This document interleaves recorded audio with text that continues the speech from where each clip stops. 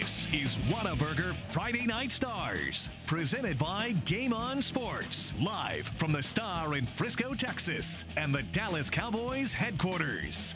Here's Kyle Yeomans, Zach Wolchuk, Eric Chiafalo, and Heckma Harrison. Week 9 of Texas high school football is finally upon us. It's the final time Texas high school football is going to be played in October, and then we get to the chilly time of November. Along the way, in October 26th, it's a big weekend for high school football around North Texas and the entire state of Texas as we get into playoff positioning. These districts are going to be decided in the next couple of weeks, and we're going to run down every single game you need to know in the North Texas area. We are Whataburger Friday Night Stars, back again here from the Star in Frisco, Texas. I'm Kyle Yeomans alongside the outstanding trio of Heckma Harrison, Zach Wolchuk, and Eric Chiafalo. Thank you for joining us here, whether you're watching on YouTube or on Vimeo. Guys, are you set for week 9 of high school football? I'm as ready as I'll ever be, man. This is big time right here. Yeah. We got a lot of big games, rivalry games, like you said, districts on the line, playoffs on the line. Finally got some nice weather. Yes. It's a beautiful night. How about that? It's No rain. I thought you said called for rain last week. I thought hey, that's what the meteorologist said, but Can you never say not it so again much. this week so that way next week we have weather like I they will. have I outside? will. There should be rain next week, guys. Good. Okay, Good. So there we don't go. get That's used what I to like it. that hear. means it'll be beautiful and sunny and clear. Absolutely. Playoff implications. That's the word we're going to be using tonight, right? That is correct. That's huge, and we'll go run around all of those different games throughout the entire area whenever we get to that point. But there are really a lot of games looking forward to, and like Zach, you mentioned just a little bit earlier, rivalry games are playing a huge factor in some of these today, and we'll go through those a little bit. But what is one that you're really excited about? I think Flower Mound Marcus is going to be a great one, the Battle of the Mound there. And then I know, Heckma, you're really excited about Grapevine Colleyville Heritage. Yes, sir. Battle of the Red Rail. It is one that last year was hot. I'll just use that word. And Hot. look, those are and they played in November. It was hot. and it was hot. Yeah, Steamy. Steamy, heated matchup. Yes, sir. What about you, Eric? Yeah, no, both of those games. I mean, I'm really excited for both of them. Obviously, playoff implications. Anytime you get the crosstown rivals, like with the Battle of the Mound, and then obviously, the Red Rail, this is going to be good stuff. And they're good teams. You know, some years you run into this and one of the teams isn't that good. All 4 of these teams are good teams. These should be 2 great games tonight. Yeah, Flower Mound Marcus, Flower Mound. What's the official name of that game? Battle of the Mound. Battle of the Mound. Okay, I like that. Actual mound. I mean, they've got They a fight designated over mound. the actual mound. Oh, yeah. It's just dirt. That's awesome. But they love it. But they love it. Why They not? do. You got to do what you got to do. And then, of course, the battle for Red Rail. We'll talk about that in depth coming up here in just a little bit. But, guys, let's get to it a little bit. Going first with some of the smaller guys, 7 4As. We're going to start things off. Argyle and Melissa. These are 2 teams that coming into this, Argyle undefeated at 7-0. Melissa's at 5-2. But Melissa coming off of a big win last week over Salina. Now you look at what they have to deal with at home. Should they be able to take care of things against Argyle here? Yeah, and these are 2 of the top 3 teams in 4A. So, we can say, yes, 4A, a lower classification, but these teams play big, man. Argyle is looking for their 10th straight district championship. Wow. And if they're able to take care of business tonight on the road at Melissa, another team, as you mentioned, Kyle, you see they're 5-2. They've got an outstanding offense, but Argyle, I think this is probably their toughest test remaining this year. They come in, explosive offense led by Bo Hogaboom. He's got 22 touchdowns on the year. Good rushing attack with Tito Bice. He's got 13 touchdowns. And the big thing for them is they've got a really good senior-laden group up front that's carrying the load. And you get into later in the season now, playoffs, cold weather football, you want your offensive line to dictate and dominate games. Argyle has that in their favor. But on the other side for the Cardinals and Melissa, quarterback Brendan Lewis, a TCU commit, outstanding player, 19 touchdowns, only 2 interceptions this year. And they've got a pair of backs, one of them already over 1,000 yards. That's Jabray Young. He's 7 yards shy of 1,000, should eclipse that mark tonight. So 2 good offenses, 2 of the best teams in 4A. I'm excited for that one to play out. I'm glad you mentioned Brandon Lewis. You already talked about the touchdown to interception ratio, but how about the fact that he can run the football as well? Over 6 yards per carry. He's over 600 yards on the ground, which gives him 2,000 total yards heading into week 9 of the high school football That's balling. season. Yeah, That he's- is balling. He's also one of the most underrated players, I think, probably in the area. I think so too, and there's a reason why he's committed to TCU at the 4A level, going up to TCU. I mean, there's a reason why he's getting those kinds of looks. But that's going to be a game that we'll keep in touch with. Sticking with some of the smaller schools, how about Bishop Lynch and Bishop Dunn? This is a matchup between two teams that we looked at earlier in the season. Both have since lost a couple games since then and are trying to get back on track here. Yeah, they call it the Battle of the Bishops. And look, on paper, Bishop Lynch looks like they're a formidable opponent, but you know that all of the athletes are on the Dunn side. In order for Bishop Lynch to have any type of success, it's going to all be on Charles Crawford. He's going to have a big game for Lynch. However, everybody knows that all of the studs are on the defensive side for Dunn. Brian Baby Williams. These guys are, I mean, literally, the whole defense, you could just pick one of these guys. They're all going to be defensive D1 prospects. But again, Bishop Dunn is in the driver's seat in that division. But pulling out that victory versus Parish Episcopal a couple weeks ago, very huge for them. They're just wanting to keep pace so that they can win that district. Yeah, definitely so. And one of the unique things about Bishop Dunn is the fact that they use a trio of quarterbacks. Yelverton, Evans, and Culberson have all seen significant playing time, so we'll see which one really is there and healthy and ready to go against a tough matchup in Bishop Lynch, a team that, like you talked about, Parish Episcopal took down last week to give them their third loss of the season. This next one I'm really excited about as we head back up to the 6A level, starting with 7-6A, Cedar Hill and South Grand Prairie. Can the Longhorns repeat what they did last week against Mansfield? Lake Ridge blew them out of the water. Absolutely, and it's really what they've been doing all year. Besides the one slip up they had in the torrential downpour nastiness, I think Shane Lawrence might have been banged up in that game. The fumbles in that game, there was like a record-setting amount of fumbles. I think there was over 10 in that game. That I'm just chalking up to, hey, that's an anomaly. That's not going to happen anymore. Cedar Hill is a heck of a football team, and obviously, like you mentioned, coming off that nice blowout victory of Lake Ridge, and Lake Ridge is a good team. Cedar Hill, we know about him offensively with Shane Lawrence at quarterback. And again, he's been banged up a little bit this year, but he's still putting up the numbers. The dude's a stud. 820 yards passing, 60% completion percentage, 9 touchdowns through the air, 4 picks. The dude's been playing well, and 150 yards rushing, but his guy is Zachary Franklin. This dude, only 12 catches for 398 yards and 7 touchdowns. This dude averages 33 yards per catch. Wow. Which is wild. And I mean, to have 12 catches and 400 yards receiving is really, really impressive. And they were a 3-headed monster because they got the running back Darian Triche at running back, 74 carries, almost 500 yards, 9 TDs. He's at 6 yards a carry. So they're a tough team to stop. Again, the only team to do it was Summit, and the torrential downpours really had a lot to do with that. So South Grand Prairie coming in here, listen, they started at 1-3, now they're 4-3. So they've won 3 games in a row, feeling good. They ran for 255 yards last week. They're going to need to do that again today. I don't think their quarterback Drake Logan can do enough through the air. They only average 20 points a game. So they're going to need to get a lot of turnovers. Their defense is good, and they're really, really fast. They're going to have to get some turnovers, and they're going to have to run the ball today. Cedar Hill's probably going to put it on them pretty good. And you want to talk about a district that still has a lot of scores to settle. 7-6A is where you want to look. And it is living up to its name. Yeah, Cedar Hill, DeSoto, Lake Ridge, Summit, South Grand Prairie, all tied at 3-1 apiece, and they've all been beating up on each other. So that's a district where a lot of things can happen over the next couple of weeks. And this was a tough 3-game stretch for South Grand Prairie starting last week, because last week they had to go against Lake Ridge, and then Cedar Hill this week, and then next week DeSoto. So that's a 3-headed 3 weeks in a row for South Grand Prairie. And they did well last week. Can they do it one more time in the next 2 weeks? I don't see it happening tonight against Cedar Hill. Well, how about Flower Mound and Flower Mound Marcus? We alluded to this a little bit earlier. This is a game, the battle for the mound is correct, right? The Mound Showdown. Mound Showdown. Oh, that's even better. Oh, that makes me excited for that. But how about Flower Mound, a team that hasn't made the playoffs since 2010, leading that district, and now they get a chance to really solidify things with a win over their arch rival. My, what a difference a year makes, guys. Blake Short is probably one of the many quarterbacks that we have in DFW that's playing lights out. This kid is balling without a budget, but everybody knows what's going to be the engine, the gas to the engine for Flower Mound, and that's obviously my man Pierce Hudgens.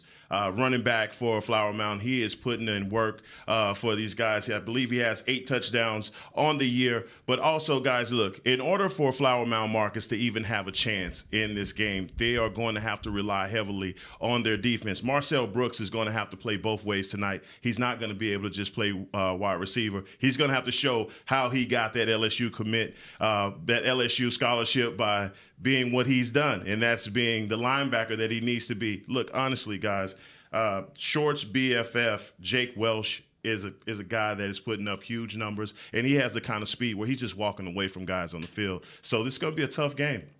Yeah, looking at really the standings and the implications that are on this rivalry is what makes it even more special heading into it. And we'll talk about this a little bit later. It's not only just that, but the atmosphere there is pretty wild whenever the Mound Showdown comes around every fall. Let's go on to another crosstown rivalry, this time in District 5, 5A, another district that we've talked about as a crazy situation. Frisco Lone Star, Frisco Centennial. Lone Star, of course, last week dropping that matchup on the crazy hook and ladder at the end of the game to finalize things against the Colony. Still, though, this defense for Lone Star, even at that 5-2 record, only allows 7 points per game. Still one of the best defenses, not only in the North Texas area, but in the entire state. However, on the other side, you look at Centennial, who's kind of struggled on the defensive end.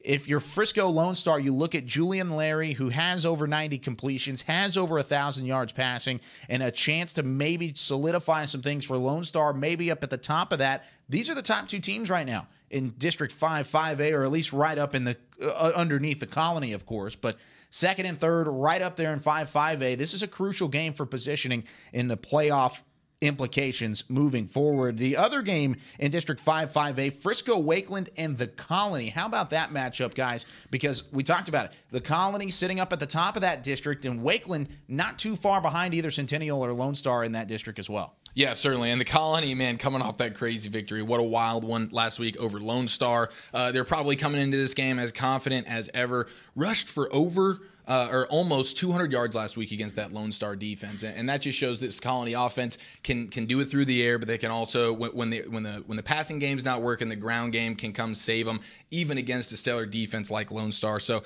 that's incredible for the Colony. What a win for them. And then you look at Wakeland. Listen, this team, they've had it tough because they lost their starting quarterback and receiver who went to Prestonwood. So their starting quarterback, who last year as a junior, Dylan Cadwallader, my boy here, threw for almost 3,000 yards, 40 touchdowns, only 8 interceptions. The dude had a great season, and then he transfers. So Wakeland's stuck at quarterback, and now they got a 2-headed monster at running back. Caden Starnes and Charlie Burkhart. 600 yards and 6 touchdowns for Starnes, 300 yards and 2 touchdowns for Burkhart. These guys are the workhorses. They want to get them the ball. If the Colony can force Wakeland into having to throw the ball, the Colony is going to have cruise to victory. But honestly, credit to Wakeland. Losing your starting quarterback, and not to mention your starting receiver as well, also went to Prestonwood. Following Dylan was Easton Reeves. So these guys lose some things on offense, but their starting 2 runners are really, really good. But the Colony, man, the Colony's just having one of those seasons. They got the 3-headed monster with Harrington at quarterback, Abdallah and Price. Those guys are incredible, and they average 49 points at home per game this season. You mentioned that duo that transferred to Prestonwood. We'll talk about that Prestonwood Lions team later because they've got quite the matchup tonight as well. But for Wakeland, they've got a tough task ahead of them of trying to slow down the Colony, who averages those 42 points per game. But guys, this might be the best matchup of the entire night. The battle for the Red Rail. And who better to talk about the battle for the Red Rail but those who are at least represented with the Battle of the Red Rail. Let's take a look at what this rivalry means to these two squads and how impactful it's going to be moving forward. Red Rail. A Red Rail rivalry. So they call the game the Red Rail rivalry, and it references the railroad that runs from Grapevine through Colleyville. And I think the key to the game is really to go out and survive the storm, the emotional storm, and there'll be a lot of emotion and a lot of energy in the game. I mean, you got to take everything personal. I mean, it's a little different when you're playing against your friends. I mean, you can feel the energy in the school. There's buzz. There's talk about everybody's excited about the upcoming game. This is an important game as far as the playoff picture and as far as seeding too. This game not only is important to the community for, quote, bragging rights for the year, it's important to these kids for a district championship. Everyone knows it as a rivalry game. GCISD, Grapevine and Colleyville, so we're fighting for that red rail. There's this trophy, and the winner gets to keep it all year, and so it's sitting over at Heritage right now. It's been there for a year. We're ready to get it back.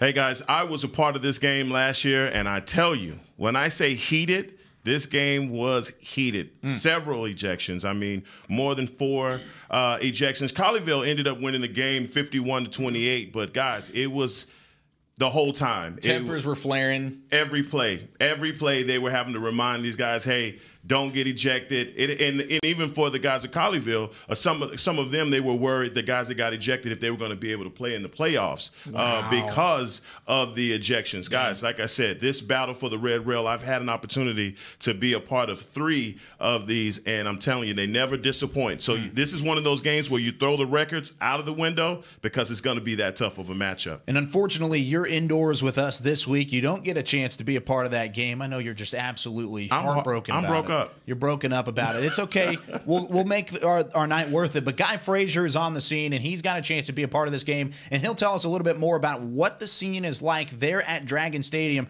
Guy, take it away. Hello, this is Guy Frazier with Friday Night Stars, powered by Game On Sports, coming to you live from South Lake's Dragon Stadium, where tonight there is no South Lake game, but we do instead have the battle of the Red Rail rivalry between the 6-1 Grapevine Mustangs and the 4-3 Colleyville Heritage Panthers. Tonight's game is not being played at Grapevine and Colleyville's shared Mustang-Panther Stadium due to stadium renovations being behind schedule. But that doesn't mean that tonight's game has lost any importance for both schools and communities. For Grapevine, they enter this game as one of the top offenses in the DFW area. In his first year starting, senior quarterback Cade Rhodes is the second leading 5A area passer, having just under 1,800 yards through the air and a touchdown-to-interception ratio of 25-3. He has many weapons at his disposal, but his main option, David Clayton, is the 9th leading 5A area receiver. For Colleyville, this season has not gone quite the plan, as they were a top 10 team in 5A Division I to start the year. But in their losses to 6A powerhouses South Lake Carroll and Euless Trinity, they were very competitive. So one thing you can say about this Colleyville Heritage bunch is that they are battle-tested. Wide receivers Cam Brown and Chad Turner are both the 8th and 10th 5A leading receivers in the area and will provide electric playmaking on the perimeter tonight. As far as this game goes tonight, look, expect a bit of chippiness in this game, as well as it to be hotly contested between both schools and communities. As far as predicting this one and statistics go, just throw all that out. As far as, it's a rivalry game, and just the nature of one like this, all that stuff really doesn't matter. One thing to keep in mind, though, is Colleyville Heritage has dominated this series in the past decade, having won 8 of their last 10 meetings between both schools. I'm Guy Frazier with Friday Night Stars. This has been my pregame report. I will see y'all at halftime. Thanks so much, Guy. And he gave a good look at really the on-the-field type stuff. That's what he specializes in, and that game's going to be great on the field as much as it is off the field. And I just got a text from Guy right after he sent that in. He says, this game was supposed to start at 7 o'clock. It still has not kicked off yet. So they're a little bit behind on the pregame festivity. Yeah, maybe that's what it is. Maybe they're filing in the yellow shirts. Yeah. I don't know. Before they went out on the field. Maybe so. They're talking to each school, no streakers on the field tonight. Well, there will be a streaker on the field tonight. Just one, maybe 2? Oh, man. Maybe 3. That's funny. Let's go ahead and move on here to District 6, 6A. Irving MacArthur, a team that started the year very hot. Were they 4-0? To start the season? Now they've dropped a couple games in a row. Well, they're on the road against Hebron. This is Hebron's homecoming game. One of the reasons why our boy Anthony, who's usually in our studio, is not here tonight. He's enjoying his senior night, or his senior homecoming, I should say. But nonetheless, it's going to be a good game, and a game really for both teams that are crucial for their playoff implications. Yeah, no question about it. And Hebron coming off, man, they surrendered a lot of yards last week against Flower Mound, 500 yards in that loss. And they're going to want to bounce back this week. Fortunately for them, they're playing an Irving offense that doesn't put up a ton of points. So that's a great time for Hebron's defense to get back on track. Now, Irving MacArthur, they've won 4 games, but the team's teams they've beaten have a combined record of 6-23. So they haven't really beaten anybody that good. Hebron, I think, is definitely the better team here. And MacArthur just doesn't have the offensive weapons. Their starting quarterback's a sophomore, Trenton Harden, and the guy just doesn't have a ton to work with. He's only got 3 touchdown passes through the air this year, 4 interceptions, 50% completion. So if Hebron can just force this team to have to pass the ball, then they'll be fine. We know Hebron's got the weapons offensively, Trajan Bridges and Jalen Lott. These guys, Trajan Bridges, man, over 900 yards receiving and rushing this year combined, 7 rushing touchdowns, 7 receiving touchdowns. And we know his ability in the return game. So the dude's just incredible. And then at running back, Jalen Lott, 6 yards of carry, 6 touchdowns. I think Hebron's going to probably run away with this one, even though that MacArthur defense is good. And in the losses that they've had this year, they only give up an average of 24 points a game. So even when they lose, it's not like the defense is just getting pummeled. But Hebron's just got too many weapons, and MacArthur just doesn't have any, man. So, and it's homecoming. Hebron's going to be on fire. Coming off that loss, I think they go out and get a nice statement win tonight. Another team that needs a nice statement win tonight is Jesuit, as they sit at 1-3 in district play right now. They're at the bottom, except for Plano West, of the District 9 6A, and with a win over Plano today, they can get back into the real running in that district. But overall, the Plano Wildcats, coming off a big win last week, could really solidify themselves into some playoff position if they're able to get the victory. No doubt. I mean, Plano got a must-win last week, knocking over Plano East. I think that was one of the big shockers of the night. Huge 41-19 win. I mean, Plano really put together their most complete performance of the season. And I know Coach McCullough, he reiterated that fact all week long in practice. He was hoping a game like that could really show this team, hey, this is the level that we need to play at every week to beat quality opponents. Can they sustain that kind of productivity? We'll find out tonight. Jesuit's coming in desperate. I mean, the Rangers should be pulling out all the stops. If they have any hope, they can't lose another game the rest of the way within this district. So we know about E.J. Smith. We know he's got 100 yards and rushing every single district game so far this year. The question is the health of Kevin Schumann at quarterback. Yeah. He got hurt last week in the first half of that loss to Allen. So does he play tonight? If he does, and if he doesn't, how is that passing attack? The thing for Jesuit's been really their defense has been horrendous. I mean, all year long, this defense has been so bad. So, for Plano, we know they want to run the football. They were able to effectively rush against Plano East. That set up some nice play action passing attempts down the field. And defensively, if they can hold down E.J. Smith, they had 34 yards total rushing allowed last week against Plano East. So we'll see. That's a nice chess match. That Plano front 7, that run D against E.J. Smith and that vaunted rushing attack at Jesuit. Also, not to mention on the other side, you've got Kyron Cumby, another highly touted running back. He's incredible. How about those two It's a great going duo. up against each other? Kyron Cumby going to Illinois and E.J. Smith, without a doubt, we know the name alone, and he's living up to that hype.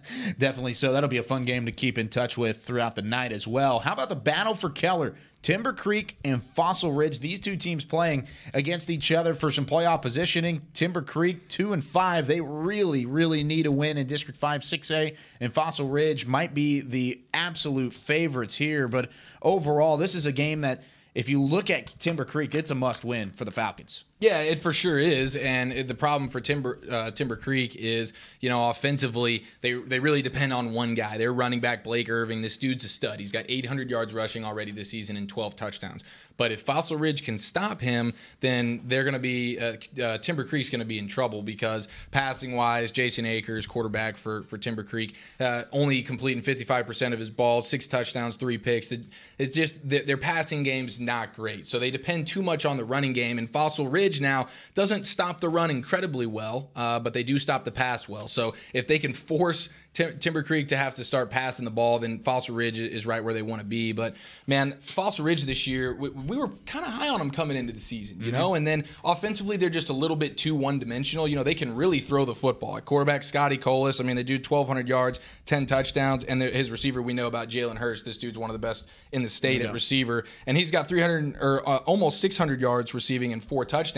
The problem is, man, they just can't really run the ball. So I would still imagine Fossil Ridge will probably win this game and win it pretty handedly, because Timber Creek, again, all they can do is run the ball, and their defense isn't good enough to stop the passing attack of Fossil Ridge. But the reason why Fossil Ridge gets in these games against the really good teams is because all they can do is throw it offensively. They cannot run the ball. And as Heckma, you know better than anybody, once you get into November and playoff time, you got to be able to run the ball. Yeah, that's a huge thing. And being able to close out a game as well, that can make things easier when you can run the football. A lot of things are factored in to whenever you can or cannot use that ground game to your advantage. A team that doesn't necessarily use the ground game, but they like to pass the football a whole lot. It's Lovejoy and the Leopards, 5-1. They were 5-0 to start the season, and then they came up against Frisco Reedy, who right now is sitting right on the edge of that AP top 10 in the 5A ranks. But Lovejoy just ran into a wall last week offensively. Shut out 51-0 the final score. But now they've got a tough task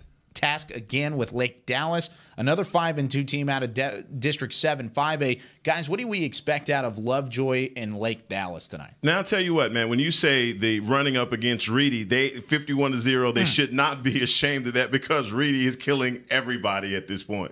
But for Lovejoy, the Leopards are, trying to get back on track. Lake Dallas has to play desperate tonight. Yeah. Their season is on the line. They're in 5th place in 7-5A. If they don't win, which is surprising, right? And everybody coming into this season thought that Lake Dallas's defense was what was going to carry them, but also their quarterback Ryan Depperschmidt, who is a one-man wrecking crew for them. He's Mr. Do-It-All for them. But guys, look, when we talk about the quarterbacks that we have in North Texas, and we have a bunch of guys that are a treat to watch. But Lovejoy has a guy, Kason Collins. This kid, 1,266 yards, no interceptions. Wow. 0. That's incredible. 16 touchdowns, guys. He is balling out. This kid is definitely having a great season, but also Jai Rainey for Lovejoy Leopards. Another kid that is just turning around, handling the ball, and going into the fourth quarter, he's ball control and draining that clock. So, again, Lovejoy is looking to get back on track. Lake Dallas is in a must-win situation tonight. Yeah, they really do need a win, and with everything that's involved in that as well, and being on the road, that's not an easy place to play. No. And Mallory Hartley is on the scene at Leopard Stadium. Beautiful stadium. Zach, you and I got to call a game from there last year, but Leopard Stadium is a tough place to play. Mallory is going to tell us about it here in a second. Week 9 of Texas high school football is officially underway here at Lovejoy Stadium, and we are in the final home stretch of this season as both teams only have 3 games left of this season. The weather here is absolutely beautiful. It's about 74 degrees with no wind. It's just beautiful for a Friday night high school football game. Tonight we do have a very interesting matchup here at Lovejoy Stadium between Lovejoy High School and Lake Dallas High School, as both teams are looking to compete in playoffs at the very end of their seasons. Lake Dallas currently stands in 4th place in District 7 5A, and they will have to win out the rest of the season if they want to be contenders for the playoffs. On the contrary, Lovejoy is in 2nd place in District 7 5A, so they will have to maintain their district standings if they want to also be contenders for the playoffs. Tensions tonight are going to be really high as both teams really need to win tonight in order to keep their playoff dreams alive. Both teams are coming off of big wins last week, so they will be very excited to play this game tonight. I will be back with an update at the end of the half. Thanks, Mallory. And you look at Lake Dallas getting hyped up. Those helmets are absolutely gorgeous. Oh, man. Looks a little bit like North Texas. Yeah, a little bit, huh? yeah. Repping that main I green. like it. Say that. Lake Dallas and the Falcons, I love their uniforms. They look as good as usual. And then Lovejoy and the Leopards, you always got to love seeing the red and black. They look a little like, what, Texas Tech probably? Yeah, exactly. Is that a team that you would probably go with? But, yeah, that's a good game. Fired up. And like she said, Lake Dallas needs to win. Heckma, you said the exact same thing. Falcons need a big one here on the road, and that's going to be a tough one to grab. How about Allen? 7-0. Yeah. 295 plus on the point differential right now in the season. Oh, boy. Oh, man. They have been running through. Did you hear that? Yeah. Oh, yeah. Well, Zach doesn't like it that much. There's not a lot to say. I mean, this is an Allen Eagle team that is just absolutely ripping through District 9 6A, sitting there unblemished on the season. Tough one tonight, though. I mean, well, McKinney Boyd, 2-2 within the district. They're 2-5 overall. Their 2 wins have been in district play, however. So they're sitting there in a tie for third in 9-6A. Their playoff hopes are on the line. But you'd expect Allen to take care of business. Boyd, really the only thing that they've got going for them, their second leading rusher right now, Jaden Nixon. Well, they're second overall within that district running the football. So if they can run the ball, maybe. But Allen is averaging 35-point margin of victory within this district play. So if they don't win by 35 for the Eagles, they might be a little disappointed. They should take care of business against this Boyd Bronco bunch. How about this next matchup as we finish things off in our first segment with TAPS? Really the best Can I ask in a all of question TAPS. before Yes, we move on? of course. Does Allen own any buses, or do they always play at home? I know we're moving on here, but how's this happen? We've been questioning that all year long. And my best guess, I think, was they spent that year away from Allen Eagle Stadium because it was being fixed due to the cracks that they had, and they had to play on the road. Okay. But how about this game? Parish Episcopal and Prestonwood. Pretty much the top 2 teams. It's a quarterback matchup tonight. Oh, man. I mean, these are 2 of the top 3 teams in TAPS right now within the area, and it's all about the quarterback. You got Preston Stone, who we've talked about a lot at Parish, the sophomore phenom, just under 1,800 yards, 24 touchdowns, 4 picks. And then for PCA, Eric mentioned him a little earlier, Dylan Cadwallader. And I'm glad that I'm not the play-by-play man for the PCA Lions because that's a tongue-tying last name. I think I would mess that up quite a bit. But he's thrown for over 2,000 yards, 23 touchdowns, 4 picks, arguably the better year than Preston Stone. But a lot of people just focus on Stone because he's just been anointed the golden arm. And since starting as a freshman, I know Heckman's a fan, but Dylan Cadwallader has been awesome. This is a PCA program. They've won the last 2 TAP state championships. And you know they've got a big-time tight end in Austin Stogner over there who 437 yards, 3 touchdowns. They got a big-time receiver on the outside. If Episcopal's defense can show up and slow down that PCA line offense, they've got a shot. But it is a tough place to play over there at Prestonwood Christian Academy. They are, I think, the TAPS equivalent of a Highland Park at 5A or an Allen at 6A. They're dominant year in and year out. It is tough to beat PCA. Yeah, it's going to be fun to watch. Really, like you said, the quarterback battle, the athletic battle between some of those guys on both of those teams. It's about as good as it gets at the TAPS level. And we'll get some live highlights later on in the show as well. You mentioned Highland Park. Well, Highland Park's going to Park should get a big win against Sunset, but they do play, and they're the top team in 5A. There you go. We mentioned it. Let's move on to the You're going to move it out of the predictions. way. Let's at least look at the stats really quickly. 40 points per game compared to 19. This should not be any issue for Chandler Morris and company. Highland Park should get probably a couple of the secondary guys in there pretty quick.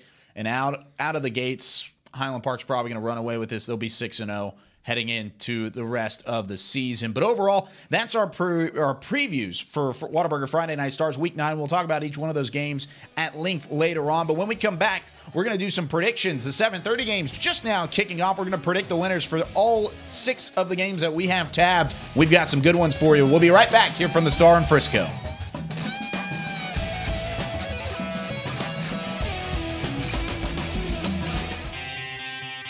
Today at Whataburger, we're cooking the sweet and spicy bacon burger.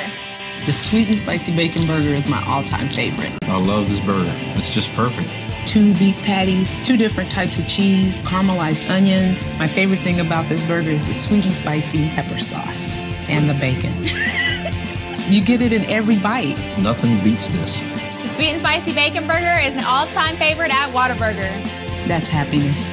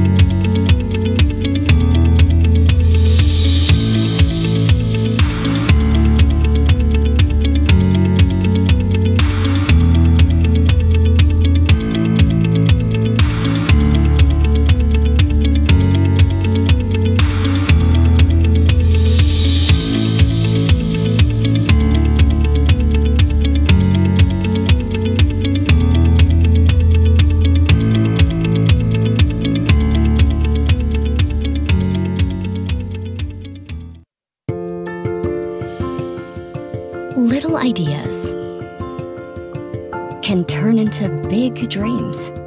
Big dreams require careful planning and the right partner. A partner dedicated to helping you take care of your employees, protect your business, and plan for the future. It's sometimes overwhelming. It's often exciting. It's your story, and we can help. SWBC. You want to bring the heat? Prove it.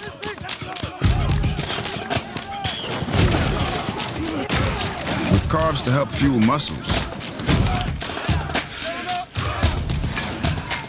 And electrolytes to help replace what you lose in sweat.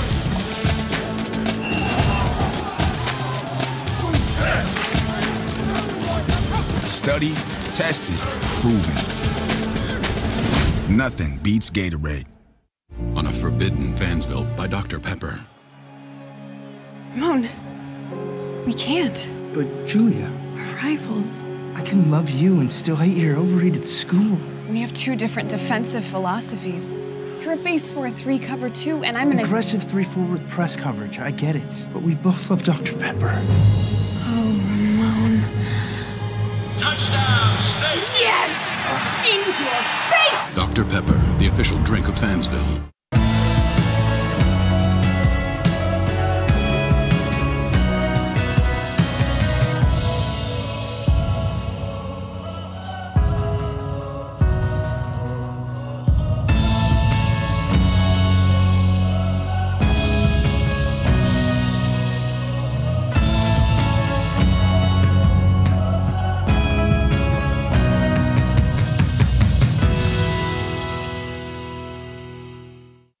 Hey football fans, check this out. It's called Fan Tag, the easiest way to get video highlights from all of your games. As a parent, I know the value of capturing our kids' special moments on video. Fan Tag makes it easy to relive a memory or share it with family, friends, and recruiters. Download the Fan Tag app, and on game day, find your event and get instant highlights delivered right to your phone. So never miss a moment. Try Fan Tag today. It's free. This is Academy Sports and Outdoors. We offer a huge sports and outdoors selection of top name brand gear like you've never seen. All at low prices like you've never seen. Because we're a sports and outdoor store like you've never seen. Visit us in store or at academy.com for the guaranteed lowest prices. Academy Sports and Outdoors, for all for less. In a world where a young family embarks on an incredible journey, a son gets lost in an epic film. A father wills his team to victory, while a mother tries to talk to her daughter, who is posting online at a rate she has never seen.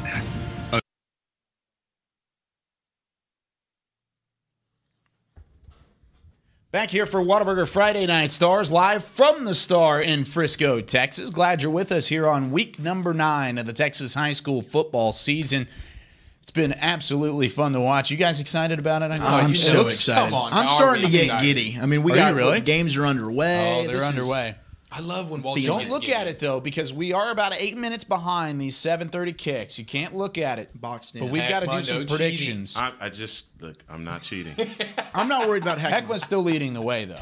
No But way. who would you be worried we had about? to have tied. No, you're Yes, not that. Your You're calculations closer. are incorrect. No, they're closer. No. They're definitely closer. I was one game down, and I definitely caught up last week with that. Why are you Cedar so game. Aggie No, right but you now? dropped You're another just- game. What game was that? It was one of the games that he picked. You guys differed on 2 picks, and he got one and you got one. You forgot about that one. No, I don't think that's right. Because you're still one game below. I'm going to fact check that. Okay, we'll fact come check back it. and That's look fine. at that one. Fact check it. You're still a game behind, but Heckma leads now. Thank you. You and I are still pretty far behind. I think I'm 5 games behind now. Yeah, I think I'm 4. So we're Nice. we're at. It's between the rivalry at the end of the table. You guys will fist fight later. That's coming up in the True. 9 o'clock hour. That's fine. Let's go with Mansfield and Mansfield Lake Ridge. Lake Ridge, of course, coming off that tough loss to Cedar Hill. They had the injury to the quarterback and just kind of got blown out there. Mansfield and Coach Mayberry and company starting to get a little bit of momentum, but still looking at a 2-5 record. Who you got here, guys? We'll start with Heckma. Guys, I'm going to go Lake Ridge. Lake Ridge, my team. I think they were caught a little bit off guard by the injury last week, but I think they rebound. They're the better team. Yeah, I agree with you. I'm going to go with Lake Ridge, and I think Chandler Rogers is playing, and we'll see how healthy he is if he does. I mean, Mansfield did play up in that rivalry game against Legacy earlier on in the season, so maybe they come up and put up a fight, but Lake Ridge is a better football team. Yeah, I would expect this to be a close game, especially if Rogers is still banged up. He's playing, so that's good news. Since he's playing there at home, I think they get off to a good start and win the game. It's going to be Lake Ridge across the board because I'm going with the Eagles there. I think they rebound against the Tigers. On the other side of Mansfield Summit, well, they had a couple big wins, or they had the big win against Cedar Hill. They're still sitting at 3-1 in district play, but they've got DeSoto on the other side of things. DeSoto at 6-1. Guys, is there any way Summit's going to pick off the upset? Eric, I'll start with you. Is there a way? Absolutely, but I'll still take the home DeSoto in this game. I just don't think Summit has enough offense to keep up with DeSoto. Yeah, I mean, DeSoto with Shandarian Ward at quarterback. They're just too explosive. Vontae Chenault at wide receiver is one of the better receivers in the area, and he's got a pedestrian stat line. If you look at his stats, they're not wowing you, but he's capable if they need a playmaker on the outside. I just think they've got too much talent for this Summit team. But Summit, one of the best teams in 6A, 18th ranked in the area coming in. So this is a good ball game. I just think the Eagles are better. Yeah, there is a way. There's no way they win this game. DeSoto. Boom. I don't think so, boys.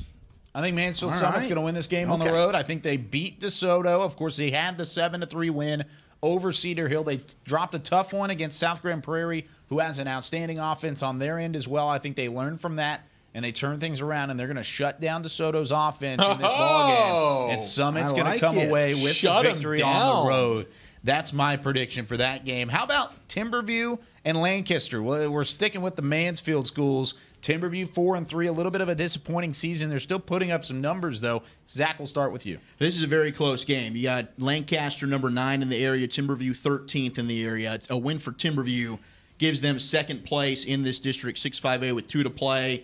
Lancaster has a big game looming against Highland Park next week, and I know they're aware Timberview is good, but I wonder if they're maybe looking ahead at that game. Pick them then. And I am. I think I'm going to go with Timberview. Their offense has been on fire as of late, with Jordan Davis at quarterback, running back Stacy Sneed's got 10 rushing touchdowns. I know Lancaster's ripped through this district so far, but they've played a little bit of the weaker bottom-feeding teams.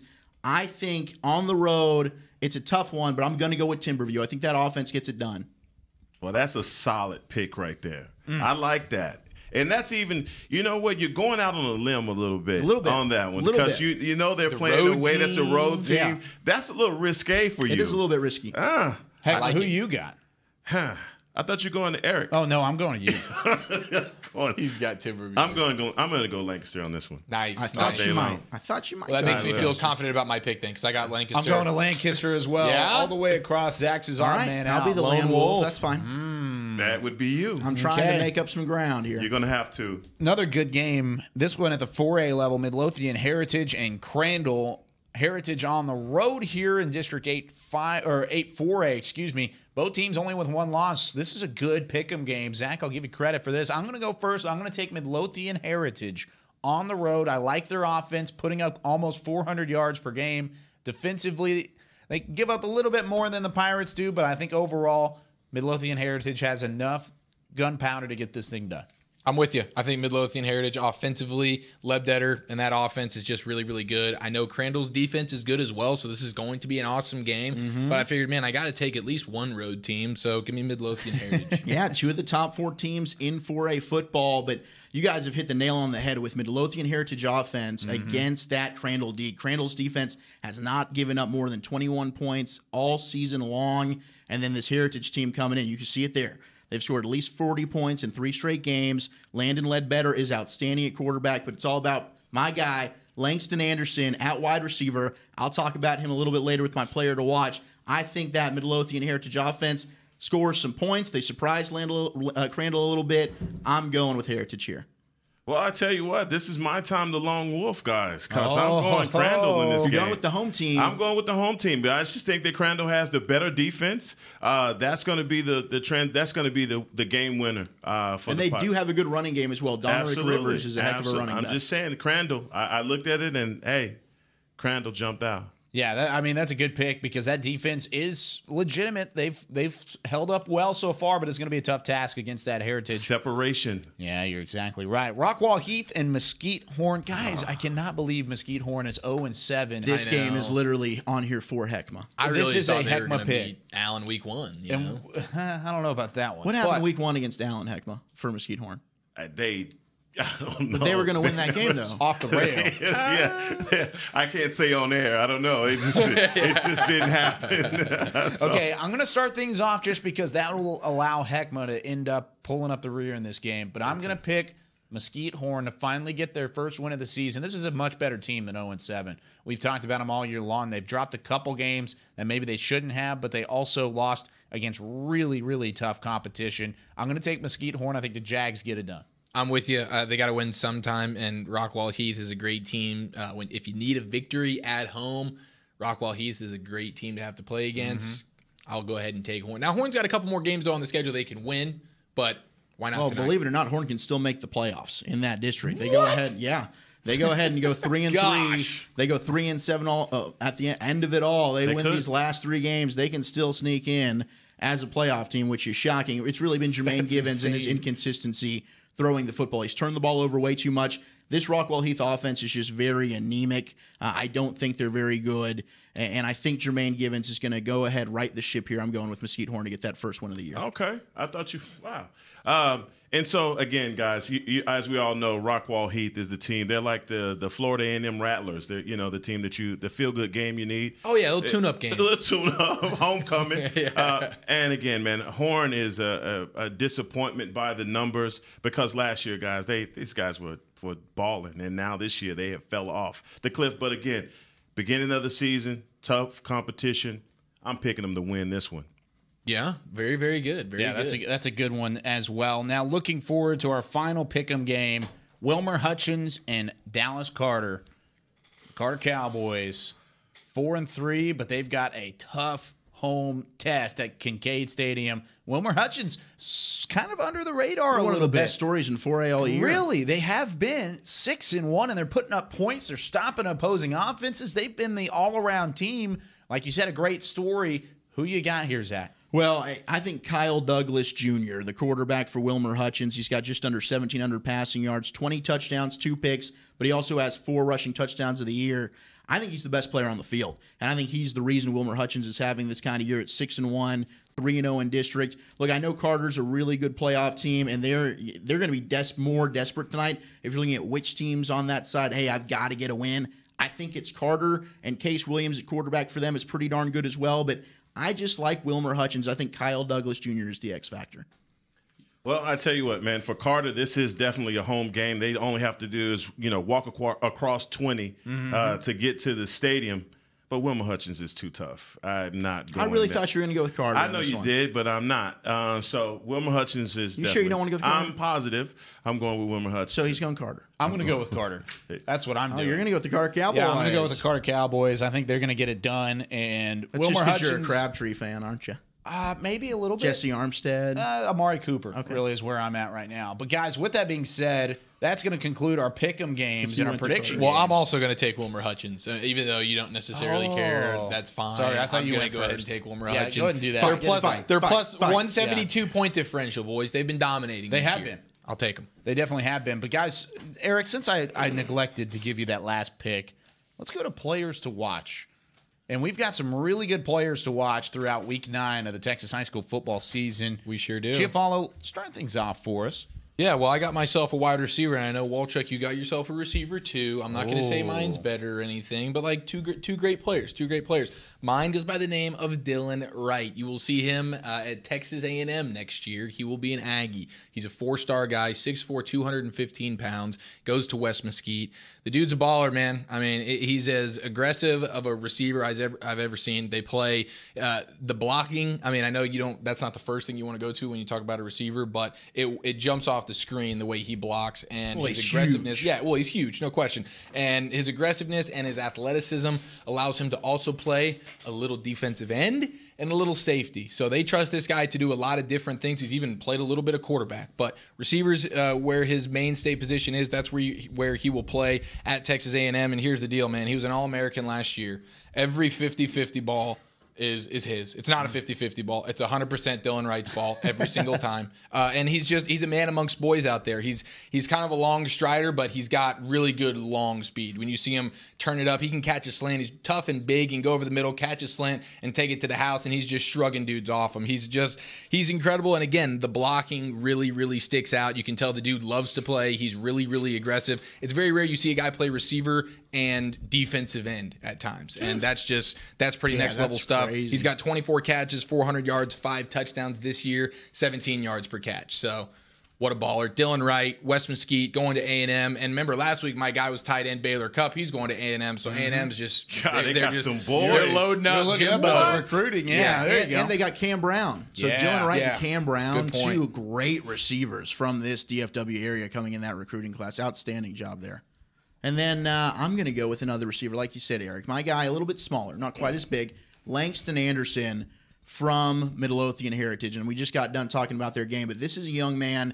He's an extremely intelligent player. He hasn't committed yet. And when you ask him, hey, what are you looking for? What do you need to, tick off that box for? TCU wants him. Oklahoma State wants him. Baylor, he's got a ton of offers. And first thing he says is, I want to make sure my wide receiver coach is not an idiot wherever I go. He wants to be intellectually challenged. He's a student of the game. He's an extremely smart player. But I think the thing for me that sets him apart is his on-field awareness. This is a guy, the sidelines, he lives on the sidelines, man, and he just has a knack for staying in bounds. He's got extremely quick feet. He can cut on a dime, smooth player, good hands, can high point the football, but he also knows when it is appropriate to catch with your body. He's just one of those guys that's 6'2". He's a slender frame. He's not really the big physical guy like Wright is, but he just gets the job done. He doesn't really have a comp for me because I think his game style is a little bit like an Emmanuel Sanders who went to SMU, now balling out with the Broncos on Sunday, but he's a lot taller than Emmanuel Sanders is. But just the way that he runs his routes, creates separation, the way he's quick in short spaces, this kid is the real deal. And I think when you look at it 4 years down the road, receivers from DFW in this class that outperformed that 3-star rating, Langston Anderson's the name to watch. And Heckma, I left you for last because I really, really, really like your player to watch this week. Guys, I tell you what, we do a lot of talking about the Allen Eagles. Had an opportunity to just figure out what's going to happen with their matchup versus Duncanville. I'm already speaking it into existence. Yep. It's going to happen. As you should. But guys, I'm going to tell you something. That front line for the Allen Eagles is massive, okay? They have a kid by the name of E.J. Ndoma Ogar, 6'5", 322 pounds. Oh, God. And guys, let me tell you something. You watch this kid on Huddle, and he looks like a dancing bear out there, okay? Huge kid, right? He reminds me of a time that I was watching National Geographic and I'm watching elephants, right? And you know how they show the elephants and you got the mama elephant, daddy elephant. There's all these tons of elephants, right? Yeah. And then the guy that's narrating, he has this English accent, right? And he says, and there is the baby elephant. Look at the baby elephant. At 272 kilos. And, I do what every red-blooded American does. I say, Siri, how do you translate kilos to pounds? And 600. Oh God, that's 600 pounds, right? And this kid, guys, reminds me of a baby elephant. This kid is just so big and nimble, and the way that he drives his blocks. Look, I'll tell you, the Ogar family, 4 years from now, you guys will be sitting in the room. A first-round draft pick. This kid, I'm telling you, his name will get called.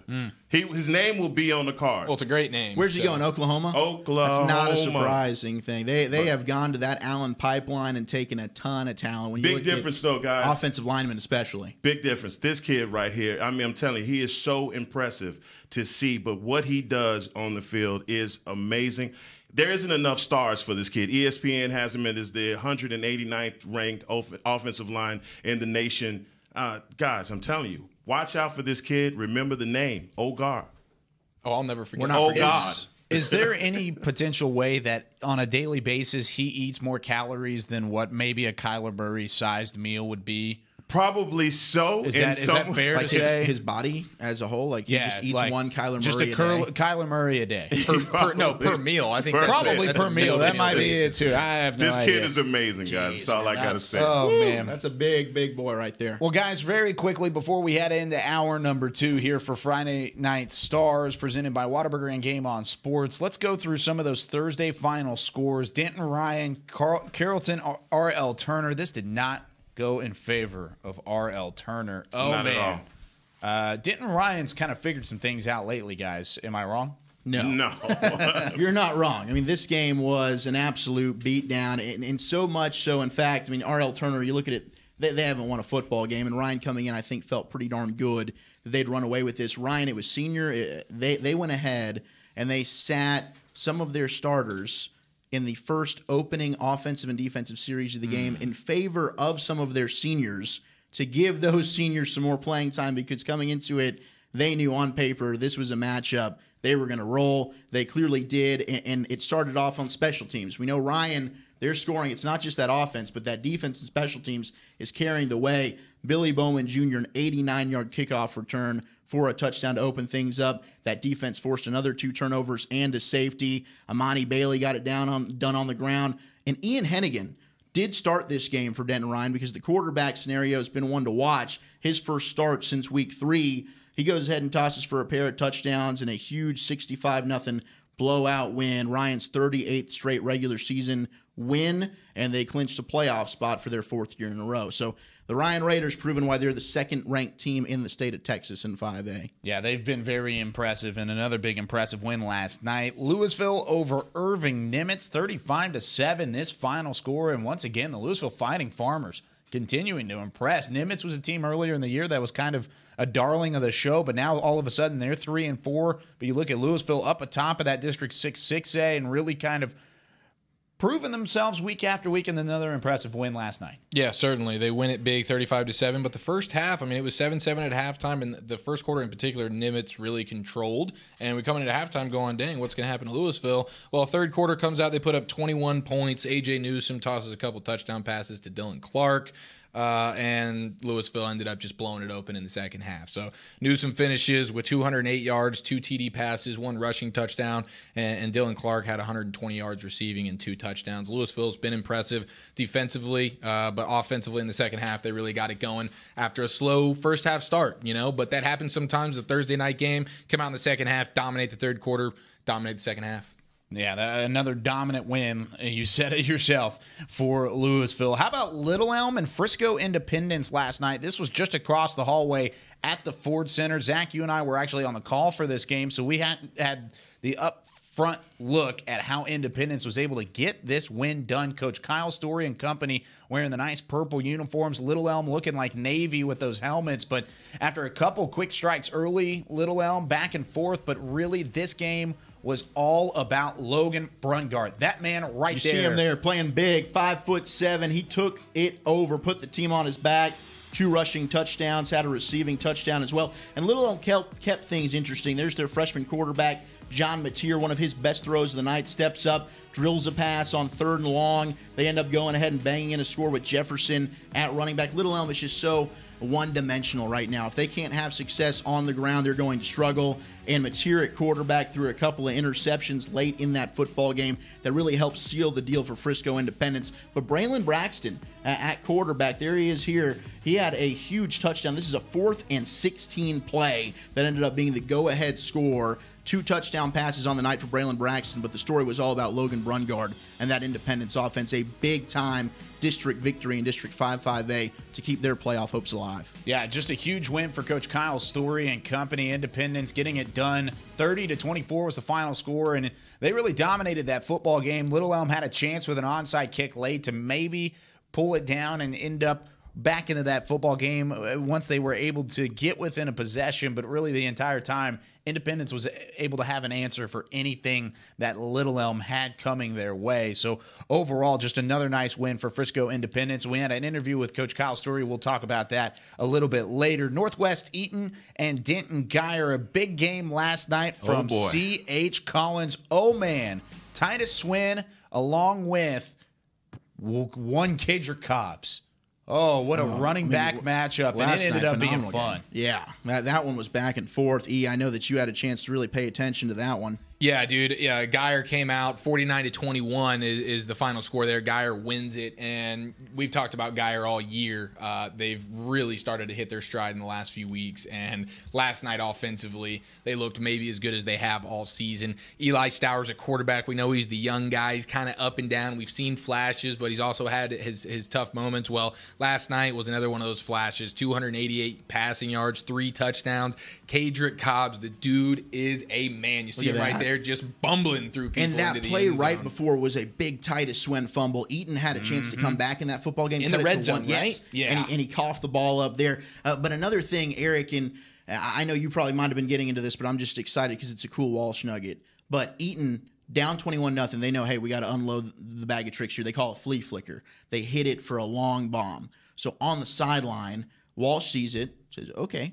Goes over to Eli Stowers. We're running the same thing. First play, flea flicker. Call it. We're doing it. Touchdown. And Eli Stowers lights up like a Christmas tree, feels confident as ever, comes out. They call the flea flicker. They all bite on Cadrick Cobbs, and he hits Seth Metter for a 75-yard bomb to just shut down that Eagle comeback. That's so petty. Dude, I love it. I think that is awesome. I think that is so cool. He's such a There are a few coaches in the state that are going to go ahead and make a move like that. It's like anything you can do, I can do better. That's how and he is. showed them right then, Competitive, man. He's Yeah, such an alpha dog, man. I love Coach Walsh. Well, yeah, Geyer put on a great offensive show. As you mentioned, Metter, he ended up with 102 receiving yards and 2 touchdowns, total of 524 yards of offense for Geyer, and they are not a team anybody wants to face right now. Especially Byron Nelson, who they have next week. And Nelson struggled this year, but that's a game Geyer ain't overlooking because Nelson upset Geyer in the first round of the playoffs last year. Oh, yeah. Geyer is looking to get some revenge. revenge. That's the last thing Nelson wants Revenge! to do. That's going to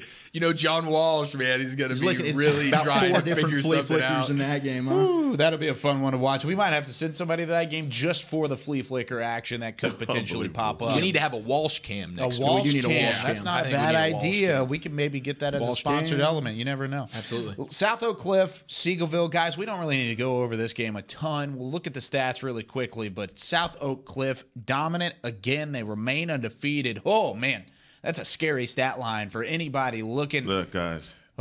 Coach Jason Todd, friend of the show, has called in. Absolutely. Guys, he has the Golden Bears looking like, the Duncanville Panthers South.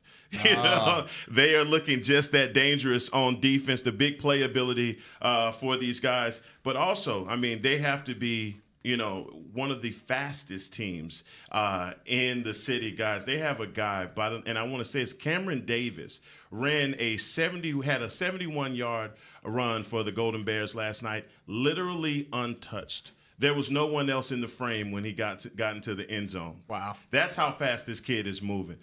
Jason Todd, I'm telling you, this is the new look Golden Bears. They're probably one of the teams in that district, in their district, period, that no one is really given a lot to simply because they know that they're going to be facing a lot of formidable opponents in the first round. But I'm telling you, the South Oak Cliff defense is lights out, guys. Taking care of business, man. Taking care of business. How about South Lake Carroll as well last night over Keller Central? Another big-time win, 49-14. And South Lake Carroll continues to roll on their end as well. Yeah, well, that's another team that I think at 8-0, how can you be 8-0 and a little bit underrated, right? Not a lot of talk is going into the Dragons. But when I saw this victory last night, I said, guys, I want to bring this up, that Coach Dodge has basically answered all of his critics so far, don't you think? He's a Coach of the Year candidate. Yeah. Coming into this season, there was so much speculation about the program, a little twinge of controversy there. But these guys have come into the season. His players, Will Bowers, another quarterback in North Texas. I'm telling you, I don't know where all these quarterbacks are coming from, but another kid that has 0 interceptions on the seasons. Kids playing lights out, and also TJ Daniels, he went to work, 2 touchdowns, guys. Easy sledding for the Dragons. Yeah, definitely so. And with all of that being said, those were the highlighted games that we had for Thursday last night. Zach, you've got some other final scores you want to read through as well. No doubt. I think first we got to mention an upset that went down last night. Last week we were talking about Wiley and their huge win over Rowlett, and they were really hot within this district. And they got a game on the road, and they're playing Garland Naaman Forest. Naaman Forest started the year pretty slow. 0-5. 0-5. Heckma's well aware because Mrs. Heckma is a Garland Naaman Fort Ranger. 0-5. Well, all of a sudden, Garland Naaman Forest might be making the playoffs because they knocked off the Wiley Pirates in maybe the upset of Thursday Night Football, Heckma. Man, listen, I am so elated that I can give good news on this show. For the Naaman Forest Park Rangers, by the way. Team, look, how can it be that you start 0-5 and have an opportunity to make the playoffs? Coach Melvin Sadberry has got to be trying to figure out where did this team come from, because this was the group of returning juniors that he was expecting, juniors and seniors that he was expecting to see. He had more Letterman returning than anyone in the district, and they get off to a 0-5 start. And what do? Get one of the biggest upsets by beating Wiley last night. No one expected that in the area, but that's another area where you have Wiley, Rowlett, Saxe, Rockwall, all in the same area. Again, throw all the records out, guys, because it's going to be a rivalry every week. Yeah, 24-17 was the final there with Naaman Forest beating Wiley. And I'm glad you brought up Saxe, because Saxe, another school, started off struggling within district play.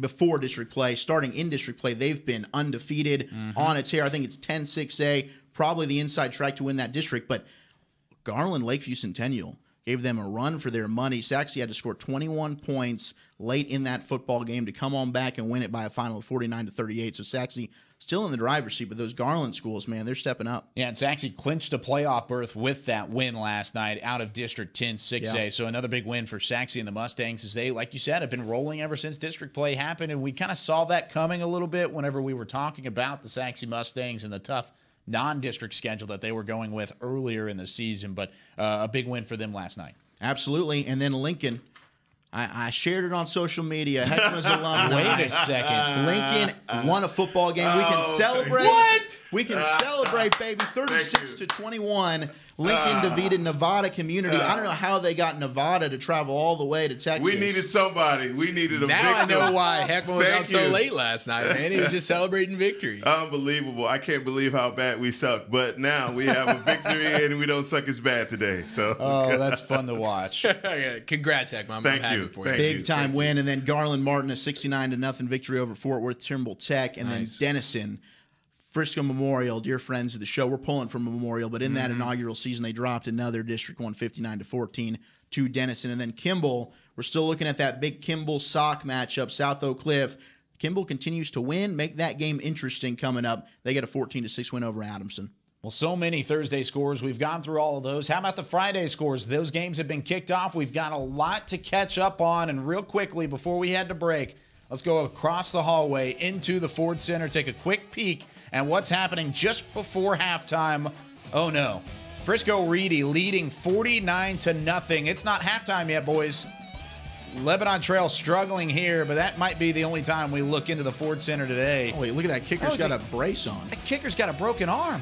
What a football guy, man. Absolutely Kickers unbelievable. are people too, baby. They are people too, and Reedy continues to dominate. We'll be back with more Whataburger Friday Night Stars here in just a moment.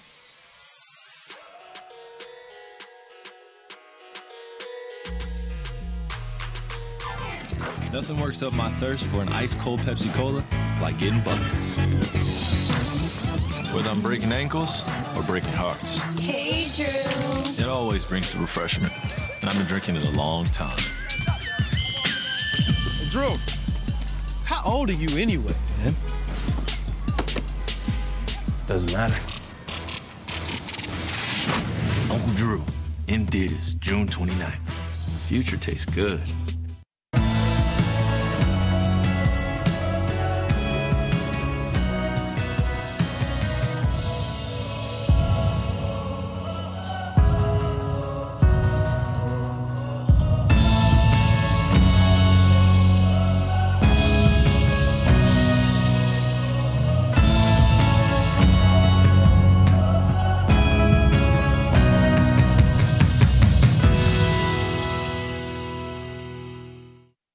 football fans, check this out. It's called FanTag, the easiest way to get video highlights from all of your games. As a parent, I know the value of capturing our kids' special moments on video.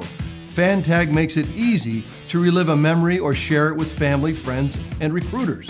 Download the FanTag app, and on game day, find your event and get instant highlights delivered right to your phone. So never miss a moment. Try FanTag today. It's free.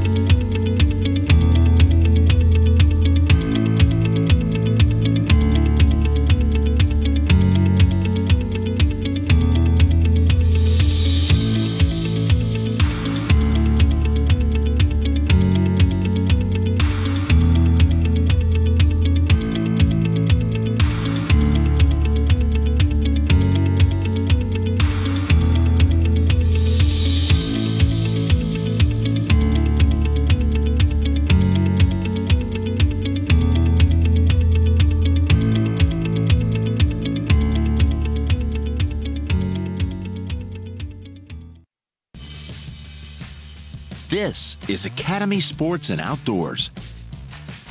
We offer a huge sports and outdoors selection of top name brand gear like you've never seen. All at low prices like you've never seen. Because we're a sports and outdoor store like you've never seen. Visit us in store or at academy.com for the guaranteed lowest prices. Academy Sports and Outdoors, for all for less. Little ideas can turn into big dreams. Big dreams require careful planning and the right partner. A partner dedicated to helping you take care of your employees, protect your business, and plan for the future. It's sometimes overwhelming. It's often exciting. It's your story, and we can help. SWBC. Today at Whataburger, we're cooking the sweet and spicy bacon burger. The sweet and spicy bacon burger is my all-time favorite. I love this burger. It's just perfect. 2 beef patties, 2 different types of cheese, caramelized onions. My favorite thing about this burger is the sweet and spicy pepper sauce and the bacon. You get it in every bite. Nothing beats this. The sweet and spicy bacon burger is an all-time favorite at Whataburger. That's happiness. You want to bring the heat? Prove it.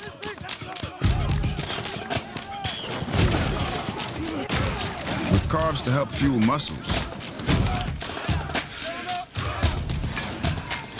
And electrolytes to help replace what you lose in sweat.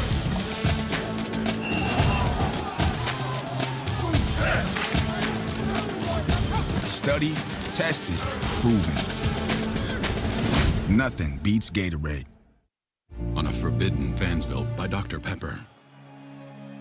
Ramon, we can't. But Julia, We're rivals. I can love you and still hate your overrated school. We have 2 different defensive philosophies. You're a base 4-3 cover 2, and I'm an aggressive 3-4 with press coverage. I get it, but we both love Dr. Pepper. Oh, Ramon.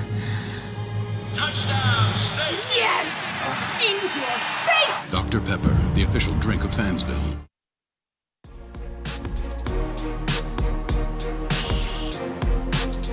The beautiful Star in Frisco, home to the Dallas Cowboys headquarters. And of course, on Friday nights, it's home to Texas high school football and Whataburger Friday night. Stars, look at the Dallas Cowboys locker room, freshly welcoming in Amari Cooper this week. Should be fun to watch as they're on their bye week. Nothing really going on. It's actually a lot quieter around the campus of the Star this week, but not in terms of Texas high school football. Glad you're with us here for hour number 2 of Whataburger Friday Night Stars. Kyle Yeomans, Heckma Harrison, Zach Wolchuk, and Eric Chiafalo. Wave to the camera, boys. Hey, Wave. guys. Yeah, Howdy. everybody, Hey, guys. Everybody's going. So glad you're with us here on Whataburger Friday Night Stars. Guys, let's get into some of these games and run down the scores that we have going on right now. Starting at the 4A level, Argyle and Melissa. This game right now is being dominated by the Eagles. Holy cow. And they're not even in the halftime yet. No, I mean, this is all Argyle here, 34-7. And I will say, look, I mean, we talked about it. Like, Argyle has run this district, 10 straight district championships. Bo Hogaboon is outstanding. That offense is really, really good. But Melissa's no slouch. And to be getting blown out at home right now, I think is a bit surprising. And it didn't take long. I mean, this one has really been the second quarter. The second quarter was all Argyle's. They got up 14-0 with a John Crowder touchdown reception from Hogaboom. Tito Bice got into the act with a 6-yard run. And then Melissa scored. Jabray Young got a touchdown to make it 14-7.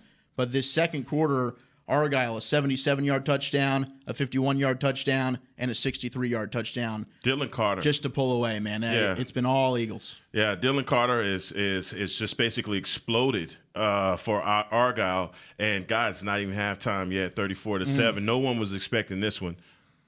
Yeah, no, by no means. I thought Melissa would at least keep this game close. I thought this would be close, too. But Argyle showing once again why they've won that district and won a district championship year after year after year. And they're flexing the muscles a little bit with that passing game like you talked about just a moment ago. How about the Battle of the Dunes? Or no, not the Dunes, but the Battle of the Bishops. And Bishop Dunn and Bishop Lynch in this ball game. And right now, Bishop Dunn leading 14-3. Is it Dunn or is it Dune? Oh, I don't know. It's definitely done. It is done, but they aren't done yet putting up some points, if you see what I did there. 14-3, they're up on Lynch right now, and this is a game really where you look at the quarterback play again. Simeon or is it Simeon or Simon? Simeon Evans. Simeon Evans is putting up some pretty good numbers right now. Yeah, he had a 2-yard run at the beginning of the first quarter. Also, Elijah Yelvington had a 49-yard pass from Evans. Again, it's all done in this game. The only thing that Lynch has done is a 42-yard field goal in this one. So 14-3. And you got to think, I mean, I know there's a lot of football left, but with how Lynch's offense has really struggled against a defense as elite as Bishop Dunn, it's going to be hard. You're down multiple scores. Yeah, it's a tough sledding battle right there for Bishop Lynch. Yeah, you look at really the dominant side on that defensive side for Bishop Dunn, and they've been able to hold Bishop Lynch, who can put up points, might I remind you, and they've held him just to that one field goal. 42 yards, pretty impressive, though, from Bishop Not Lynch. Caden Davis.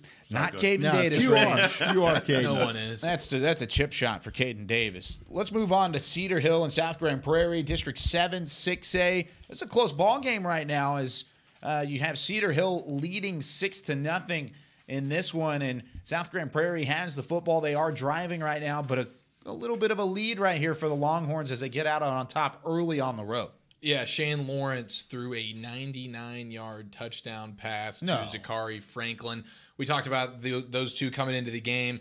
Franklin averages 33 yards a catch, and after that one, it's going to go up even more. Look how Kyle's like, no. He's almost upset about it. Like, no, I was really hoping SGP had this one. No, is. But I guess they missed the extra point because they only got 6 points. But a 99-yard touchdown pass. But then Shane Lawrence comes back and throws an interception. So South Grand Prairie, the speed on the South Grand Prairie defense seems to be showing already, but also the explosiveness of that Cedar Hill offense. So this should be a fun one as it continues. But Shane Lawrence, 99-yard touchdown pass. It's crazy to think that you could average 33 yards a catch and then have a touchdown that makes your average go up even more. It was a wide receiver screen. The guy took it to the house. That's all. Well, hey, either way, Zachary Franklin 99 yards. You saw it. How'd you see it? There. I'm guesstimating on that one. So unbelievable. I wanted to see it too.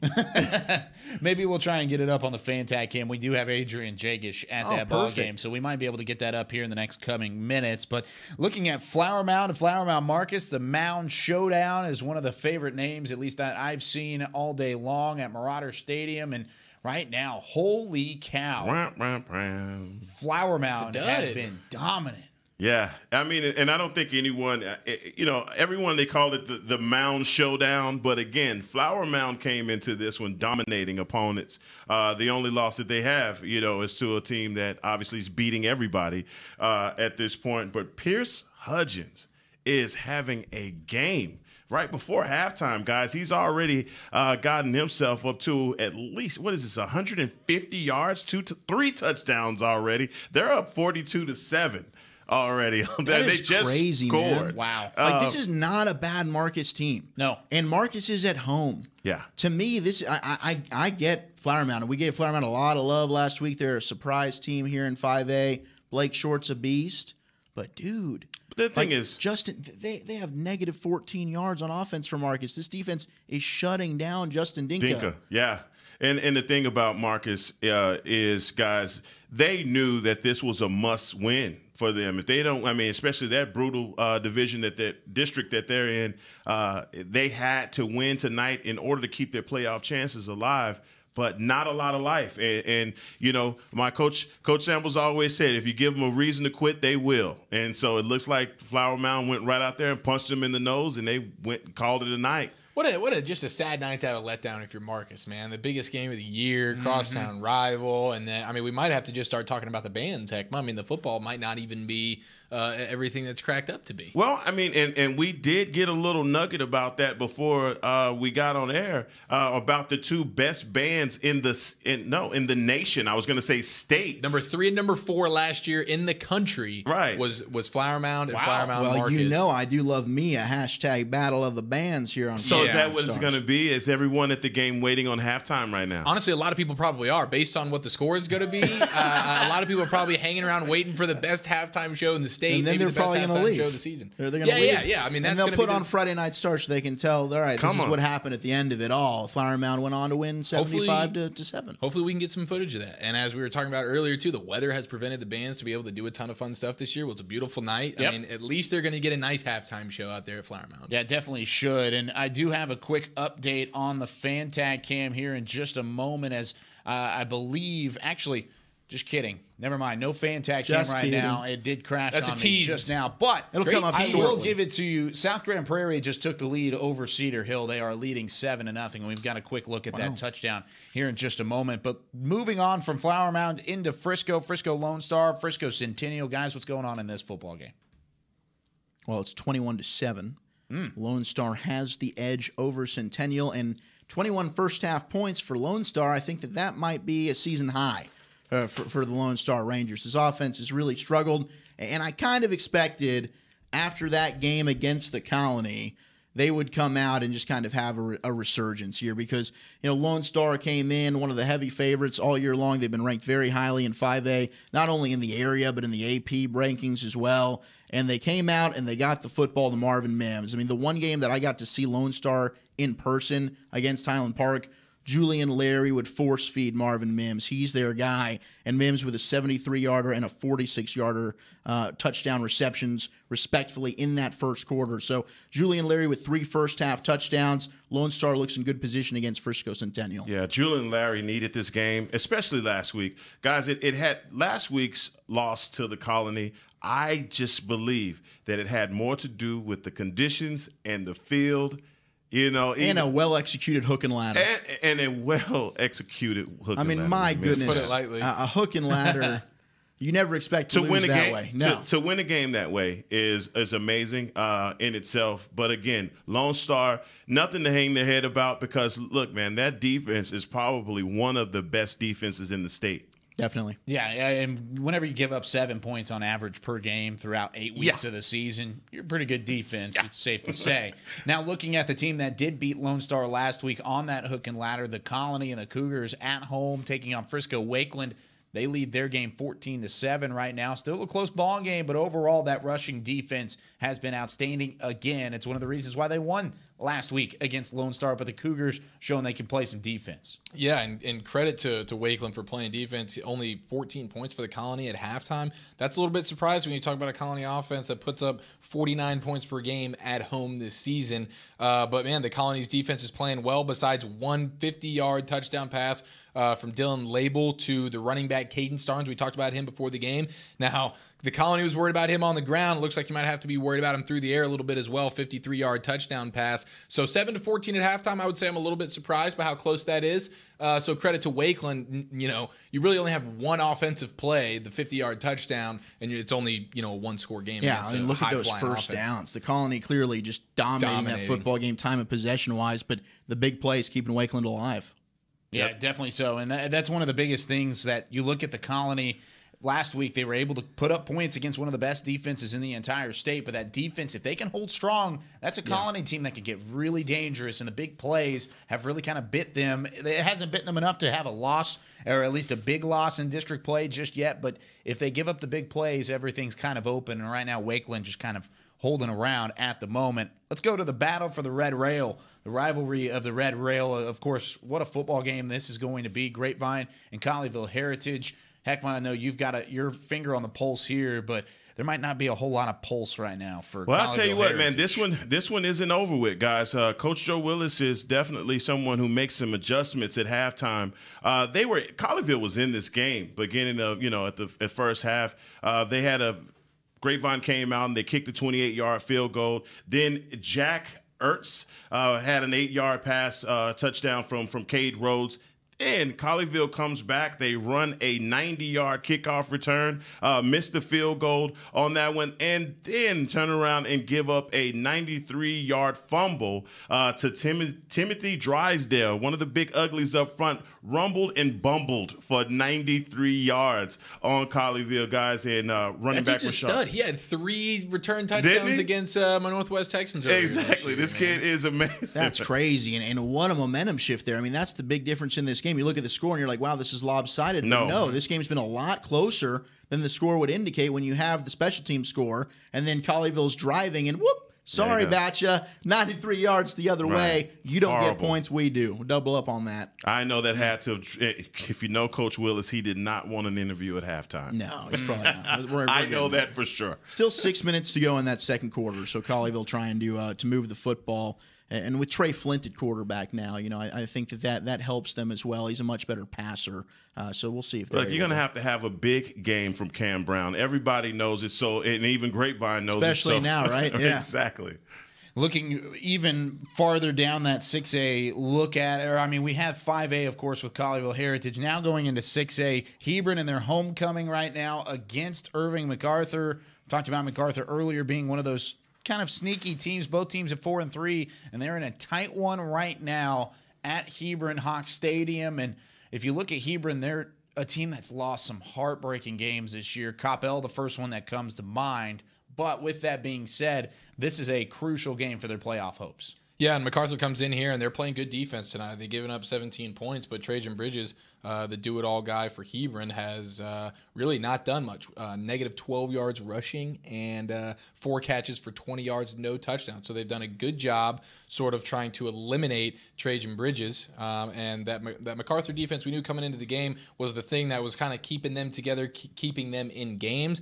And then the MacArthur offense putting up 2 touchdowns in the first half to keep it tight. And that's an offense that has been a little bit struggled this year. Their quarter, they don't do a lot through the air, but when you play good defense and you shut down Hebron's best player, that's going to, bode well for you. So only down 3 at the half. I thought Hebron, especially it being a homecoming coming off that loss last week, I figured Hebron would come out really ready to play, but only up 3 at half. Yeah. MacArthur is probably surprised that they scored 2 touchdowns as well. No, for sure. Because of how anemic the word is for them right. on offense. But MacArthur, again, like you stated, Chiafalo, defense is another one. That's a big drive for Irving Mack right before the half. I think they were able to score to cut that 1-2-3. They were down by 10. So it looks like it was Dylan Fratelloso.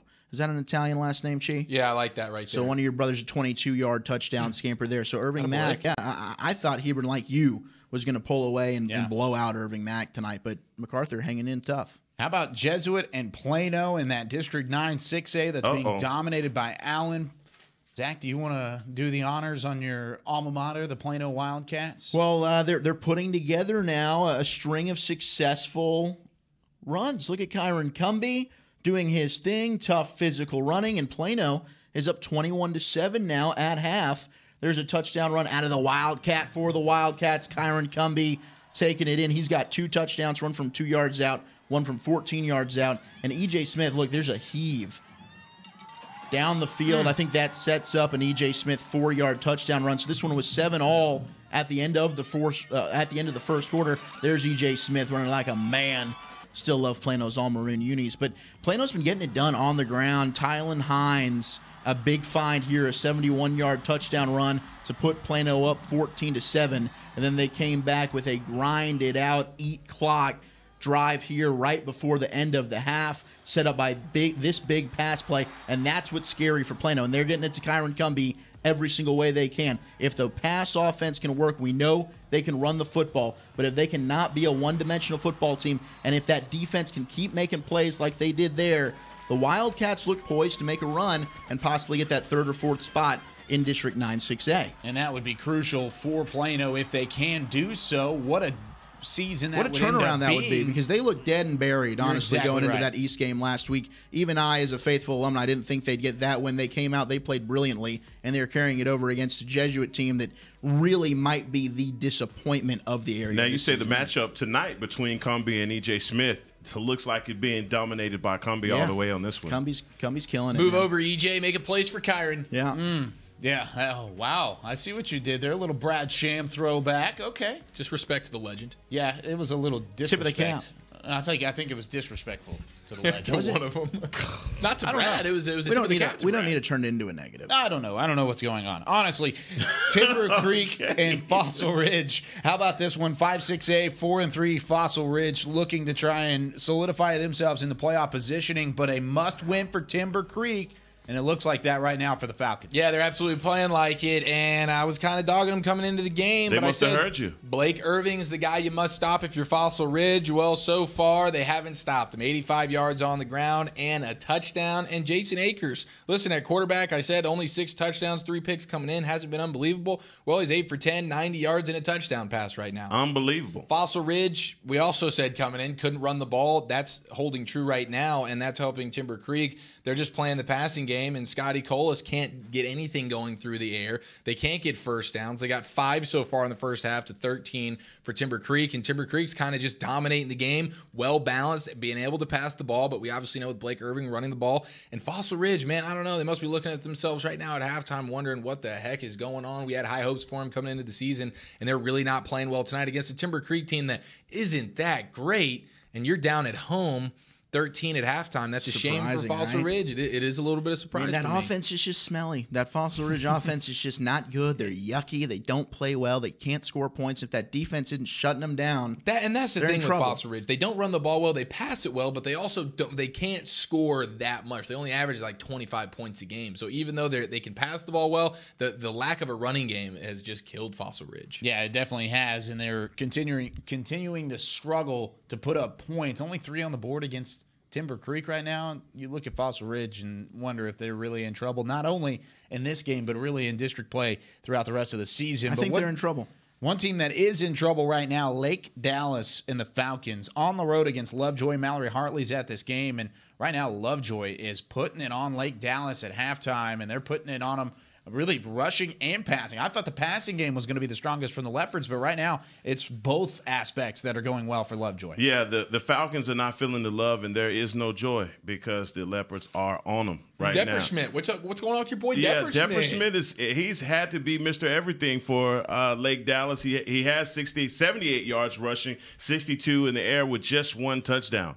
Right now, it's all. It literally is all Carson Collins right now. He is dominating this game from start to finish in the game that is in halftime. But Jai Rainey has also been a part of the problem for the Falcons. I think that's crazy, man. I really thought Lake Dallas was going to be a good football team this year.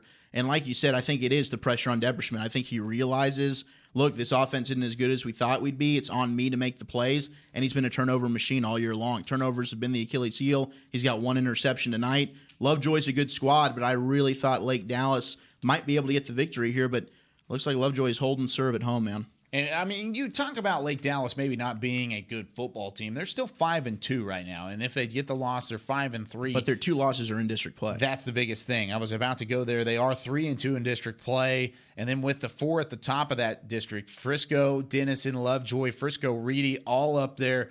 all with only four wins and only 2 losses against them. Lake Dallas at 3-3 is going to drop to that 6th spot, and it might be a little bit tougher to get into the playoffs from there for sure. But moving on from 5A back to the 6A level, how about McKinney, Boyd, and Allen? I'm a little scared to look at this. Upset alert? Nope, not even a little bit. 38-0. We don't need to spend a ton of time on this. Theo Weiss probably has a couple scores. Do you think he does? I don't know. Do we I'll need say to he's got check? Over under. I'll take 2. 2, all right. 2 scores, 2 scores for Theo Weiss.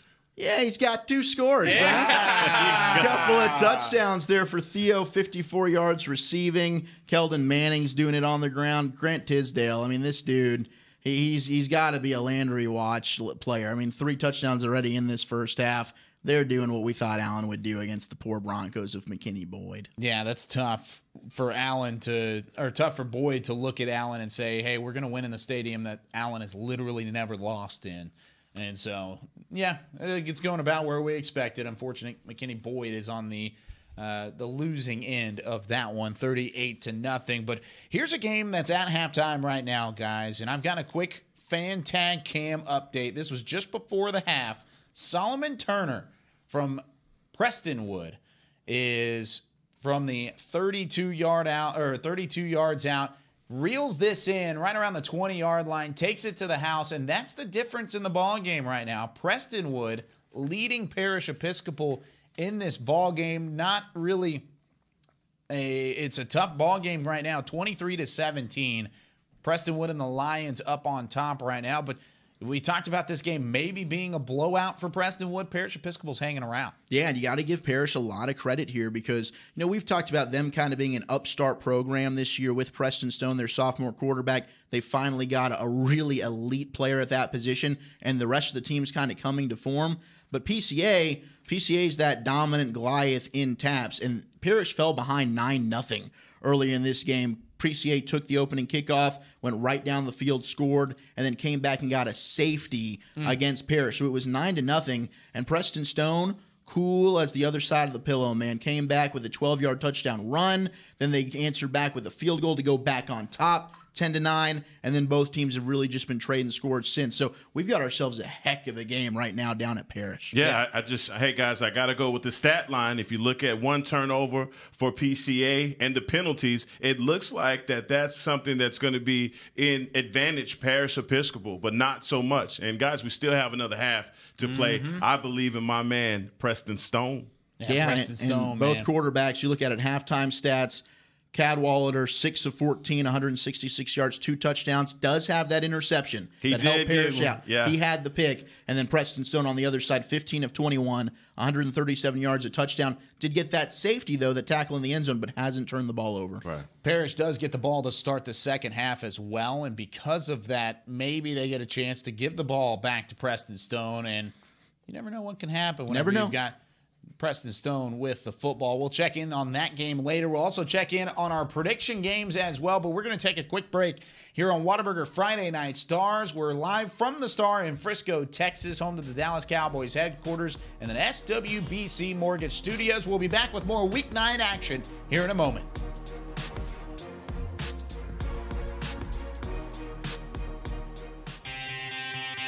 Today at Whataburger, we're cooking the sweet and spicy bacon burger. The sweet and spicy bacon burger is my all-time favorite. I love this burger. It's just perfect. 2 beef patties, 2 different types of cheese, caramelized onions. My favorite thing about this burger is the sweet and spicy pepper sauce and the bacon. You get it in every bite. Nothing beats this. The sweet and spicy bacon burger is an all-time favorite at Whataburger. That's happiness.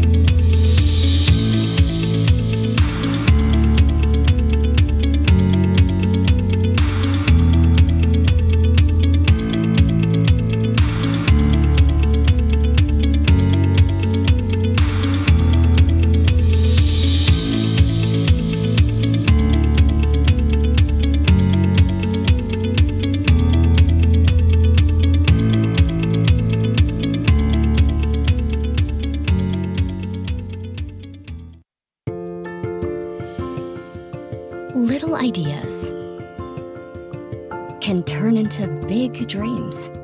Big dreams require careful planning and the right partner. A partner dedicated to helping you take care of your employees, protect your business, and plan for the future. It's sometimes overwhelming. It's often exciting. It's your story, and we can help. SWBC. You want to bring the heat? Prove it.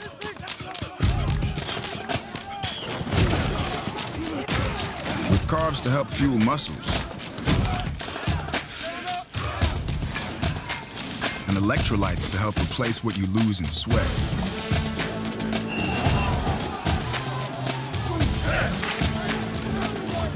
Studied, tested, proven. Nothing beats Gatorade. On a forbidden Fansville by Dr. Pepper. Ramon, we can't. But Julia, We're rivals. I can love you and still hate your overrated school. We have two different defensive philosophies. You're a base 4-3 cover 2, and I'm an aggressive 3-4 with press coverage. I get it, but we both love Dr. Pepper. Oh, Ramon. Touchdown, State! Yes! Into your face! Dr. Pepper, the official drink of Fansville.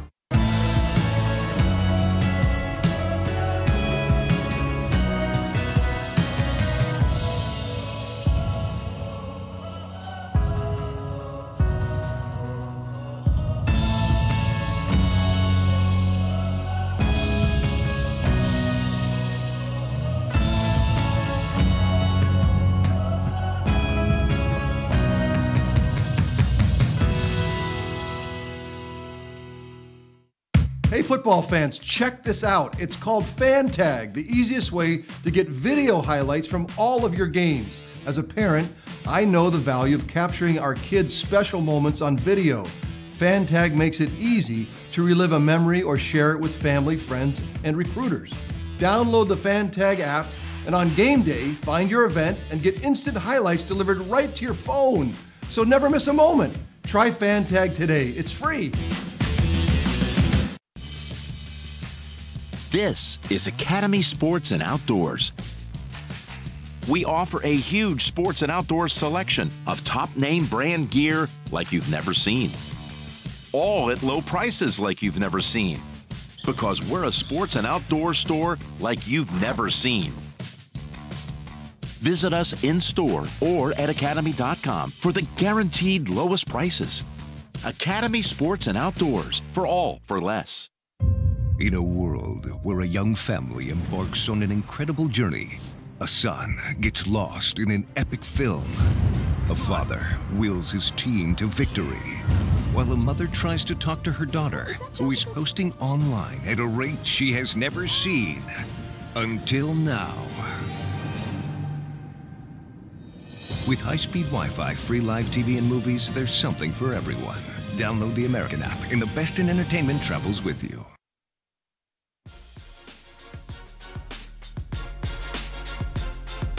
All right, welcome to the Derek Finch Halftime Report. We're here at Clark Stadium watching those Plano Wildcats play those Jesuit Rangers.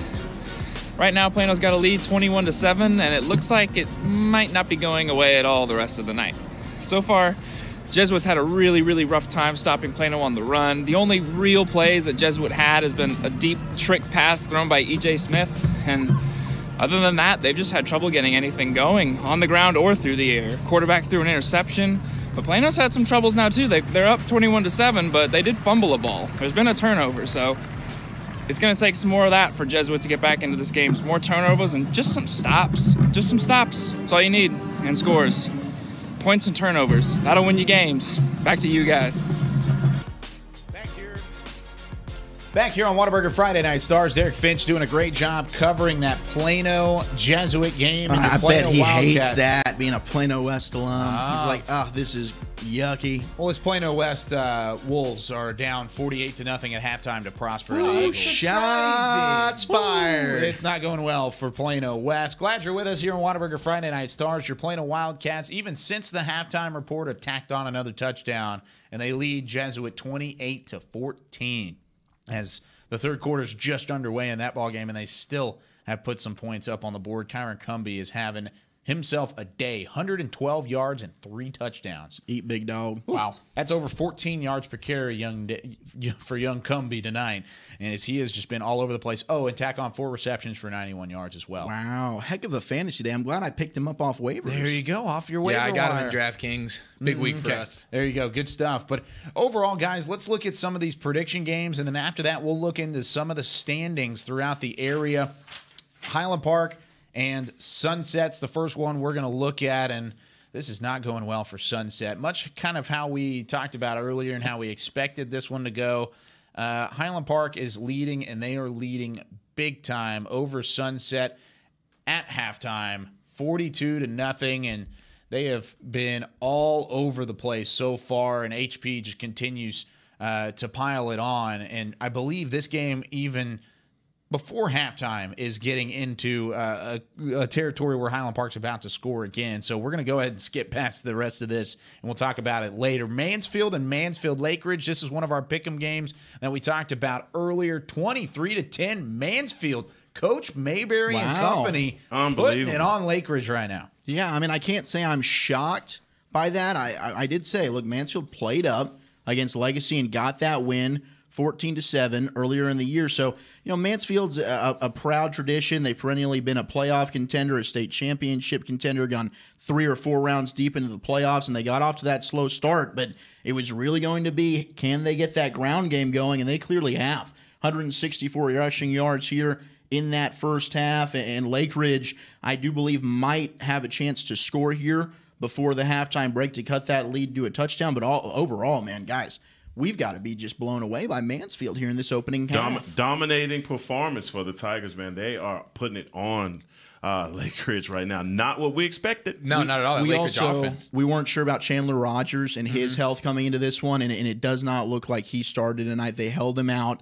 Game time decision. Adrian Hawkins is getting the nod at quarterback for Lake Ridge. So that's also probably a big reason. Lake Ridge, their do-it-all quarterback, not only their rushing leader, but their passing offense really has taken a huge hit. Yeah, that's huge. Whenever you look at what Rogers has done all season long, he's definitely going to kind of throw a wrench into things whenever he's not able to go. But at the same time, if you're Lake Ridge, you got to look at this and say, hey, we've got to step up. Next man up mentality. That's what it is. It's always coach talk, but it's also true for a reason. And right now, Lake Ridge is having a tough time of doing so. Got blown out last week against Cedar Hill, and then here they're down by 13 to Mansfield, a team that none of us picked in that pre-show pick'em or whatever we want to call it. But moving on to Summit and DeSoto, guys, I was the only one to pick Summit in this matchup. DeSoto, of course, only 1 loss on the season. But how about this? Tied up at 14 all. I'm not out of it yet. Summit holding in there, but right now a couple long drives from DeSoto kind of setting things up for success here. Yeah, no one's surprised by this. No, everybody's surprised by this is what I mean. Summit being up 14, well, tied at 14, but you look at the Eagles, they're going to pull away. I mean, come on, guys. Please. Yeah, I still think they will. I mean, we shouldn't be, though. I think we're overlooking Summit a little bit, right? They're 18th ranked in the area coming in. They did get that win over Cedar Hill. Now, that's an asterisk game for me. I mean, I don't think we really got to see either team play their kind of football with how ugly the weather was that night, how sloppy that football game was with all the fumbles and balls on the ground. But DeSoto on the move here in this late in this second quarter, if I can speak English here, to end this half. They've got a chance to tack on a touchdown to go up at the halftime break. But look, for Summit, I mean, I don't think we should poo-poo this squad. I think were very capable of playing with DeSoto. I just think, Heckma, we were on the same page thinking that DeSoto offense and the talent they have over there, especially D1 talent, would be too much for that Summit D. Yeah, I think Summit, is overachieving a little bit right now. So you think Summit's overrated, and that's fine. I do, and I think that DeSoto obviously is playing down to Summit right now, and they're going to run away late. That's just my opinion. Big second half. Heckma. Yeah, definitely so. And before we go to Mansfield, Timberview, and Lancaster, I do want to take a quick look. We're going to go inside the Ford Center. We're across the hallway just for a split second. This game's still a blowout. You look at the score up at the top of the screen, 49-10 now after the extra point. But Lebanon Trails put up 10 points in the past 3 minutes of game action, and they just had a crazy touchdown play that I'm hoping will just pop up here on the replay. This is a couple seconds behind the stream from inside the Ford Center as we continue to watch the Lebanon Trail flag run wild. Here's that replay. As we look at the run here, just kind of found a seam after the read option, and he took it all the way to the house. And just a fun game to watch. Finally, getting a touchdown here for Lebanon Trail. Jeez, that was a smooth pull Wasn't there it? to pull that ball out. That's we were talking about this before the show. Like I said, my disdain for the RPO has given me the opportunity to sit down and watch it. Because as a defensive player, that's a nightmare. I hate it. I mean, because it's frustrating. As a defensive end, you're trying to make sure that you don't let a man get outside of you. And once you lose contain, like you just saw the defensive end do right there, it's good night, Irene, because it's off to the run of your safeties, your linebackers, everybody is bitten on that inside give. Once that quarterback pulls it out, he didn't have nothing but acreage. No, not at all. Lucas Rexon, 59-yard touchdown run for Lebanon Trail. Now we move on to Mansfield Timberview and Lancaster. We've talked about Mansfield Lakeridge trailing, Mansfield Summit holding in against DeSoto, but Timberview here trailing at halftime to Lancaster. Heckma, you and I picked Lancaster to win this football game, and they lead it right now 14-7. This is going to be another game where we're going to pick up some points on you across the table. I got Lancaster in this game. Did you? No, you do not. No, you're right. I was the lone wolf with Timberview in this one. I went on the limb and said, and I think Timberview, it was a coin flip game for me, to be honest with you. I didn't think that this one, I think both these teams are evenly matched. But how about the fact that Lancaster's winning 14-7 rather, with only one passing yard? Yeah, well, it's all about their run game. And their defense is top notch. They're just killing it on the ground right now. It's been all about Trey Bradford, over 100 yards and 2 touchdowns already. Jordan Davis with that big interception, though, for Timberview. I mean, that was the thing. I thought Timberview's offense coming in would be able to put up some points. They've got to figure that out in the second half. I know Lancaster does have an athletic D, but Timberview needs to make up some ground here if I'm going to get that point. Yeah, like you said, that's a little. This is a game that I'm a little surprised by, but not getting happy about by any means, because Timberview will come back in this game at some point. Yeah, definitely. So one other game that's really close as of the moment: Wilmer Hutchins and Dallas Carter. Hutchins, of course, we talked about coming in at 6-1. This is a tough Carter team, and I was the lone wolf on this one where I picked Carter to win this football game. But right now, at halftime, once again, a close football game. Carter, even with -8 yards rushing, the passing game has kept them in this ball game. And if they can continue to hang around at home, you never know what can happen here. Man. Wilmer Hutchins, dude. They're a good team, and a lot of people don't know a lot about them. Mm-hmm. They're not one of the sexy schools in the area, and Carter actually is that sort of sexy school. Carter's the big name, yeah, absolutely. But man, Wilmer Hutchins, they're a good team, balanced team offensively and defensively. And if you're gonna have -8 rushing yards, that's probably you're not gonna be able to sustain that throughout an entire game if you're Dallas Carter. No, and Carter needs to obviously get that run game going if they're going to get to come back here. And really, it hasn't been a great game for Kyle Douglas Jr. at quarterback. He's been relying more on his halfbacks, a split between Monte Duncan, but Kyle Douglas Jr. does have a rushing touchdown tonight. So overall, stat line in that first half, Casey Williams beating him out through the air. But this is going to be a close one. I think this will be a nail biter all the way down to the wire. Yeah, Kyle Douglas Jr. is definitely a gamer. I look at him coming out of halftime and just kind of getting his bearings. Guys, this is a rivalry game. I mean, these schools are close to one another. And Carter is a school that kind of lives still on their reputation, kind of like Plano. Mm-hmm. Kind of living in the past a little bit. So, these guys just definitely have to wake up and come to play, because Wilmer Hutchins is definitely the better team, in my opinion. Yeah, and Carter with -8 yards in the first half rushing. It's not even like they haven't been trying to run the ball. They've ran the ball 12 times. They can't run the ball. -8 yards. And credit that Wilmer Hutchins D, man. And if it wasn't for a big 90-yard touchdown pass from Carter, then this would be an even more lopsided game right now for Wilmer Hutchins. Yeah, and we really kind of expected Carter to kind of hang around. It's whether or not in that second half, if Wilmer Hutchins can kind of get a couple points going their way, then things will maybe kind of turn around a little bit. But it is going to be a lot of these games at halftime right now throughout the area. We do have an update from Keller Timber Creek and Keller Fossil Ridge. This is a close game at halftime right now, and we've got Luke Trujillo on the line, and he's actually live at this game. Luke, what's going on at halftime between Timber Creek and Fossil Ridge? Hi, this is Luke Trujillo from KISD Stadium, where we have the Fossil Ridge Panthers taking on the Timber Creek Falcons. So far, my prediction is wrong. Timber Creek has been controlling this game on both sides of the ball. They have turnovers. They have massive catches by their massive wide receivers. Fossil Ridge is committing too many penalties, and they are not playing up to what I thought they would be in the first half. I predict in the second half they turn things around, but we will see. Timber Creek's wide receivers have just been going off, making one-handed catch after one-handed catch. Number 80 made a super clutch catch before the half to make it 16-3, putting the Timber Creek Falcons with a comfortable lead at the half. Hopefully the second half is a better game for Fossil Ridge, but I don't see it. Timber Creek has been controlling both sides of the ball. They've made minimal mistakes, so we'll see. And I'll be back at the end of the game with the end game report. Thank you. Back to you guys. We will see indeed. Thanks so much, Luke, as we do go through some of the rest of the scores throughout the area. And Zach, I believe you have an update for, I believe it was the Crandall.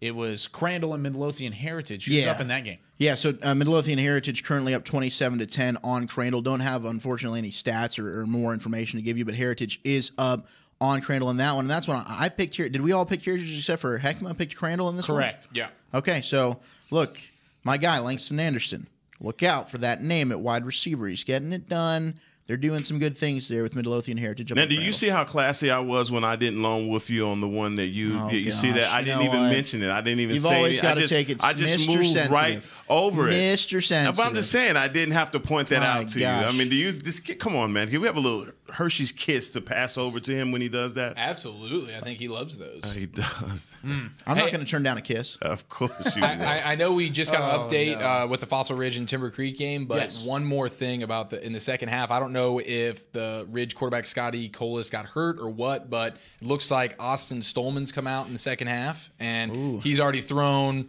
2 touchdown passes. Wow. He's 5 for 6, Where's 92 he yards, 2 touchdown passes. Why are you passes. just now going to this kid? I'm not really sure if he got on the bench. Again, I don't know if Colas got injured or if they pulled him because Fossil Ridge was not looking good offensively in that first half. But now with 2 touchdown passes, Fossil Ridge is up 17-16. They found their offense. How shocking is that? A game that's had no offense is Rockwall Heath and Mesquite Horn. Another game where we don't have stats for you, but it's 6-0. Rockwall Heath is up, and that could very possibly be 3 safeties. I had that being a barn burner. I don't know. 6-0 Horn.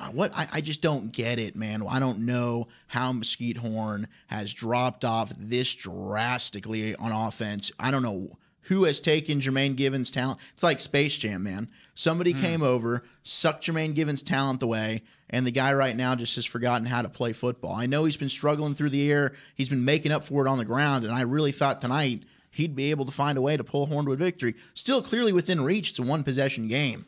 But that Heath defense doing what they did against Mesquite right now and just shutting out that Horno. Well, guys, I've got a lead change heading into the break. We've gone 2 hours here of Whataburger Friday Night Stars, and I've got a lead change, and I've got it live on the Fan Tag Cam.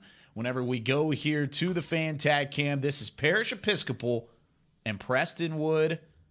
Look at this. Preston Stone hands it off up the middle, breaking some tackles and going all the way with the Mac at the bottom.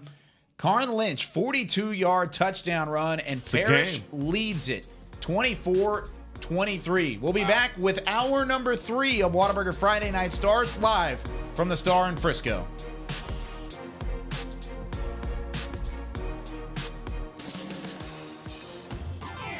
Nothing works up my thirst for an ice-cold Pepsi Cola like getting buckets. Whether I'm breaking ankles or breaking hearts. Hey, Drew. It always brings the refreshment, and I've been drinking it a long time.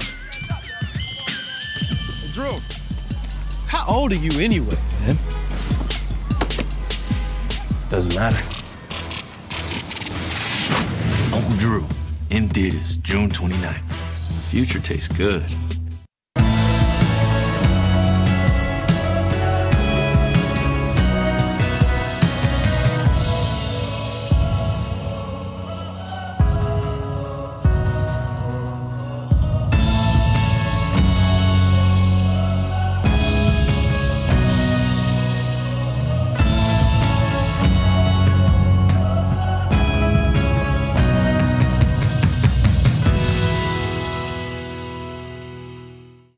Hey football fans, check this out. It's called Fan Tag, the easiest way to get video highlights from all of your games. As a parent, I know the value of capturing our kids' special moments on video.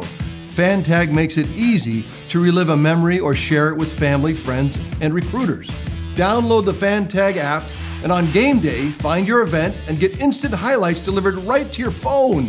So never miss a moment. Try Fan Tag today. It's free.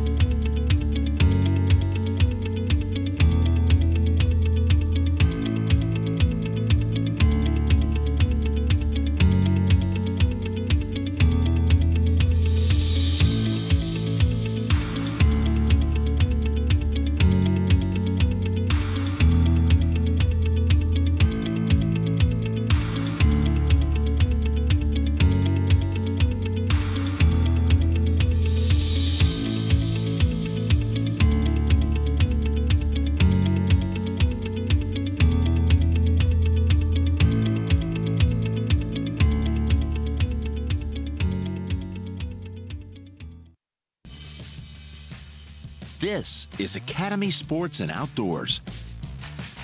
We offer a huge sports and outdoors selection of top name brand gear like you've never seen. All at low prices like you've never seen. Because we're a sports and outdoor store like you've never seen. Visit us in store or at academy.com for the guaranteed lowest prices. Academy Sports and Outdoors, for all for less. Little ideas can turn into big dreams. Big dreams require careful planning and the right partner. A partner dedicated to helping you take care of your employees, protect your business, and plan for the future. It's sometimes overwhelming. It's often exciting. It's your story, and we can help. SWBC. Today at Whataburger, we're cooking the sweet and spicy bacon burger.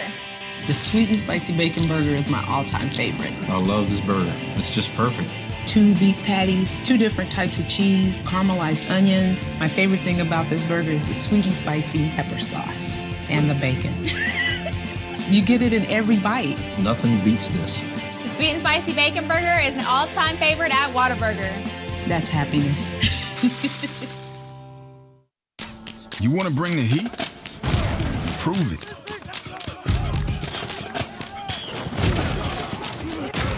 With carbs to help fuel muscles. And electrolytes to help replace what you lose in sweat.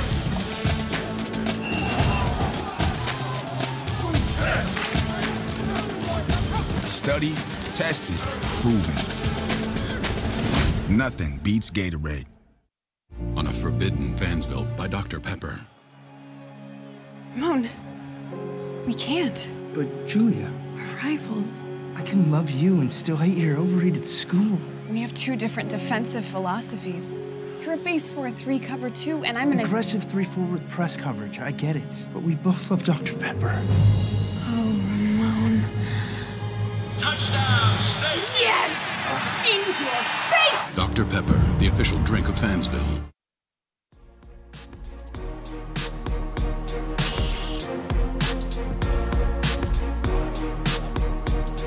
Live from the Star in Frisco. Gosh, one of the more beautiful venues in all of football lore. lies here in Frisco, Texas, and we are glad to be broadcasting from the Star in Frisco every week, every Friday for Whataburger Friday Night Stars. Glad you're with us. Hour number 3 as we are flying through week number 9. Blindly just flying through. Blindly flying through. That's it is where crazy. All of a going, sudden right? you look up and holy moly, it's 9 o'clock. Mm-hmm. Can't believe it. Week 9 at 9. Week 9 and 9. There, hey, that's pretty good. That's I like good. that. That's nice. We could do 10 at 10 next week, and we can kind of go into that a little bit. I don't know. Maybe we'll even do an 11 at 11. I don't know. Make a wish. I'm a fan. We'll talk about that a little bit later. But for right now, we've got one more hour heading into overtime, and then in overtime, we'll run through all of the games. Kyle Yeomans alongside Heckma Harrison, Zach Wolchuk, and Eric Chiafalo. Once again, glad you're with us, whether you're on YouTube or Vimeo. Guys, as we run through some of the scores, we'll let some of these games develop a little bit more. We just talked about how Parish Episcopal took the lead over number 1 and defending state TAPS champion Prestonwood with a touchdown from Preston Stone and handing that ball off, and another touchdown for the Panthers. Prestonwood is driving in that game currently. But with that being said, there are a lot of districts. Oh, I take it back. I'm looking at this game right now on my screen. Breaking news. Breaking. I don't think you can find this footage anywhere else. Let's go to the fan tag cam, and that's what's so great about fan tag. I just mentioned this football game. Parish on defense, Prestonwood in the white from the 46-yard line, and Prestonwood gets behind the defense wide open. And the Lions take the lead back. No flags on the play. And Prestonwood's going to take a quick lead, striking back from the original lead. That's what a good fun football game game. to be Yeah, at that's an tonight, offensive. boys. Hey, those quarterbacks are living up to the billing. Cadwallader and then Preston Stone. You knew it was going to be an offensive shootout. We were hoping for a Manning-Romo-esque like game. We might be getting it. But yeah, with that being said, and with the incredible game that's going on there are a lot of games that are crucial to playoff implications. Let's go through some of these standings really quickly. District 6-6A is where we're going to start things out. Of course, tonight they're hosting the Battle of the Mound Showdown, where right now Flower Mound is dominating Marcus. But overall, with these different district standings, 4-0, Flower Mound at the top can clinch their first ever playoff appearance in the 2010 decade with a win tonight. And how fun is that? That's awesome for Flower Mound, especially a team, like you said, that hadn't made the playoffs in years for these guys. But they're playing like it. They've done that all season long, playing with the purpose. And, you got to make the first check mark. And for every team starting out in two-a-days is win district. And Flower Mound is that much closer to that. And to do it over Flower Mound Marcus, crosstown rival in dominant fashion like that, what a great night to be Flower Mound. It's crazy. I just don't think anyone looking at this district coming into the season would have said, all right, your top 2 teams are going to be Flower Mound and Louisville. Yeah. And Louisville's defense has just been absolutely phenomenal all year long. And now you look at Flower Mound and you see how, that was a game early on in district play where you still weren't really sure, like, all right, how good are these teams? And Flower Mound got a 35-27 win. The ability to put up 35 points on that Louisville defense that's amazing. Really held everyone to 20 points or less, if they're even able to get into double digits, is crazy. And then, I mean, look at that Flower Mound Marcus Hebron game now. How close that one went down to the wire, and then you got down to the wire, and then you got Irving Mack now. I mean, this Irving Mack Hebron game becomes humongous tonight. Yes. The winner of that one, that might be the difference to making it in and to not. Well, especially with Flower Mound, Marcus struggling right now. But the loser of Hebron and MacArthur, if Marcus ends up losing that football game and they don't come back against Flower Mound, they're not. They're right there in between it, and then it comes down to either MacArthur or Marcus. And Marcus and MacArthur play next week. So mega district implications here. Yeah, the game that I'm telling you guys, the team that I want to tell you in the 6-6A is Capel. I mean, Capel, to me, was the one team that came in that everyone expected to dominate with all of the athletes that they have at the skill position. The one thing that you look at Capel and you say, man, if they could just get a quarterback that can get the ball to these guys because of all the studs that they have. Fortunately for them, they have a kicker That is amazing. So he's been pulling the Cardiac Cowboys out of a lot of situations. And Coppell's still got a chance to win that district. They get to play Flower Mound next week at home. So they're in the driver's seat tonight against Irving, already up 41-6 in the fourth quarter of that game.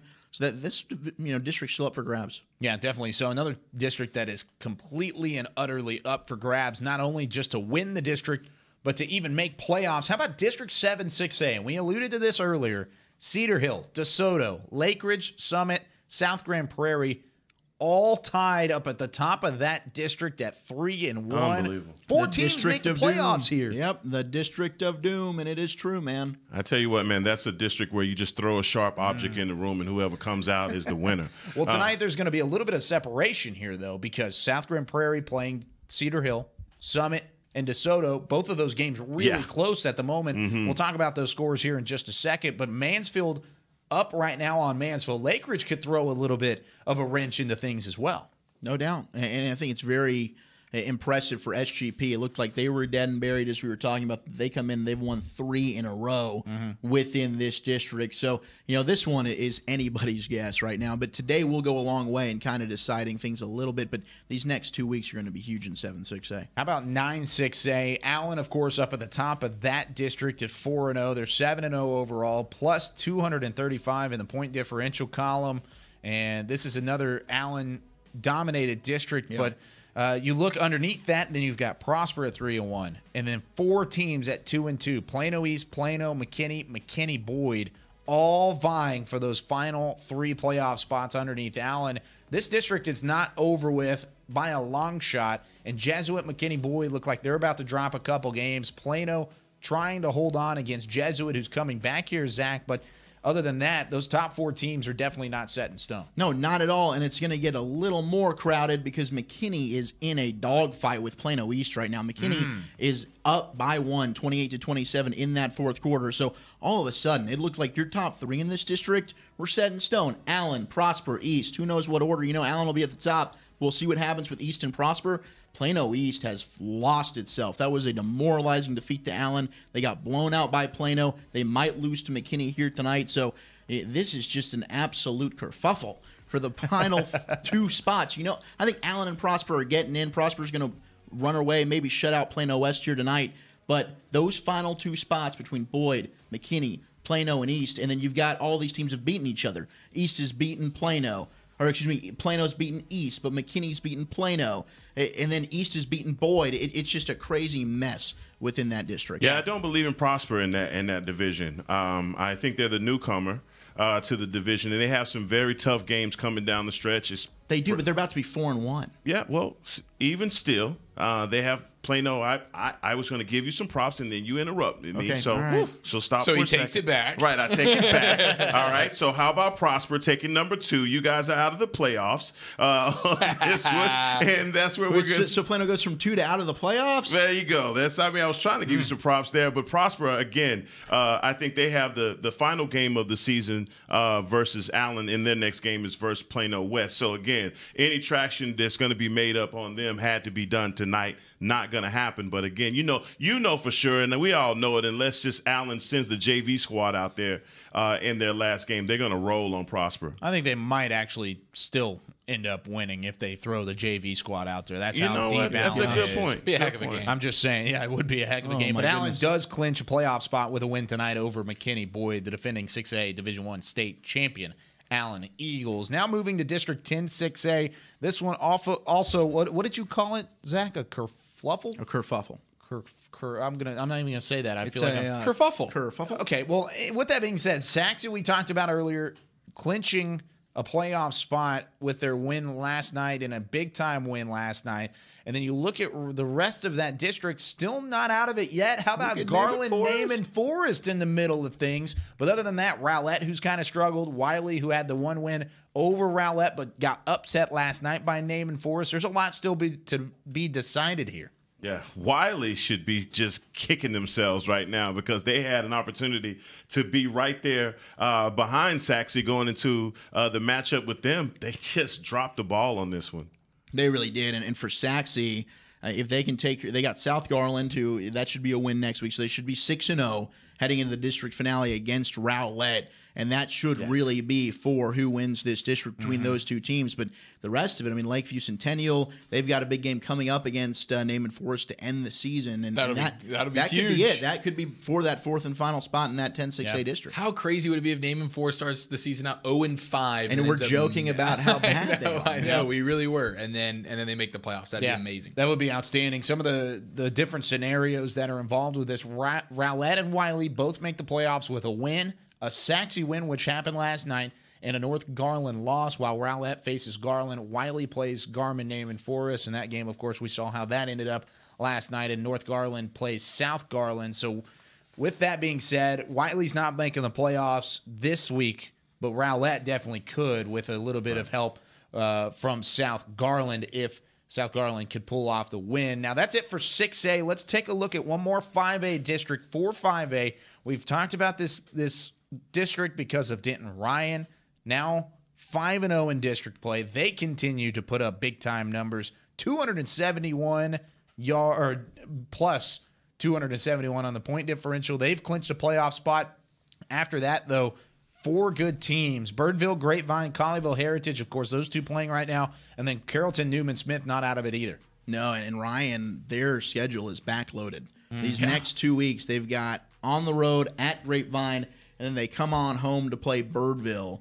So, the top 3 teams in this district, they will all play each other here in these next 2 weeks, and that it just makes this big game here with Colleyville Heritage. It's a needed win against this Grapevine team, and I don't know if they're going to get it. Hey, a couple weeks ago, I told you to circle on your calendar that Birdville-Denton Ryan game. And look, heading into that game, both of those teams undefeated. That is going to be a big finale to the season for these guys in 5A. And Ryan might be getting their quarterback situation handled steady a little bit, or it's still certainly a question mark going into the playoffs, and that's going to really be the Achilles heel for Ryan as they go. But it'll be fun to watch them against that Birdville offense and that Grapevine offense against that stellar Denton Ryan defense. That's a great way to close out the season. Thank you, schedule makers. Birdville and Grapevine both make the playoffs with a win, and as of right now, that's what it looks like could be happening this week with Birdville up and then Grapevine up as well over Colleyville Heritage. Colleyville Heritage clinches a spot with a win and a Denton loss, and just some things kind of working itself out in District 4 5A. Guys, let's run through some of these scores throughout the area just really quickly. 6A scores real fast. Non-highlighted games, Zach. Let's take a look at some of the scores that we haven't talked about a whole lot today. Well, Coppell is up on Irving 48-6, as we mentioned. Rowlett, we were just talking about their district. They're looking like they are going to hold on and knock off Garland 35-8. Keller and Trophy Club Byron Nelson. Look, Keller was a darling team early in this season. They are in trouble right now. They're up by 2, 22-20, up on Trophy Club Byron Nelson, but that's a game. Nelson coming in with just 1 loss. I think a lot of people probably thought, well, Keller will bulldoze over Byron Nelson. That's not the case right now at all. Plano East and McKinney. McKinney scored again. They're up 35-17 on Plano East, so that continues to just really put that whole district. Who knows what's going to happen? I don't think a lot of people thought McKinney, with a new head coach, a team that graduated a lot of players from a playoff team last year, would be able to contend. They're doing so. Prosper up 48-0 on Plano West, so that's another big win for Prosper within that district, even though Heckma doesn't think they're very good. San Angelo Central up 10-2 on Hearst LD Bell. And then you've got South Garland, who we were just talking about. If they can maybe pull an upset tonight, I just don't think that looks like it's going to happen against North Garland. Arlington Bowie is up 40-0 on Fort Worth Pascal. Those Arlington schools continue to just beat up on the Fort Worth schools. Arlington Lamar and Arlington Sam Houston, some inner city clash right there. 27-0. Lamar's great season continues. Grand Prairie's up on 14-0 against Waxahachie. And Waxahachie's a team that, man, they've struggled this year as well. Holtham, who's kind of all of our darlings, right, this year. Everybody's got to be loving what Holtham's doing.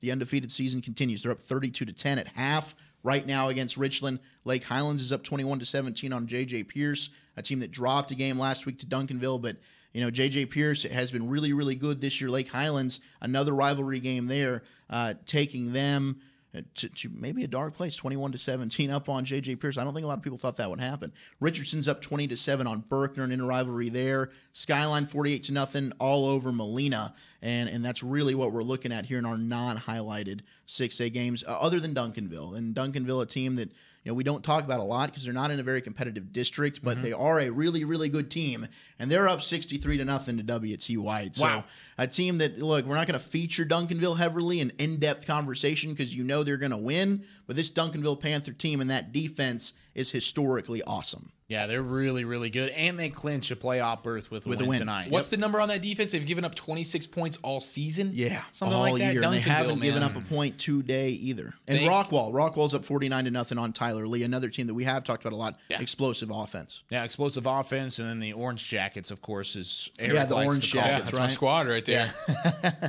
That's definitely a fun one to watch. Guys, let's go through some of these other games, but first we're going to take a quick little break. We are from the Star in Frisco, Texas. Whataburger Friday Night Stars. Glad you're with us for week 9 of the Texas high school football season. We'll run through some scores of our highlighted games. We'll go through 5A and 4A coming up in just a bit when we come back after the break.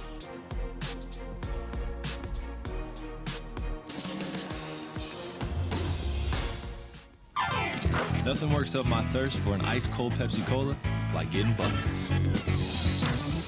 Whether I'm breaking ankles or breaking hearts. Hey, Drew. It always brings the refreshment, and I've been drinking it a long time. Drew, how old are you anyway? Man. Doesn't matter.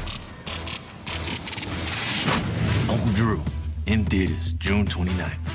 Future tastes good.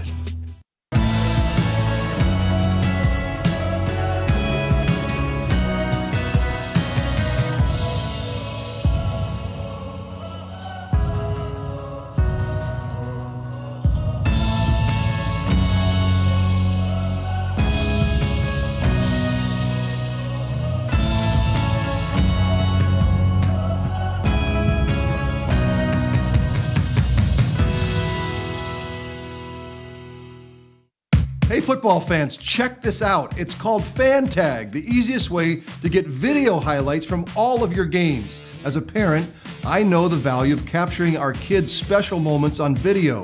FanTag makes it easy to relive a memory or share it with family, friends, and recruiters.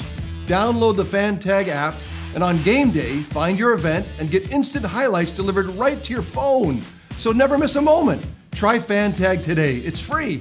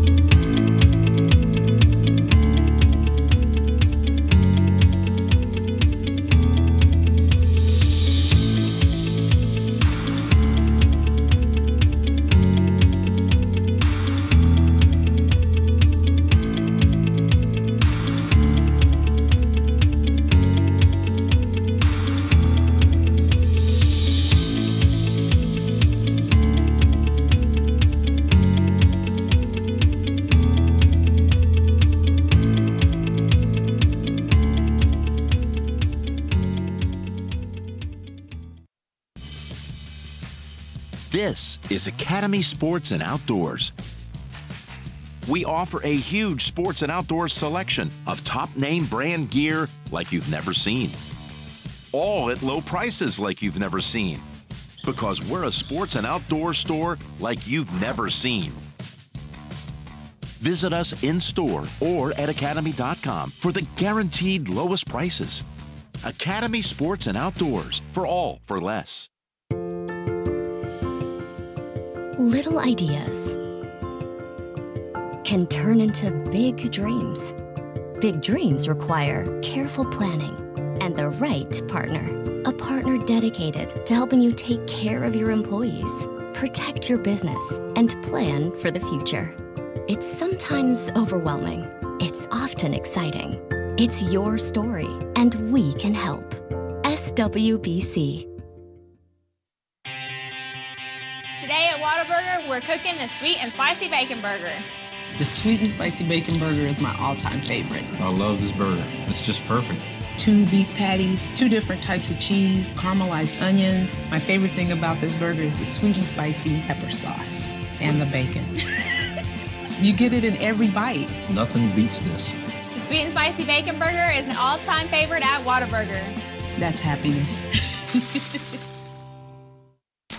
You want to bring the heat? Prove it.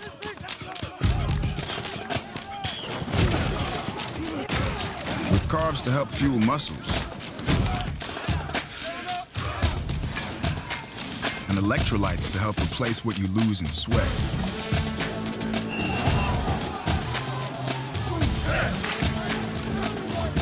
Studied, tested, proven. Nothing beats Gatorade. On a forbidden Fansville by Dr. Pepper. Ramon, we can't. But Julia, We're rivals. I can love you and still hate your overrated school. We have 2 different defensive philosophies. You're a base 4-3 cover 2, and I'm an aggressive 3-4 with press coverage. I get it, but we both love Dr. Pepper. Oh, Ramon. Touchdown, State! Yes! In your face! Dr. Pepper, the official drink of Fansville.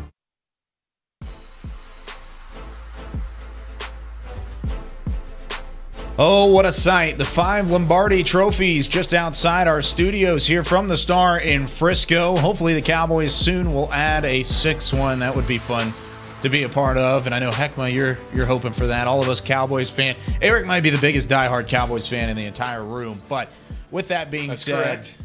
Yeah, you're a Dolphins fan. Yeah.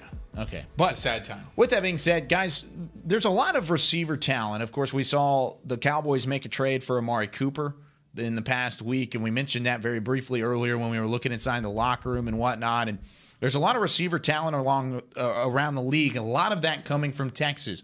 Emmanuel Sanders, guys like that. Cole Beasley, of course, a Texas native playing with the Star on his helmet.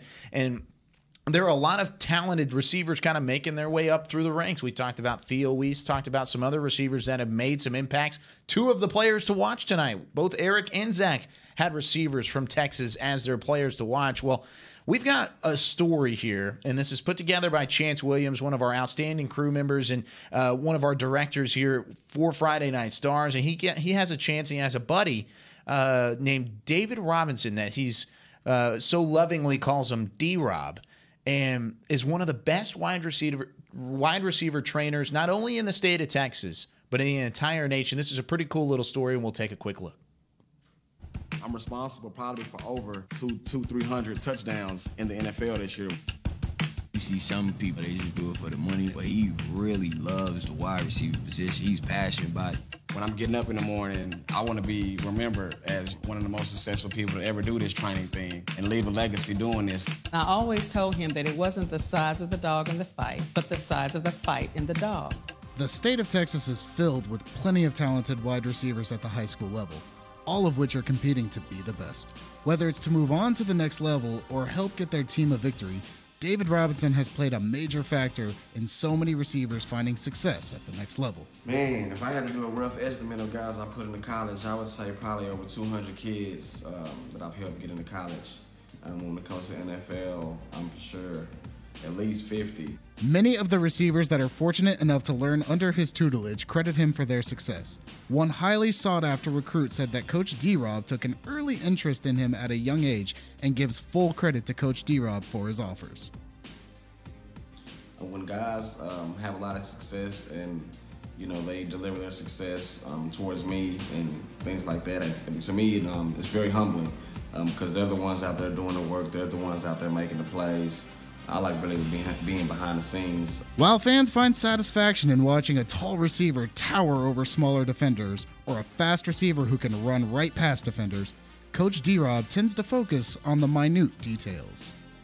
The focus when I'm training these wide receivers are body language, how well their footwork is, focus a lot on their hip mobility, focus a lot on their route running, and I just focus a lot on, just what it takes to get open. Robinson has had the pleasure of working with a number of current NFL receivers and tight ends, but his personal favorite to work with is not Antonio Brown or Emmanuel Sanders. One of my favorite players that I love to train is Keon Hatcher, NFL wide receiver. He plays for the Green Bay Packers. I push him to the limit. Every time we're in the workout, he's always pushing me. We always talking smack towards each other. So we have a lot of fun out there. So that's one of the guys that I like, training. So many young athletes credit Robinson for their success. One thing that Robinson seemed unaware of was how much his protégés respected him. Many of them will say Robinson seems more interested in them as individuals and that in turn they feel compelled to succeed. When I see all my players having success, I feel like a proud dad or something like that. It's very gratifying to see the hard work that these guys put in behind the scenes and for it to come to light on national TV on the big stage. While D-Rob and his players give each other the admiration and respect like parents and their children, it comes as no surprise that this wide receiver godfather won't hold back when discussing the players for fans to keep an eye on. Some of my high school receivers out there, up-and-coming guys that people they need to know about. Jace Medlock at DeSoto High School, Theo Weiss at Allen High School, Austin Stogner at Preston Wood, Trajan Bridges at Hebron, Kobe Cavill at Bishop Dunn, Gene Wilson at First Baptist Academy. You really have to love more than just the games and scoring touchdowns. You really have to love the grind, putting in the extra work. If you want to be an effective wide receiver, if you're a young up-and-coming receiver, you have to love catching footballs every single day because it's a skill. It's something just like basketball players. They shoot and work on their game or their shots every single day. Wideouts, you have to work on your hand-eye coordination every single day. You can't just do it seasonal if you want to be an elite wideout. One of the biggest things that I noticed while watching that piece, first off, great job, Chance Williams. His first ever package. That was a debut for Chance Williams. Unbelievable. Set the bar very high. Chance. Come on, Chance. He nailed it. But one of the biggest things is we were sitting there and he was just naming off names. And he didn't even mention 3 or 4 names that were on the screen. Cam Brown from Colleyville. From Colleyville. Yeah, just a lot of players like that. He said Stogner from Prestonwood, who we're watching. Theo Weiss, who we've mentioned. He is, what did you call it, Heckma? He has all the dogs. Calling all the dogs. He has all the Trajan dogs. Bridges. Trajan Bridges. If you're good, David got you. Robinson's. He's coaching. He's teaching you how to play receiver. You know, one of the things I want to tell you about, guys, that the facility that he coaches out of is in Southeast Dallas, and he does a good job of letting those kids come in and giving free clinics to kids. So many of these clinics in the Dallas, all around, are coaching clinics are so much money. A lot of these parents can't afford them. D-Rob does a good job of getting guys in. He does a great job with the kids at Lincoln High School. Hadn't worked out yet, but it's getting there. It's getting there, D-Rob. I got you. But this guy is awesome, man. And what he's doing, it's everyone knows about it, and his reputation speaks for itself. Yeah, I think just all the former players and current guys that he's working with now that just show all the admiration and respect that they have for him speaks volumes for him. Especially guys, Antonio Brown, Emmanuel Sanders. They're in the league. They can act like they were the only ones. They put in all the work. They did everything. But they look back and say, no, this guy really was a key reason why I am where I am today, on and off the field. And that's a really, really cool deal. And at a receiver position that now is becoming really almost one of the more premium positions in football, throughout football history. Especially receivers, with the spread, it wasn't, right? yeah, It's that new spread offense. Exactly. Everybody's throwing the ball around. Yeah, and now receivers, everybody wants to be a receiver. It used to be the golden age was running back. Everybody wants to be a running back. Now it's like, no, if you're an athlete, let's go be a receiver. Yeah. And there's so many good ones now. We talk about quarterbacks in the area. We got a ton of great receivers in the area. Yeah, you talk about really this shifting of the thought process of a running back and a receiver. One guy that comes to mind, Jalen Hurd, who's at Baylor right now, was a running back in the SEC for Tennessee, switched to wide receiver because the shelf life is just better. So that definitely is a shifting, and Coach D-Rob doing an outstanding job, like you said, Heckma, of not only looking at really stature or anything outside of the athleticism, but just the player as a whole, and being able to go down and see that these kids are talented, and that's a lot of fun to watch. But let's look at some of the guys that he may be coaching up and training at the wide receiver level. Let's go through some of the highlighted games that we have here for Week 9 of Whataburger Friday Night Stars. Starting with the 4A level, Argyle was up big early on Melissa, and since then Melissa has kind of fought back a little bit, but Argyle's still up on top in this one, Zach. Yeah, Argyle is up 55-21. I mean, they've now tacked on a couple of extra touchdowns here late, and it happened in a flurry. 48-21. They're up now, but this was one close teams battling it out, but Argyle just showing why they are the cream of the crop in 4A. I mean, this is Melissa's squad coming in. We talked about it. A lot of talent, especially on the offensive side of the ball, but Argyle has just done it through the air today. 359 yards passing. They've been absolutely outstanding. Now, I do have an update on a game that we haven't featured as a highlighted game, but it's just one of the better games because we do have several blowouts going on right now. So, I mean, if we want to focus on some of the games that are a little bit closer throughout the scoreboard, but McKinney and Plano East, and we were just talking about that district, that game might be headed to overtime. It's tied at 35 right now, late in the fourth quarter. East just had to punt the football, so McKinney's got it deep in their own territory. I'd expect them most likely to just kind of play for overtime here, but that's a game we got to monitor because all of a sudden McKinney, they get a big win. They're now in the playoff hunt, which is crazy, and Plano East is in danger of maybe missing the playoffs completely, which no one would have thought about 2 weeks ago. Yeah, that's crazy. Ever since they lost that game to Allen, they have just not looked the same. Of course, we talked about the blowout to Plano, and now they're looking like, and that's a McKinney team that kind of snuck up on some teams. They snuck up on Plano, the Wildcats, a couple weeks ago after not having a win, and they've been playing well as of late. So I'm not super surprised at that scoreline as of right now, but even at the same time, you don't necessarily think about Plano East being a team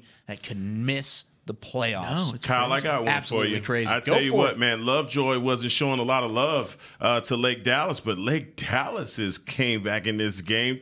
Lovejoy's still up 31. It's 31-27 now. Your guy Depperschmidt must have heard you, man, because he came out in the second half and had 130 yards on the ground, 168 yards in the air with 2 touchdowns.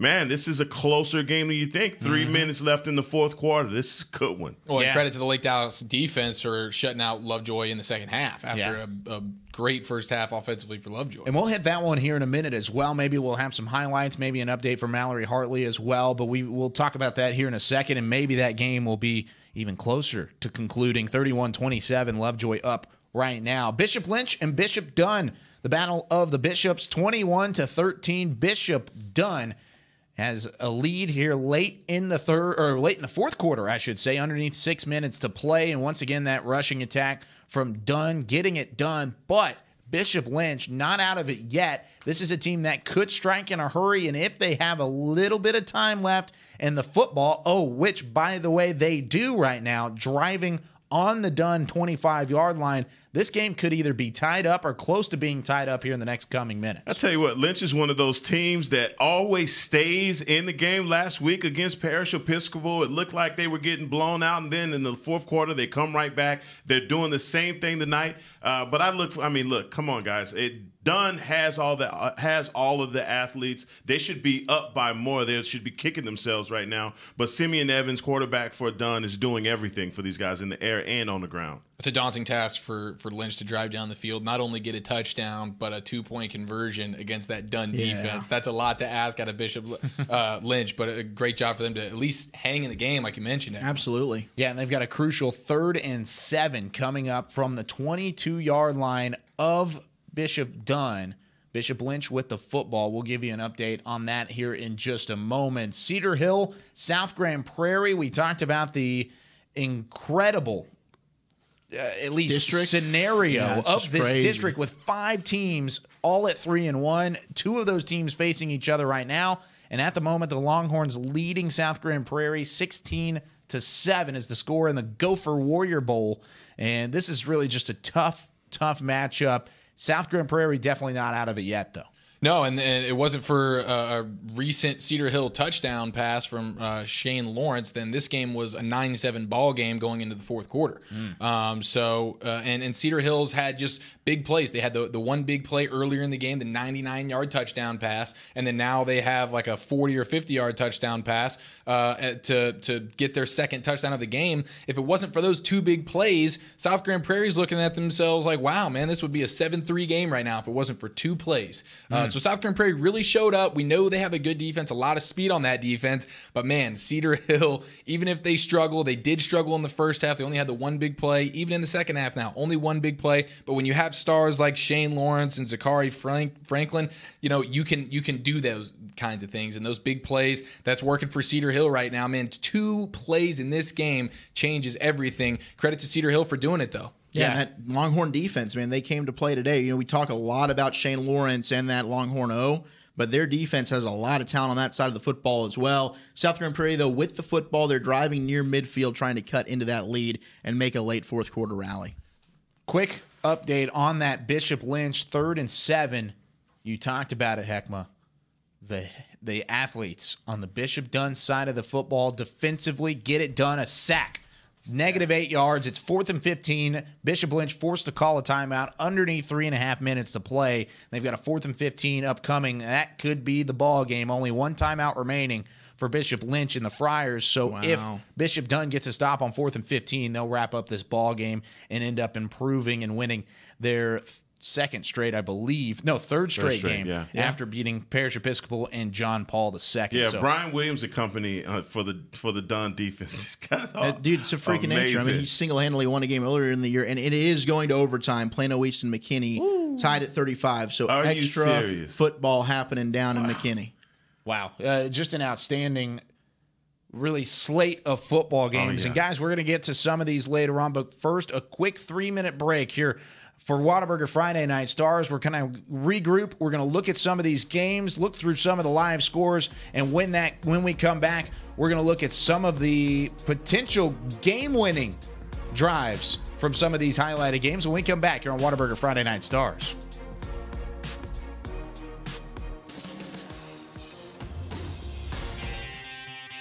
Today at Whataburger, we're cooking the sweet and spicy bacon burger. The sweet and spicy bacon burger is my all-time favorite. I love this burger. It's just perfect. 2 beef patties, 2 different types of cheese, caramelized onions. My favorite thing about this burger is the sweet and spicy pepper sauce and the bacon. You get it in every bite. Nothing beats this. The sweet and spicy bacon burger is an all-time favorite at Whataburger. That's happiness.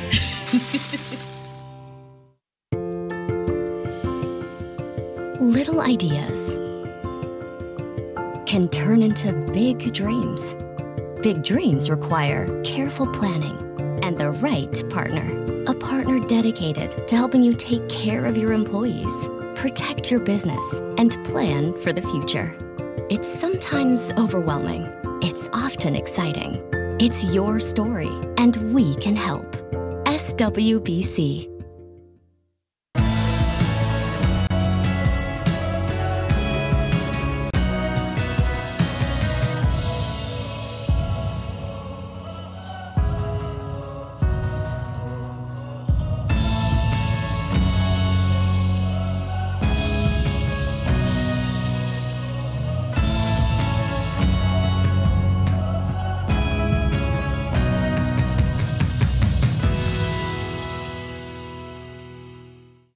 Hey football fans, check this out. It's called FanTag, the easiest way to get video highlights from all of your games. As a parent, I know the value of capturing our kids' special moments on video. FanTag makes it easy to relive a memory or share it with family, friends, and recruiters.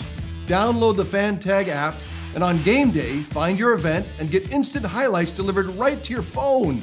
So never miss a moment. Try FanTag today. It's free. This is Academy Sports and Outdoors. We offer a huge sports and outdoors selection of top name brand gear like you've never seen. All at low prices like you've never seen. Because we're a sports and outdoor store like you've never seen. Visit us in store or at academy.com for the guaranteed lowest prices.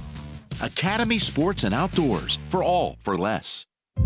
In a world where a young family embarks on an incredible journey, a son gets lost in an epic film.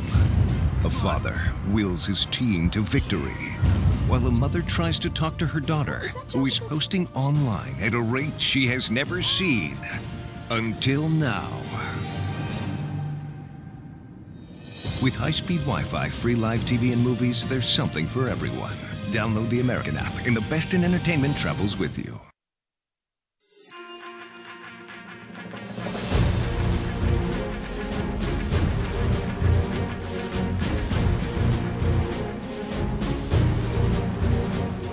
Whataburger Friday Night Stars back here from the Star in Frisco, and FanTag has done it again on the FanTag Cam. How about this one? A crucial matchup between two foes inside Keller ISD. How about Keller Fossil Ridge and Keller Timber Creek?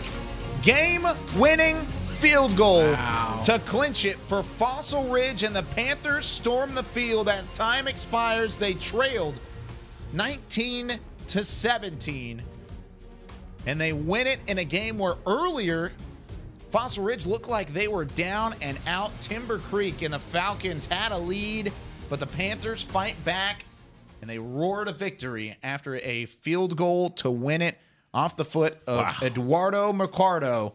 30 yards, knocks it through, and an incredible finish to that football game, and a big-time win for Fossil Ridge. If you're Timber Creek, you're up a creek without a paddle right now, because they've got a lot of work to do in that district. But Fossil Ridge, a big-time win, 20-19. Yeah, Fossil Ridge, man. We were down on them at halftime, down to 16-3. Then they come out, have an explosive third quarter, have 2 touchdown passes from the guy that, again, I don't know if Scotty Colas, the starting quarterback for Fossil Ridge, got benched or if he got injured or what in the first half. He wasn't playing well. Fossil Ridge wasn't playing well offensively. They put in Austin Stolman. He comes in. He goes 5 for 7, 92 yards, 2 touchdowns, both of them in the third quarter. And then your boy Eddie comes in there and kicks the game winner. And now we might have a quarterback competition. No, it's no competition. He's your guy. He's your guy now. He should be the guy. That's it, man. Well, Scotty Colas has had a heck of a season. So I don't know if he's injured, whatever, but it's a shame because that Fossil Ridge team we were high on coming in haven't been able to run the ball. In first half, they couldn't throw it until Austin Stolman comes in. They do it. They win the game-winning field goal. What a great night to be a Fossil Ridge Panther. What a tale of two halves there. Yeah, it really was. And you talked about how earlier we were saying they just couldn't move the football.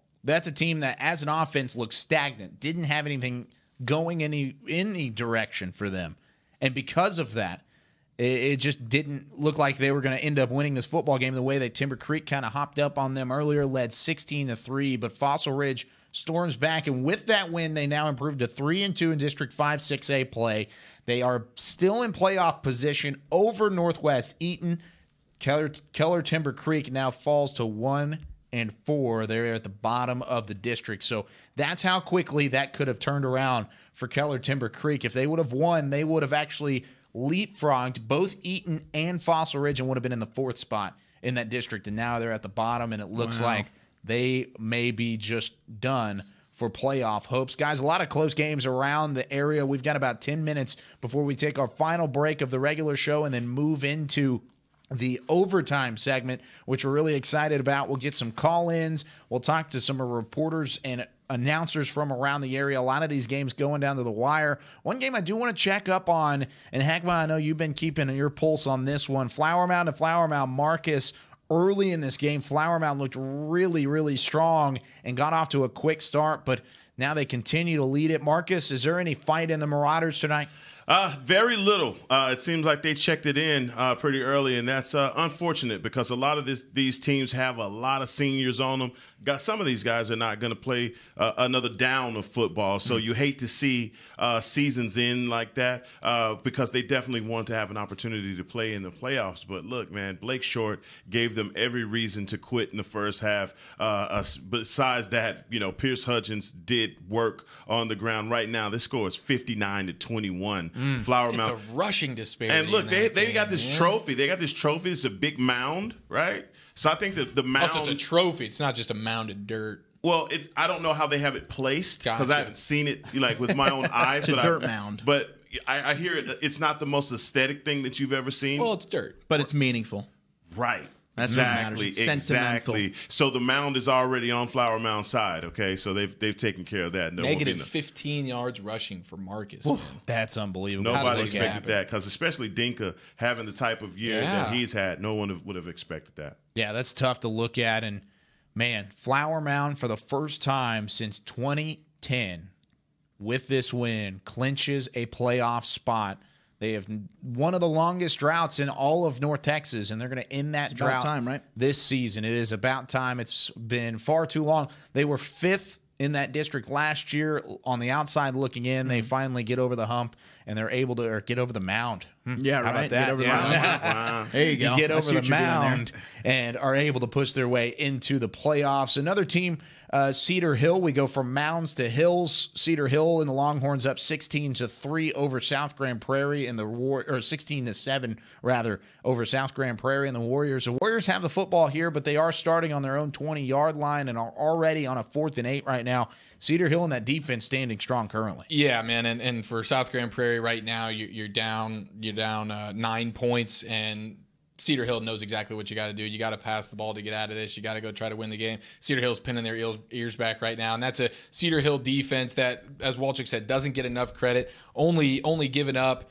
like 12 points a game, less than 200 yards per game. So that Cedar Hill defense has been awesome. Fortunately, they had 2 big offensive plays, one in the first half, one in the second half, that allowed them to get the victory. South Grand Prairie's got to be proud of themselves tonight, defensively in particular, but there's no way they're coming down and scoring on this Cedar Hill defense right now. And that's one thing that we looked at Cedar Hill-wise. Were they going to be able to respond after Summit beat them 7-3 in a defensive-minded football game? Of course, it was almost a foot deep in water whenever they were playing that game. So a little bit of an asterisk there, but the offense didn't necessarily show up after putting up 78 points the week before, and they've at least gotten 16 on the board here. And you bring up a good point about the weather and its impact on a lot of these districts. So many teams with the great skill positions and great quarterbacks not being able to get those completions, during the torrential rain pours that we've had on Fridays here. So a lot of these teams that you see that may be out of the playoffs would have been teams that would have gone easily had they played in good weather conditions. But that's the game of football. Yep. The elements are a part of it. And a couple of games have now gone final from our non-highlighted games that ended up being really, really close in overtime. Plano East holds on to beat McKinney 42-35. Brandon Mallory hit a 6-yard touchdown pass to John Allison. McKinney got the ball back. They were driving. They tried to tie this game in OT, and it didn't happen. Kelvin Thomas got stuffed. Plano East defense stands. And then over with Trophy Club Byron Nelson, who gave a scare to Keller tonight, a game that a lot of people thought, all right, Keller, they should roll all over Trophy Club Byron Nelson. Didn't happen. 36-34. Carroll recovers the onside kick after a Byron Nelson touchdown with 30 seconds to play. They go for the elusive onside kick. They just failed to recover it. So Keller going to hold on and get a mega win there. But 2 big games. Plano East and Keller, 2 teams we probably didn't think would be in trouble coming into tonight, almost dropped pivotal district games. Yeah, pivotal district games, and there's a lot of pivotal district games, one of which we talked about earlier in the Mansfield district. That's kind of just been a cluster all season long. How about Mansfield and the Tigers? They were up early against Mansfield Lake Ridge. They were leading that game by double digits. Lake Ridge storms back, and they now lead that football game 37-30 with 5:49 remaining in the fourth quarter. Wow, with no Chandler Rogers. No Chandler Rogers. Yeah, Lake Ridge remembers who they are. I mean, they're the better team. But doing it without your starting quarterback is always going to be impressive to me. Adrian Hawkins has come in, the junior backup quarterback for Mansfield Lake Ridge. 205 yards on 13 completions, 3 touchdowns. And you look at, he's spread out the ball a little bit. He hasn't thrown it to one guy. Way to go, young fella, man. Those are big shoes to fill. You step in, your team's been, your season's been good. That's you don't want to lose it for your squad. Way to go. Yeah, definitely so. And then you have Mansfield with the ball right now, trailing by 7. They have a 3rd and 13 upcoming, so not necessarily going in their way. We'll stick in that district a little bit. Mansfield Summit, a team that I picked earlier and that were tied at 14 all at halftime.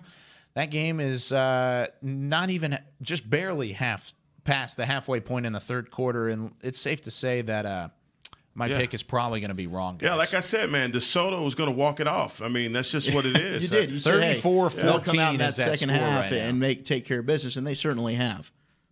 34-14. Oh, my goodness, guys. Oh, gosh. What? I was mistaken. What? McKinney had a 4th and 14. I thought the game was over in overtime. They scored on it. Oh my! No. They scored on it to tie it at 42. No. The game Double is OT? not over. The game is not over. McKinney is still alive. It was a Trey Pearson Was that a 29-yard premature? touchdown Is that on 4th and 14. It seemed to me that the game was over, but instead it is tied now at 42. Wow. McKinney pulling a rabbit out of the Unbelievable. hat to stay alive. You mean the head? Out of the head. Yeah, sorry, Jason Witten. And this one is going wow. to double Holy overtime. smokes, My Plano goodness gracious. East. The game that just won't ever end. I'd expect you doing that for a Plano, like a premature Plano win, but you did it for Plano East. I'm a little surprised. Yeah, a little bit. Yeah, Plano East. Trying to give them a victory before they had it. Yeah. McKinney, though, man, that's a scrappy team. Crazy. Now they're going to get the ball here to start the second overtime. So, Yeah. woof. 2 overtimes. We'll keep you updated on that one. Any other scores right now, guys, sticking out to you? 66-7, Allen over McKinney Boyd. That's one that we kind of expected, but anything else that's kind of surprising? Look, Battle of the Red Rail, man. Grapevine is up 38-20 over Colleyville. Like I said, man, Colleyville would come out in the second half and make some adjustments. They did. They got a score, but still down by a couple possessions. And, you know, this is one of those games where I believe that Cam Brown went out of the game. Yep. So you look at the weapons that Colleyville has, and you ask yourself, who's going to be the guy to take the helm to get them over the hump in this one? They've been beat up coming into this game. You know, even guys that were playing, they've been beat up, and to lose your best player in Cam Brown in what is probably the biggest game of the season for a lot of these guys, it's a shame for Colleyville Heritage. But credit to Grapevine, they continue to put up a lot of points. That game against Denton Ryan, is that next week? Or? Yes, Oh it's next week. wow, it's going to be a fun one. And that's is gonna finally be a a fun game. one. Maybe we'll see Ryan get tested, but absolutely. I mean, a game for Colleyville Heritage where you really need Cam Brown because you're fighting back from a multiple score deficit. and he's Got to not have there for points. You need a ton of I know. points, and your best guys out. That's a big bummer for Colleyville. I do have a final score from Lucas as Lovejoy and the Leopards win it 31-27. They were shut out the entire second half. They find a way by to hold Lake on, Dallas, and Lake Dallas put up 13 points in the final 2 quarters, had 14 in the second quarter as well. But Lovejoy and the Leopards hold on just barely in order to hold on for the victory and win that one at home, as Lovejoy now improves to 6-1 on the season, surviving a furious comeback. But guys, that's going to do it for the first 3 hours of Whataburger Friday Night Stars. We've talked about players to watch. We've talked about the D-Rob segment of wide receivers and training in the area. Chance Williams doing a great job there. We've gone over a ton of things, but really it's all about overtime. Much like McKinney in Plano East right now, we're going to go to overtime. Crazy. It's not double overtime yet, but overtime, we're going to run down the scores. We're going to reset, talk about some of these matchups around the North Texas area, and we're going to give you everything you need to know in the next hour about Week 9 of the Texas high school football season. It's the last week of October. We're heading into November, and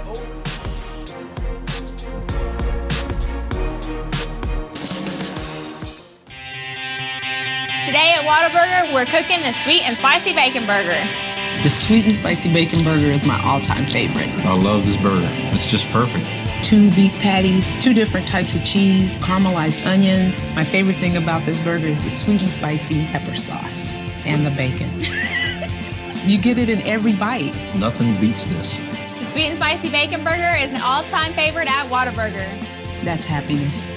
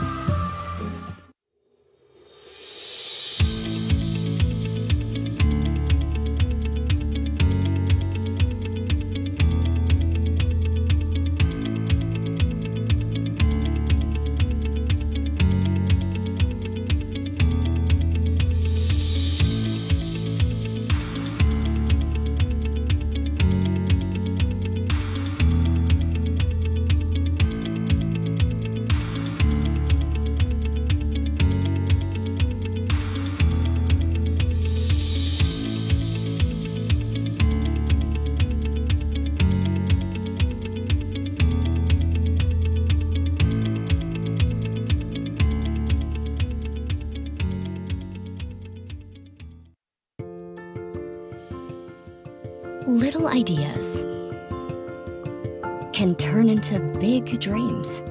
Big dreams require careful planning and the right partner. A partner dedicated to helping you take care of your employees, protect your business, and plan for the future. It's sometimes overwhelming. It's often exciting. It's your story, and we can help. SWBC. You want to bring the heat? Prove it.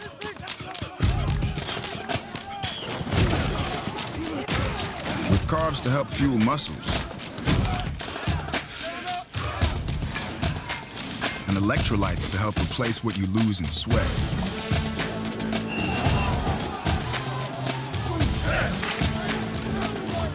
Studied, tested, proven.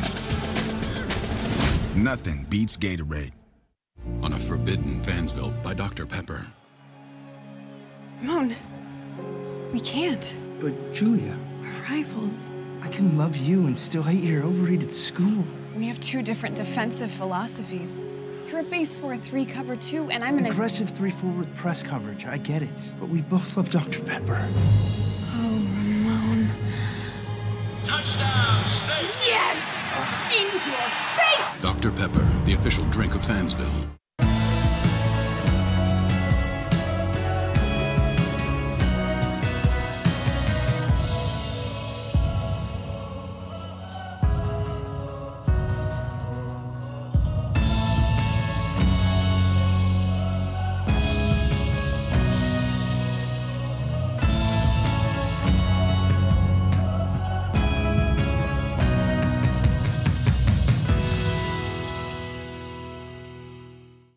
Hey football fans, check this out. It's called FanTag, the easiest way to get video highlights from all of your games. As a parent, I know the value of capturing our kids' special moments on video.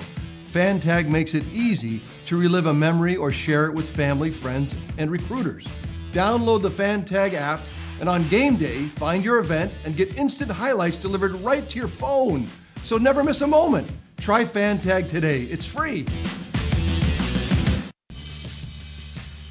This is Academy Sports and Outdoors. We offer a huge sports and outdoors selection of top name brand gear like you've never seen. All at low prices like you've never seen. Because we're a sports and outdoor store like you've never seen. Visit us in store or at academy.com for the guaranteed lowest prices. Academy Sports and Outdoors, for all for less. In a world where a young family embarks on an incredible journey, a son gets lost in an epic film. A father wills his team to victory, while a mother tries to talk to her daughter, who is posting online at a rate she has never seen until now.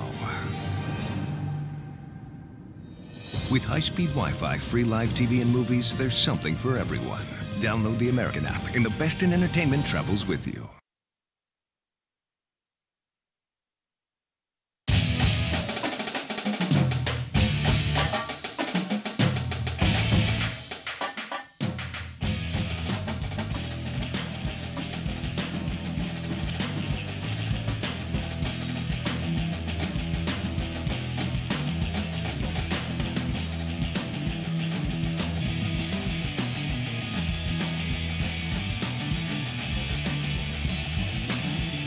This is Whataburger Friday Night Stars, presented by Game On Sports, live from the Star in Frisco, Texas, and the Dallas Cowboys headquarters. Here's Kyle Yeomans, Zach Walchuk, Eric Chiafalo, and Heckma Harrison. Hello, everybody, and welcome to the Star in Frisco, Texas. Whataburger Friday Night Stars, live from the Dallas Cowboys headquarters. And tonight it's the headquarters for Texas high school football. Glad you're with us. As the fancy VO announcer man said, I'm Kyle Yeomans alongside Heckma Harrison, Zach Walchuk, and the great Eric Chiafalo. Let's get it going. Let's go. We've had an outstanding night of high school football Kyle, throughout the area. Can I give you one update before you start just rolling down what we got? Because this is a game that we don't have as a highlighted game, so we're probably not going to get to it otherwise. Feed me. And it was a double overtime barn burner in McKinney, and Plano East has won it, 45-42. Are you sure this time? 100%. Nice. Nobody knew that. This is overtime, 45-42 in double overtime.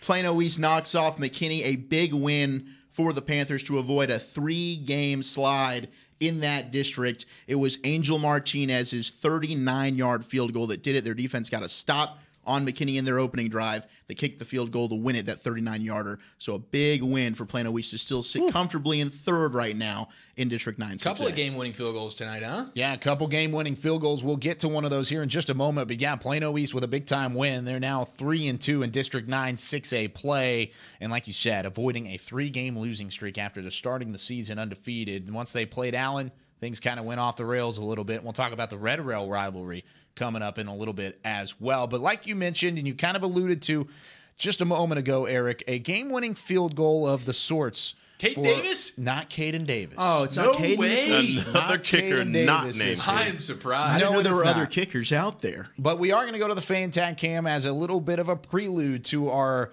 recap of this battle in Keller. Keller Fossil Ridge from 30 yards out wins it as they were down by 2, 20-19. Keller Fossil Ridge over Keller Timber Creek. Timber Creek led this game earlier, 16-3 was the score, and well, they get it done. The huge comeback. Second half was all Eric, like you talked about. It was all Eric in that second. It was all me. He willed Fossil Ridge to victory. It was that extra really jolt from a quarterback change for Fossil Ridge. Yeah, man, and the first half was real downer for Fossil Ridge, offensively in particular. They only put up 3 points, so I don't know. Again, we'll have to find out when we call a reporter here in just a second. But at halftime, they go in with Scotty Colas as their quarterback. They come out with my man, Austin Stolman. And he comes out there, 92 yards, goes 5 for 7, 2 touchdown passes in the third quarter, which really propelled this team to make it a field goal game. So credit to Stolman, credit to Fossil Ridge, great comeback. Yeah, and what an atmosphere that must have been in a crucial district game. And we've got Luke Trujillo on the line. Luke, thanks so much for joining us again here on Whataburger Friday Night Stars. We're looking at some of your footage right now. That atmosphere tonight, Luke, was incredible, but mostly this game-winning field goal. Tell us about what happened ensuing that game-winning shot. Well, thanks for having me on, guys. Yeah, so Fossil Ridge just really drained that clock out to end that game to make sure that they had that final field goal. They were just running the ball hard-nosed down the middle, barely passing it, but it was just a hard-nosed drive to just seal the game at the end. Luke, talk to me about the quarterback situation with Fossil Ridge. Obviously, we know they struggled in the first half, and Scotty Colas has been their guy all year. He's been pretty good for him at quarterback. Did he get hurt? What happened? Because in the second half, Austin Stolman comes out, puts together a great performance, comeback victory. What did Colas get pulled, or did he get injured? Colas, he was just, I think they just pulled him just because of his inaccuracy in the first half, overthrowing or underthrowing. But, yeah, Stallman was actually my key player to watch in the game before the game started. He has a crazy arm out there, and it was great to see them come back at the end of the game. It was a completely different game in the second half, and I know it was because of the quarterback play for sure.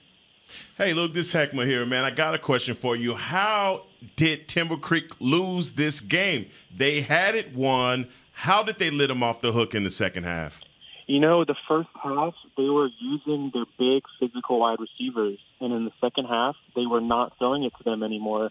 I don't know why. Number 7 is a good running back for Timber Creek, but he just wasn't getting it done the way they needed to. And the receivers, I guess, just weren't open in the second half. And Fossil Ridge just took advantage of that. Yeah, definitely. So Luke Trujillo on the line from Fossil Ridge as Fossil Ridge wins it 20-19. Luke, thanks so much for joining us. We'll talk to you again next week, buddy. All right, thanks, guys. Have a good night. All right, you too. You know, it sounds like Timber Creek may got a little bit stiff in the second half, a little bit conservative. We know coming into the game, Blake Irving, that running back, that rushing attack is what they live on, and maybe they just went to it a little bit too much, got a little conservative, thought they could have the lead, run it out. They went to prevent in third quarter. Didn't happen. Well, hey, maybe they did, but I think the better team won in this one, right? Yeah. They needed enough spark alert for that coaching staff to say, you know what, we're going to go ahead and make that quarterback change. They did it. It led them to victory. Stolman, what a night. Yeah, what a night for Stolman, and Fossil Ridge gets a close victory. Let's go into some of these highlighted games. Argyle and Melissa. This is a matchup in 7-4A. Coming into it, Argyle undefeated. Melissa coming off of a big win last week against Salina. Well, Argyle flexes their muscle again. This first Friday final for you here on Whataburger Friday Night Stars. Argyle with over 620 yards total offense. My goodness, the Eagles are back at it again. Yeah, and they're going for it. Probably going to get their 10th straight district championship coming into this one. And these were the two of the top 3 teams in the area in 4A. So you look at this score, and it's not like Argyle played some slouch in Melissa. This was a team in Brendan Lewis at quarterback for Melissa, who's a TCU commit, and this Argyle D shut him down through the air. Only 102 yards, did have a touchdown, and on the grounds where Lewis has been doing a lot of his damage, only 47 yards. So give Bo Hogaboon a lot of love at quarterback for Argyle. 4 touchdown passes, about 360 yards passing. And then Tito Bice, that's been the 1-2 punch. 188 yards and 2 touchdowns, and Argyle keeps rolling, man. Argyle's honking good because Melissa has been good this year. The 2 games they lost by 7 points or less. Yeah. Argyle goes out and wins by 30. Argyle's got to be a favorite in 4A, no doubt about it. Oh, with an impressive win like this. They are awesome. You've got to look at them and see them in that number 1 spot again, now at 8-0. How about Bishop Lynch and Bishop Dunn? Bishop Lynch had the ball late in this ball game. Bishop Dunn leading the majority of the game, but late in the game, a big-time sack and a stop on 4th and 15 powers Bishop Dunn, and the Falcons win this one 21-13, guys. Every time we talk about Bishop Lynch, it's almost win, and they're just right there. And it's got to be a sickening way to go through your season for the Friars, but that's just the way that it is. I mean, Bishop Dunn has all the athletes, guys. Simeon Evans has done everything for the Dunn offense today, basically throwing for 138 yards and also running for 2 touchdowns. The kid was basically unstoppable. And also Jaden Hullaby had a good showing tonight on 84 yards on 21 carries. But it's all about the Dunn defense holding Bishop Lynch to under 100 yards rushing and receiving. Yeah, outstanding day for Bishop Dunn defensively, and that's really their bread and butter right there. And I can't wait, man. In 2 weeks, they go on the road to take on that Prestonwood Christian Academy offense with Dylan Cadwallader, man. Woo! That is a matchup to wait for in the season finale. That defense against that offense. Oh, we're going to talk about that Prestonwood team here in just a little bit, too, because they were impressive tonight against Parrish. And we're going to skip over Cedar Hill, South Grand Prairie just for a quick moment. We're going to look at Flower Mound and Flower Mound Marcus. These are 2 teams that we talked about earlier in the original show, the battle for the Mound Showdown. Well, it wasn't much of a showdown, and for the first time since 2010, Flower Mound and the Jags clinch a playoff spot. Let's give a round of applause. Outstanding. For the Jags, That's awesome. Man. That is awesome. The way they did it, though, over 670 yards. They almost tapped 700 yards of total offense in this win. Yeah, Blake Short is balling, guys. He is having a phenomenal season. And again, guys, when you look at the DFW area, there are so many great quarterbacks that we have in the city. You can't just point to one and say, this guy is better than that guy. Everybody brings something different, but Blake Short is definitely playing out of his mind this year. He is one of the reasons why Flower Mound is having the success that they're having, but also Pierce Hudgens. Guys, this is another kid, 297 yards 297 yards. I need my glasses. 297 yards. Holy cow, they almost 700 of total offense. 297 yards. 5 touchdowns for Pierce Hudgens. He could not be stopped tonight. I mean, look, guys, applause is in order for Flower Mound because they went out and they took it to the Marauders tonight. And they've proven they're the real deal, and I think you got to give credit to that rush defense from Flower Mound. The Jags shutting down Justin Dinka, 9 carries, 14 yards, and they took Marcus out of that game plan. They're forced to put the ball in the air to try and come back. great all-around team win for Flower Mound. Yeah, all-around team win and an impressive win. The 7 yards stands out, but also the 700 almost yards total offense definitely stands out either way. Well, and that 7 yards rushing was like negative 10 yards rushing for a lot of that game, and then they ended up getting into the positive favor there. But still, yeah, like you mentioned, Walchuk shutting down Justin Dinkin in that rushing attack is a tough thing to do. And I guess the mound showdown goes to Marcus. Here's your mound, Flower Mound.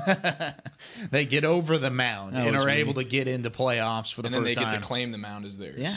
How fun is that? How fun is that? To sit on the mound in all of its glory. It's a whole thing. How about Frisco Lone Star and Frisco Centennial, a matchup in 5A Division I, and this is really what we looked at earlier as a chance for Frisco Lone Star to separate themselves in that district, and they do just that. Usually the defense is the star for Frisco and the Lone Star, but tonight, not the case. 48 points put up by the Lone Star Rangers, and they are impressive again after a tight loss last week. And I think that was one, I talked about it. I thought that Lone Star would have that offensive explosion.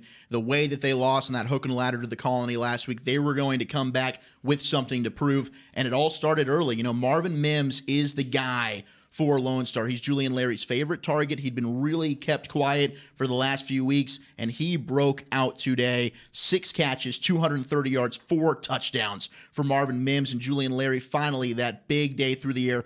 5 touchdown passes, over 300 yards passing. This was what Lone Star needed to get back on track and be that 5A power that many of us thought that they would be. Yeah, more than anything, when you have a great defense, the thing that complements a great defense is a great running game. Look at that, man, 158 yards on the ground. They did it. If they can stay with this formula, guys, they're going to be hard to beat because that defense doesn't give up anything. No, not at all. I mean, held Highland Park, who's probably the most explosive offense in 5A, to just 10 points. Is incredible how good that defense is. Yeah, they are extremely, extremely incredible. But you look on the other side, the team that beat them last week, the Colony, sitting at 6-1, and they are in the driver's seat for District 5A. Lone Star trying to chase the Colony. Well, the Colony had another tough test this week against Frisco Wakeland, and we got a chance to look at the couple of these games earlier, and you look at the Colony rolling out against Frisco Wakeland, and they end up getting the victory over Wakeland in this ball game. And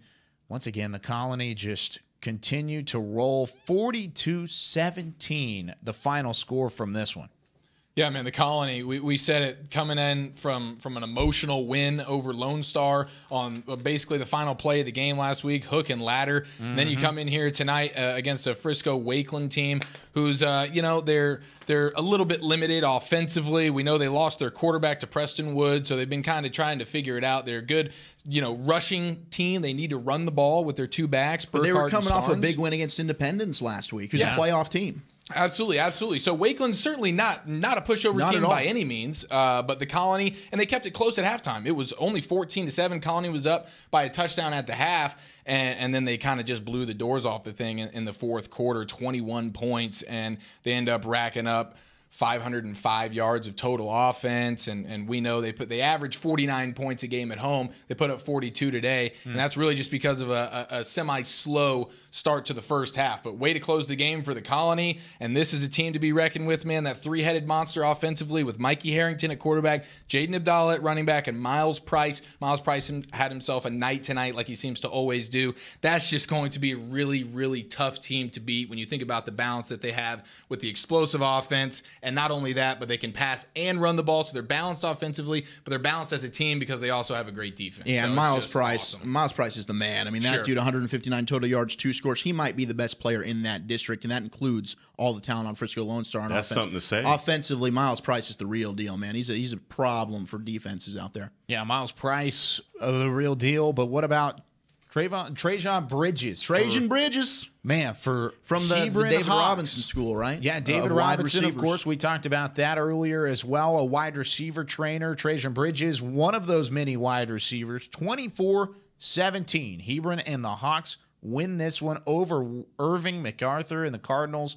Once again, Hebron, just another close game for the Hawks. It seems like they can never get a runaway victory. No, absolutely. This team's been in tight ones left and right. Fortunately, they come out on top on this one. And Carson Harris at quarterback, he ran for a bunch, he threw for a bunch, and this was a defensive game here. I mean, MacArthur, we knew coming into the game, they've depended on their defense all season long, and they stayed true tonight. Even in their losses, they only give up 24 points on average, and it's just a shame because the offense just struggles to get going. They can run the ball a little bit, but through the air they struggle, and they even did a good job against Trajan Bridges today. They kept him out of the end zone, which is a really, really difficult thing to do. But Hebron's got this guy, Isaiah Broadway. We brought him up a couple of weeks ago. He's a freshman. He's a monster. He was injured a little bit in the season. He's back now, and he was the reason why they were able to do some things offensively. When you shut down Trajan Bridges, which is a feat in itself, and then they answer you with a young guy in Broadway, that's a good win for Hebron because that's a Irvin MacArthur defense that is really, really tough. Yeah, Irvin MacArthur's going to have to bring more to the table than just their defense. And like I said at the beginning, guys, of the telecast about Irvin MacArthur, I think they were surprised that they scored 14 points against Hebron. Yes. And as you can tell, they shut it down in the second half and tried to put the onus on the defense to win the game for them. But Hebron just too much. Yeah, and the MacArthur defense is good enough to win them games, but when they go up against the really, really good teams, they usually end up losing. The teams they beat had a combined record of 6-23 coming into this week. So they haven't been able to put together offensively enough to beat the good teams. Mm-hmm. They just beat up on the lowly teams. Well, they're just not a playoff team, Irving Mack. And a win today would have been an upset and it would have put them in the conversation. But for Hebron, they did what they had to do. It was not an impressive performance for them at all, but they held on to get the victory. Yeah, and you get a W like that in district play. Any district game is a good win, because you get another one on top of that. A win's a win's a win, right? A win's a win's a win. How about Grapevine and Colleyville Heritage? This is a game we teased at the start of overtime. How about the battle for the Red Rail?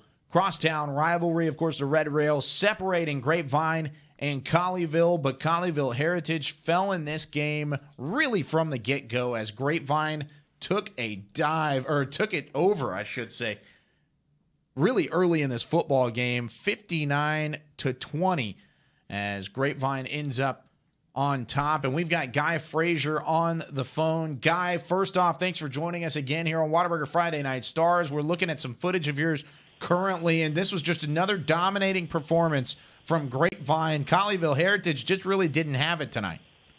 Yeah, man, that was a lot of fun. That's a fun rivalry game. But Grapevine, if you look at the statistics side of things in the football game, it doesn't look like Grapevine really dominated Colleyville all that much, but they really did tonight. They offensively beat up on Colleyville. And another thing that kind of stood out tonight was they had 21 points off of either turnovers that they were able to cause on defense or a kickoff return. And, that still would have made them have a comfortable lead. But adding that 21 points onto their side of the scoreboard really helped their cause tonight. Hey, Guy, what's going on, man? This is Heckma. Now, you got to tell me about the temperament of both teams going through this game. Was there any almost ejections today? We actually did have an ejection on a targeting call. It was in play. Colleyville kids going over the middle on a crossing route and just got sandwiched by two Grapevine kids. One of the kids led with his helmet a little bit. Next thing you know, he's off to the locker room and no pads on after that. So we did have one ejection. Guy, Zach with you. I got to ask, because it was rumored to be true, were there streakers tonight from both teams? And secondly, tell me what your thoughts on that Grapevine offense, because it seems like they are just a well-oiled machine, man, with Cade Rhodes leading the ship. Okay, well, on the first part, no streakers tonight. That's an upset. I was on the lookout for it. It never happened. Darn it. Festive environment nonetheless, though. But, yeah, that offense for Grapevine is a well-oiled machine. They kind of lull you to sleep. A lot of short game. They run a lot of screens, a lot of short routes, which is basically just like a run play for them. A little bit of mid-range stuff, and then they'll hit you down the field like a smash route or a go route and capitalize on that. So, they're methodical. They work their way down the field, and they'll hit you with a big play every so often as well. Guy, we saw that Cam Brown got injured in this game for Colleyville Heritage. How much of an effect did that have on the Heritage offense once really their best player went down? Well, he actually never played to start the game. Somehow I missed that Wow. pre-game, but we're sitting there in the first quarter. I'm like, there's no Cam Brown. I heard he was in a boot on the Colleyville sideline, so he actually never touched the field tonight. But wow, I got to think that had some sort of an effect on them. It's interesting. I expected them to have a little bit more play in the air tonight, but a lot of their damage that they were able to do was from the ground. So, I'm not sure if that was because Cam was hurt or if that was their game plan from the get-go. Another big win for Grapevine as they move on with a win over Colleyville Heritage, 59-20, the final score. Guy Frazier on the phone with us from Colleyville, or I guess Southlake and Dragon Stadium. Guy, thanks so much for joining us. We'll talk to you next week. Yeah, appreciate it, fellas. I'll see y'all. Guy had a couple good games this week with Grapevine and Colleyville Heritage. He was also at Geyer and Eaton last night. Couple good games, couple good matchups. Working hard, Good man. football. And that Grapevine and Ryan game starts to look really Huge exciting. game. next Can't week. wait for that one, Huge man. game with the offense at Grapevine, and obviously we know the Denton Ryan defense. That's building up to be quite the showdown. That'll be the test we've been waiting for that Ryan offense, man, because, they've been in a lot of games where that special teams and that defense is taking control, but they haven't had to rely on that offense. They might next week. Well, a big difference in that game is going to be Drew Sanders. Drew Sanders is very familiar with the Grapevine offense. True. So with that being said, we're going to move on to Zach Wolchuk's alma mater. Plano and the Wildcats. Oh, there's got to be such a deep pause every time we do I don't know. We need violin music right here. Just something. 42-27, Plano over Jesuit. It almost certainly sinks the Rangers in terms of their playoff hopes, and it all was at the hands of Kyron Cumby. 135 yards on 16 carries, 3 touchdowns on the ground with 5 passes caught and 103 total yards in a dominant win. We've got Derek Finch on the phone. Derek was live from John Clark Stadium. And Derek, first off, thanks for joining us. Second off, Kyron Cumby was unbelievable tonight, not just on the ground, but in the passing game as well. Cumby really was all over the place. Yeah, I was surprised. I saw him in pregame, and I thought, he's kind of a little dude. I don't know what he's going to be doing out here. And the game started, and, little dudes sometimes are pretty fast, and he's definitely one of those. He had a special night tonight, not just running the ball, but also, you mentioned it, receiving. He was one of only 2 Plano players to catch a pass, and really the other pass, I think, was only 1 for 6 yards. So he was dominant in every offensive aspect. Derek, all right, so for Plano, we know they're a run-heavy team. The question has been through the air. What did you see from that Plano passing attack? And on the flip side, E.J. Smith got his on the ground with 184 yards and 3 touchdowns. But without Kevin Schumann, how did that Jesuit passing attack look against the Plano D? Oh, man. It's funny you asked me about the Jesuit passing attack. The best pass play of the game was a trick play by E.J. Smith. Threw it deep down the right side and had a completion. Yeah, it was a rough one for the quarterback. Threw a pick, had a fumble. I hate to dog on a kid, but I wasn't really impressed with quarterback play at all. For Plano, I wasn't impressed with their quarterback play either, but I really didn't need to be. Their whole offense was just built around Cumby, and he seemed to always be open. So I guess in that aspect, yeah, Plano passing attack was outstanding. Yeah, another big win for Plano, and it's huge in their playoff implications. Derek, thanks so much for joining us. 42-27 the final score. Drive safe on your way home. We'll talk to you again next week. All right, Plano. Hey, that's the way you hang up the phone. Showing you some love.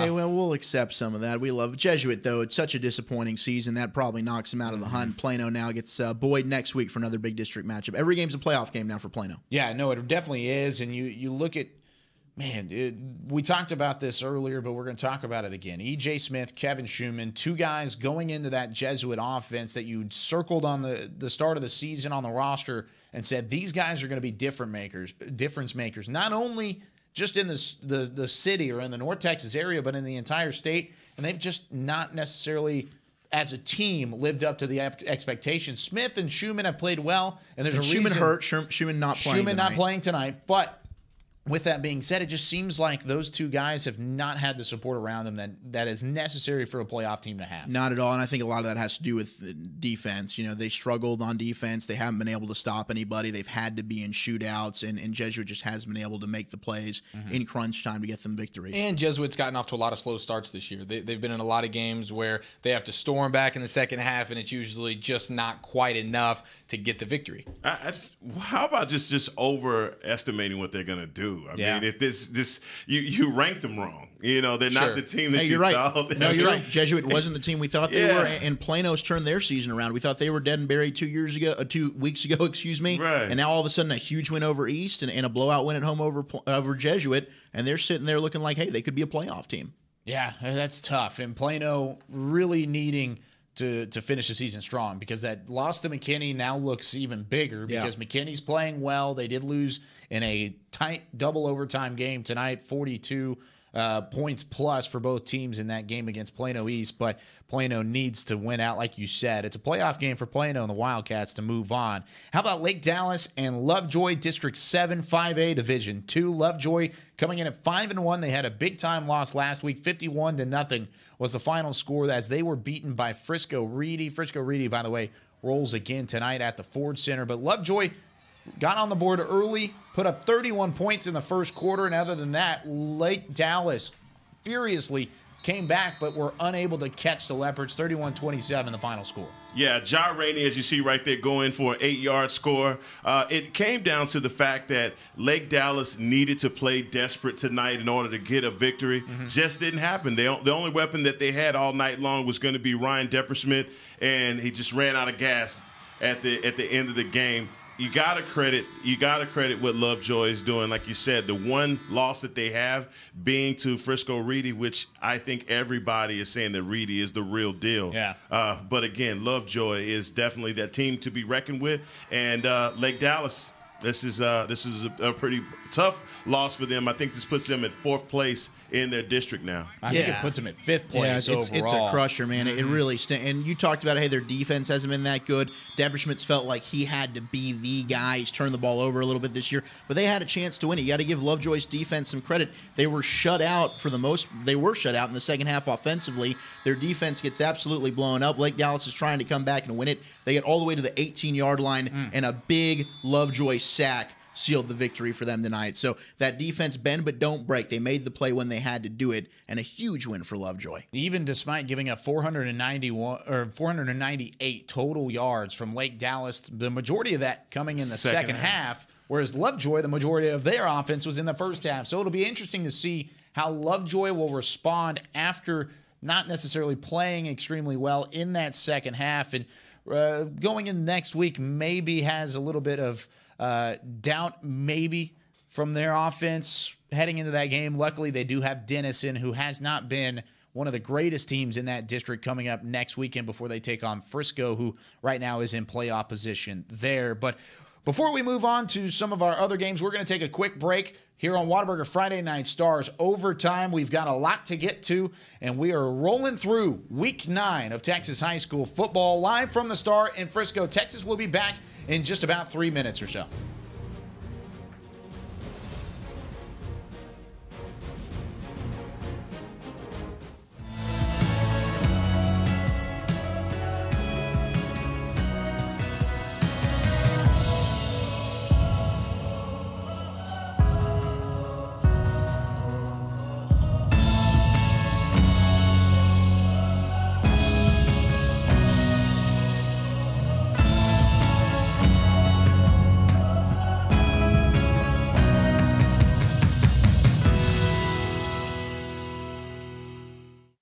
Hey football fans, check this out. It's called Fan Tag, the easiest way to get video highlights from all of your games. As a parent, I know the value of capturing our kids' special moments on video.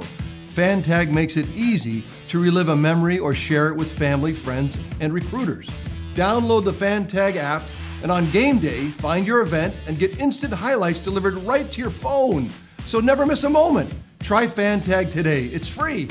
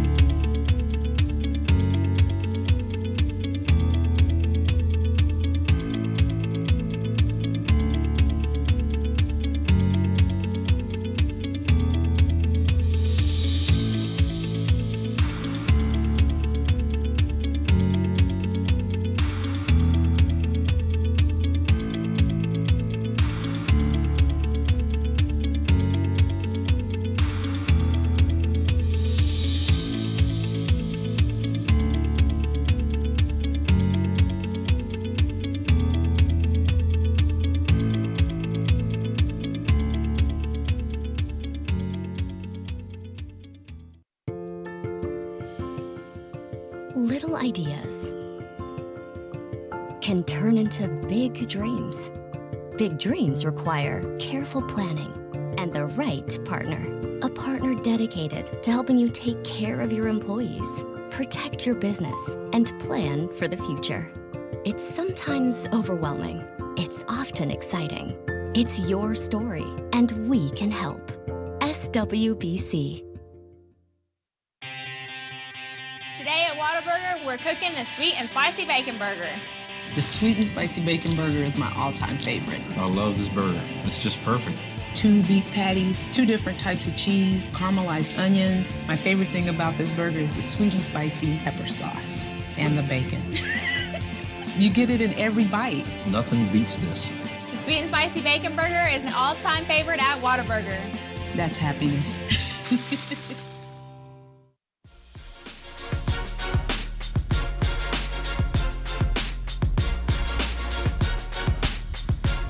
Week 9 of Texas high school football. We come to you live from inside the Star in Frisco. Beautiful headquarters to the Dallas Cowboys. That's just outside their locker room, their weight facilities and everything, just down the hallway from us as we are live from the SWBC Mortgage Studios. Whataburger Friday Night Stars presented by Game On Sports. We're glad you're with us here for Week 9 of Texas high school football. And we've got one more segment to get you going here for Friday Night Stars Overtime. And let's start things off with the number 1 team in the entire state. McKinney Boyd on the road against that number 1 team. McKinney Boyd's not the number 1 team. I got confused.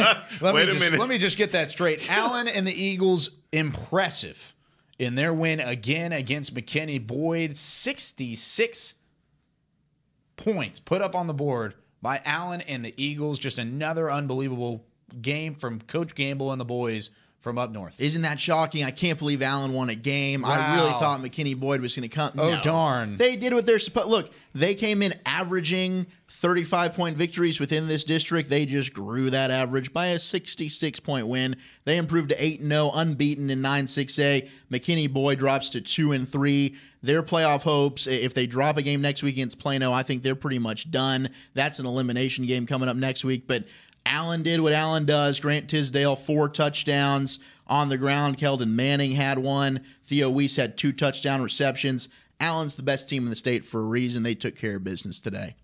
Yeah, they definitely did. Put up big-time numbers. Not a surprise. 512 yards of total offense. And, man, Allen just looks like they're unbeatable, and for good reason, because they have not been beaten yet. I'm sure the starters only had to play the first half, Maybe a quarter. How who nice knows? is that? You show up to work, I'm going to get paid for the full day, but I only got to go a half day. Look, guys, the toughest opponents they play are the guys they face in practice until they get into the playoffs. That's just the way it's going to be. Yeah. And when they meet up with, what's that team they're definitely meeting up with? Look out for the Duncanville Panthers, baby. I'm telling you, hey, I coined them last week and nobody picked up on it, the Duffel Bag Boys. The Duffel Bag. I'm calling them that because they're big and they're moving. I like that. I'm telling you, this is going to be a matchup that we see is going to happen at AT&T Stadium. It can't happen anywhere else because it's going to be jam-packed in that place. And, man, this is the only matchup that's going to matter. I hope it happens. Yeah. Crossing our fingers that if that the football matchup gods are out there. Oh, and they're out there. That matchup will happen. It will.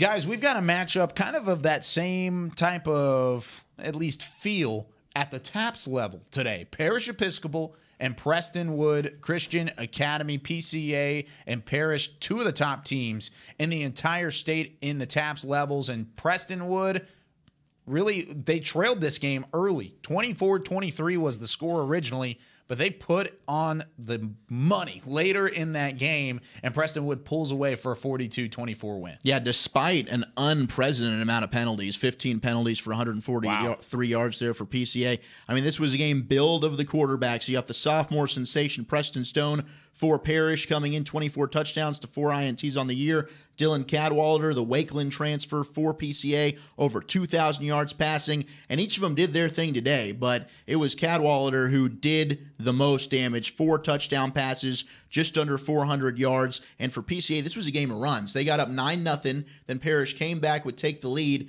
and PCA scored the final 4 times, got 2 touchdowns late in the third, a couple of field goals to tack on in the fourth quarter. So for PCA, the reigning TAP state champions, they showed why they're the reigning state champions, going on the road and knocking off an upstart parish Episcopal team. PCA is just a tough team this year. They just play great football. Definitely, man. Riley Wilson had a gang of big plays, and, man, he was the difference in this one. Yeah, he definitely was. And we've got Jackson Donovan, who was on the call for this game. Prestonwood and Parish Episcopal. He's on the phone with us right now. And, Jackson, first off, how impressive were these two quarterbacks today? Because, man, Preston Stone, along with really the entirety of that Prestonwood offense, I don't even want to kind of set one guy apart because that entire offense was incredible. But how fun was that to watch?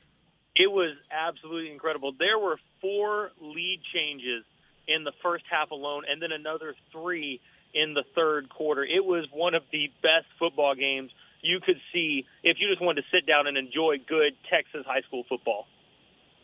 Jackson, were there any hook and ladders or anything that went on in this game that we should know about? Not this week, but there were 2 diving catches in the first half and a couple of the you got moss plays that could have ended up on NFL Live. It was very impressive what the receiving core of both teams was able to do. What was Prestonwood able to do really in the second half to slow down and really dominate the third and fourth quarter? It came down to the fact that Prestonwood was really, of the 2 teams, the only one to get a running game going. Tim Taylor was absolutely impressive. He is a very elusive back. He's not very big, kind of a Darren Sproles-esque type of player, but 103 yards and a touchdown. He was very impressive in this game, making a lot of defenders look silly. Now, I'll tell you what, this is Heckma here. I'm my guy, Preston Stone at Parish Episcopal. I have been dying to get someone to tell me about this kid that's seen him firsthand. What did you think about this kid? What did you think about the arm? I think if you want to find someone to talk about him, tonight was not the night to give their impression. He was a little bit out of it. I don't know. With senior night, all 3 of his top wide receivers, including his brother Parker and the Overton brothers, are seniors, and so they were honored before the game. And I don't know if the pressure got to him. I really hope it didn't. But tonight he had an opportunity to show off his guns, but he was overthrowing, dropping balls short. He has the talent. He showed poise tonight that you just don't see in a young sophomore quarterback. But he made some plays that really, I don't know if he just overthought it, but he could have just slowed himself down.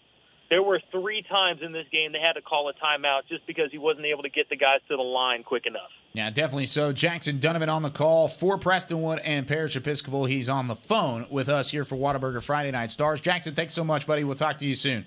No problem. See y'all later.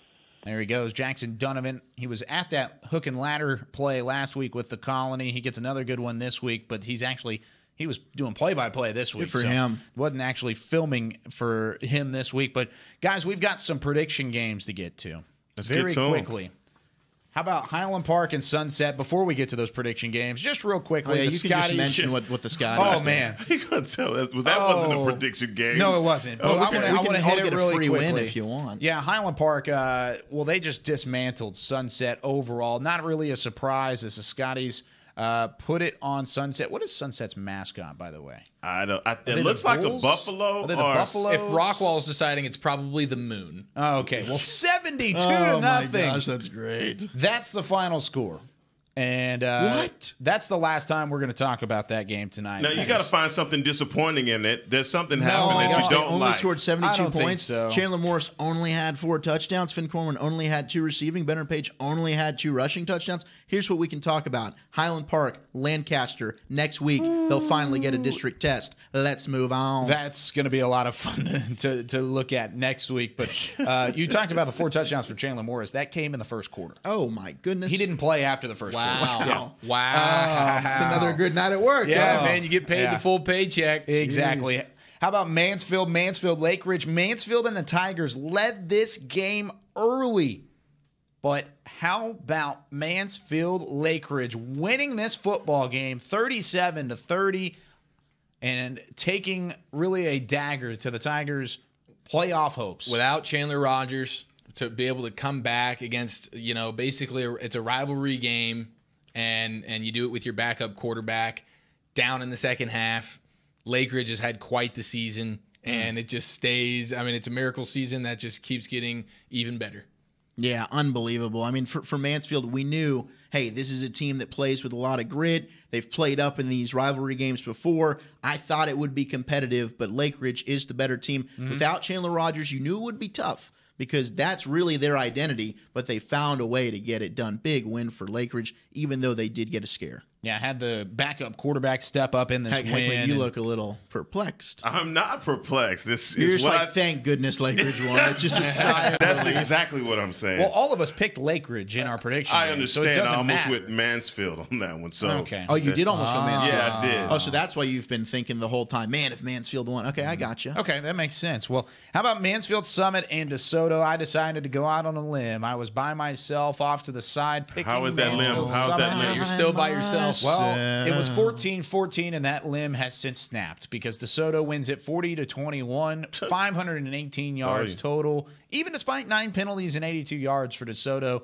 they're able to kind of reel things in that second half and come away with a big win. Yeah, 518 yards on offense for the Eagles.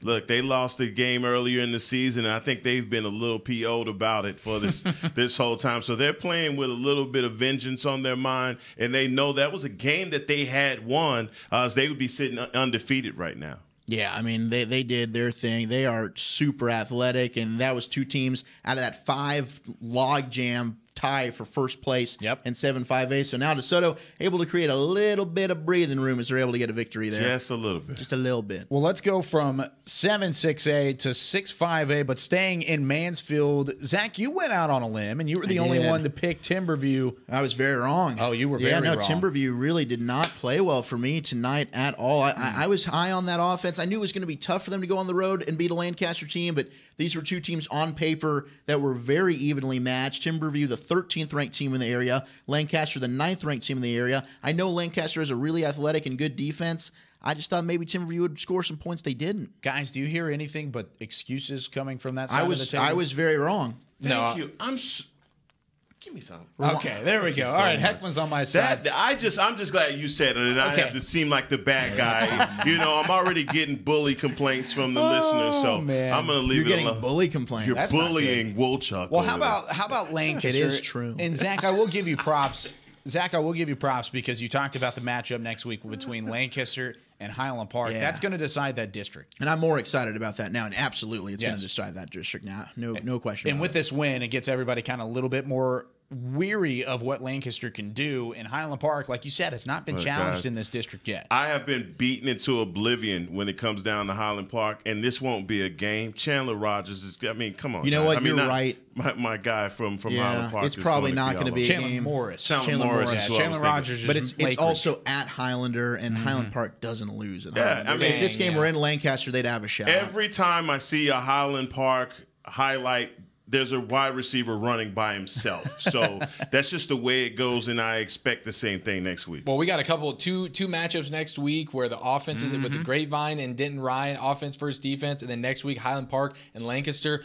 One great offense versus another great defense, man. That's going to be a really fun game. Yeah, it is going to be a fun game to look out for, and we'll have a reporter at that one as well. We'll have extensive coverage next week here on Whataburger Friday Night Stars. How about Wilmer Hutchins and Carter? This is a game earlier that Carter was just trying to hang around in a 6-1 Wilmer Hutchinson's team. Instead, pulls a rabbit out of the hat, and by a rabbit, I mean their 7th win of the year. And by a hat, you mean a head. Exactly. 89 yards total for Wilmer Hutchins. You got 38 points on the board. Carter hung around as long as they could, but Wilmer Hutchins, again, one of the best stories in the entire North Texas area from a team perspective, and they get it done again.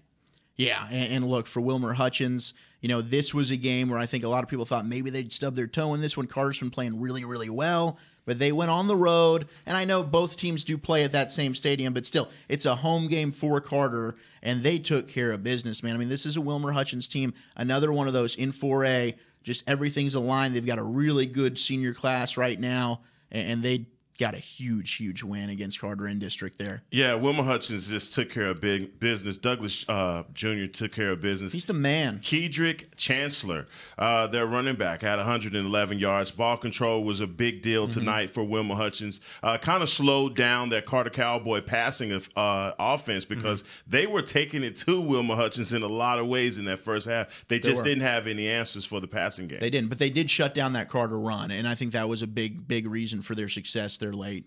Yeah, definitely so. And we'll look at that game or look at that Wilmer Hutchins team later in the season because as of right now, they sit up at the top of that district. And if they can continue some of that success, like you said, Zach, could be one of the more enjoyable teams to watch. A couple quick scores to get with really fast. How about Mesquite Horn?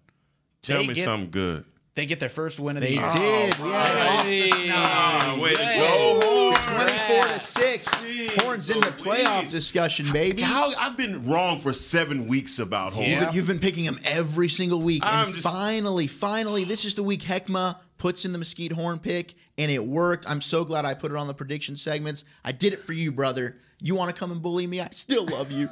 And now we got a Mesquite Horn team that starts at 0-7, still in the playoff hunt. And you have a Naaman Forest team that was started out 0-5 in there in the playoff that hunt. Stunk for 7 weeks, and now they got a chance to come on and claw them back into the playoffs. Yeah, I lost 70% of my games this year, but I went to the playoffs. But I won 3 district games. I won 3 district games, and that's all that matters. How about them apples? How bad is That's exactly what Horn's looking at. And yeah, Heath did not look good. But how about this matchup? We talked about this earlier, and it was also our final prediction game.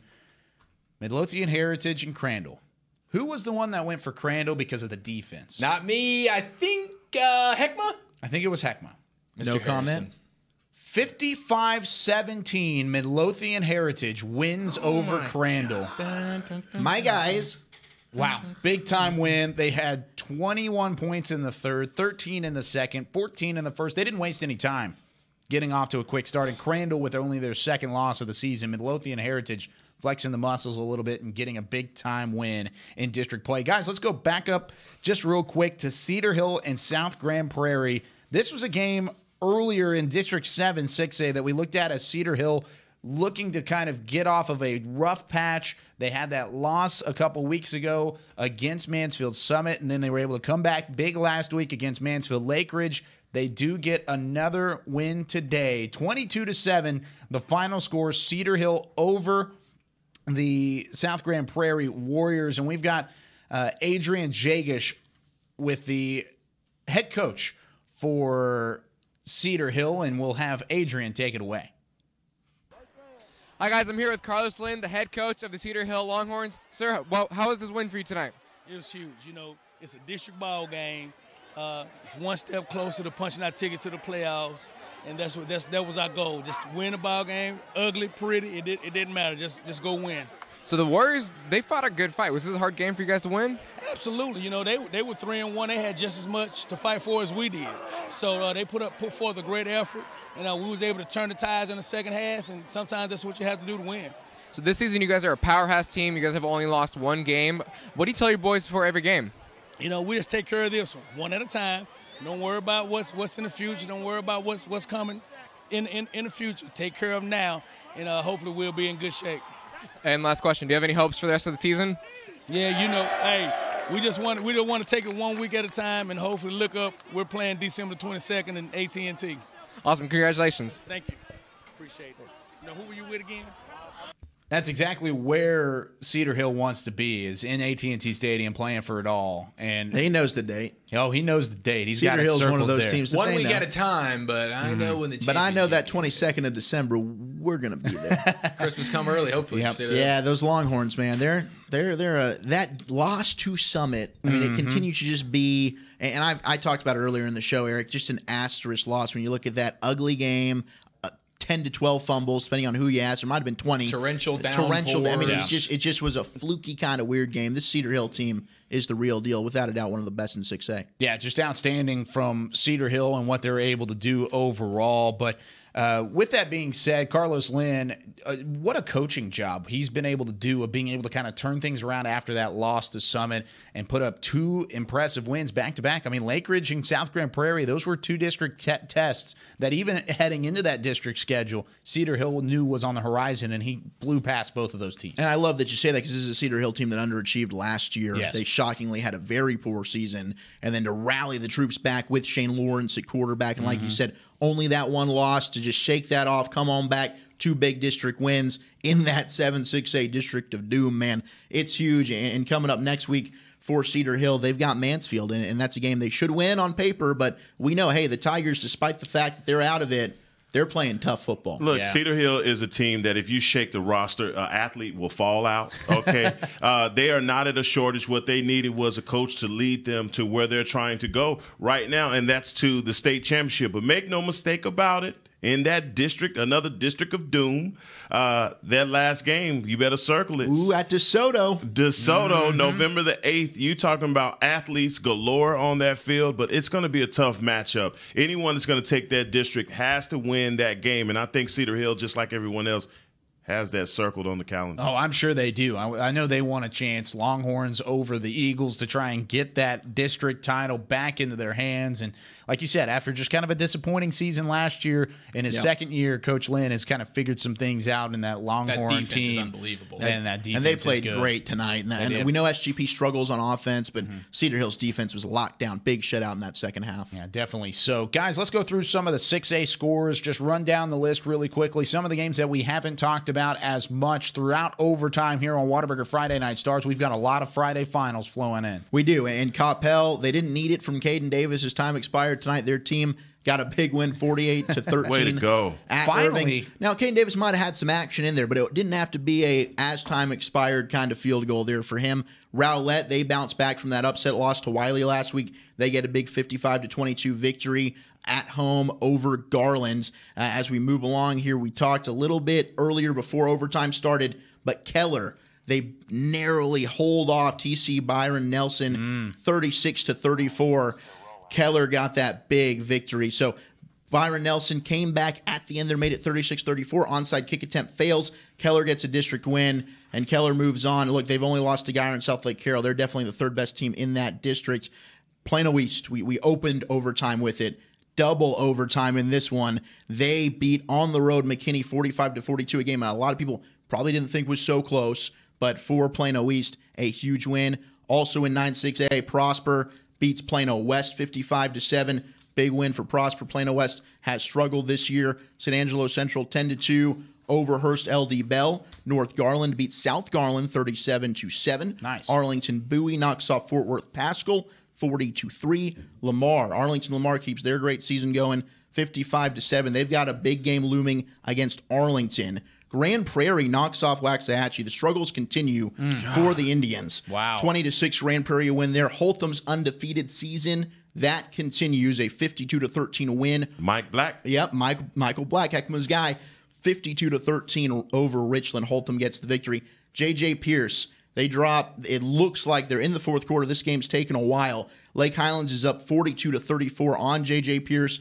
The Mustangs are driving. They've got a chance to tie that one up, so we'll have to monitor that. That might carry over to later. We'll post our final scoreboards. You can find that on social media, on Twitter, on Facebook, Instagram, all the Friday Night Stars platforms. North Crowley goes on the road to Arlington. We talked about Bowie winning and Lamar winning. Arlington wins 52-19 over North Crowley. And I've got a tidbit on that game. 15 completions for Jahari Rogers, the quarterback for Arlington. Wow. 359 yards off of those 15 completions. What did he have, 10 touchdowns too? 4 touchdowns. He's just a Madden game, man. Jahari Rogers is outstanding. In that game, Arlington and Lamar is going to be a fun one. Those teams are legit. Their senior receiver, Trey Cleveland, had 5 receptions for 197 yards and 2 touchdowns. That's almost 40 yards per catch. Eric's a big fan of Trey Cleveland. Yeah. Absolutely, man. Why wouldn't you be? Longview continues to roll in that district, coming over with that realignment, that same district with the Rockwall. They win 63-3. That's a top-heavy district, though. Really, Longview and Rockwall are all that's there. Richardson over Richardson-Berkner, 34-20. Skyline rolls Malina 62-0 on that one. And then Duncanville flexing their muscle, man. They saw what Allen did. We'll get in the ballpark. 63-0. They blow out W.T. White. That defense has still only allowed 26 points the entire season. That's unbelievable. Legendary. And then Rockwall, also a blowout victory. Longview and Rockwall flexing their muscles 66-0. Rockwall all over Tyler Lee. And those are your 6A finals tonight. Let's go from 6A straight into 5A. Eric, give us a rundown of what's going on at that 5A level. All right, Birdville continues their awesome season. They beat Carrollton Newman Smith 49-21. Stone Earl, man, 4 touchdowns, 363 passing yards. What a night for Birdville. Carrollton Creekview 30-13 over Denton. Frisco Heritage beat Frisco Liberty 48-31. We know Frisco Reedy put it on Lebanon Trail right here at the Ford Center, 63-10. And then let's see here, Mesquite Poteet 41-19 over West Mesquite. My boy Dylan Wright only had 5 receptions, 45 yards. Mesquite Poteet gets the victory. Denton Braswell 45-10 over Princeton. Wow. Yeah, big time win for Braswell. Yeah, absolutely. And then Mansfield Legacy beats Bryan Adams 56-12. Credit to Legacy, man. The injuries they've had this season, it's been a tough one for them, but we've seen it. They've been fighting. They've been in just about every single game. Yeah. And they go ahead and get the victory tonight. They're still in the playoff hunt, man. Legacy's not out of it. Yeah, no question. Just really, really impressed with that team and what they've done this year. Midlothian 34-23 over Burleson.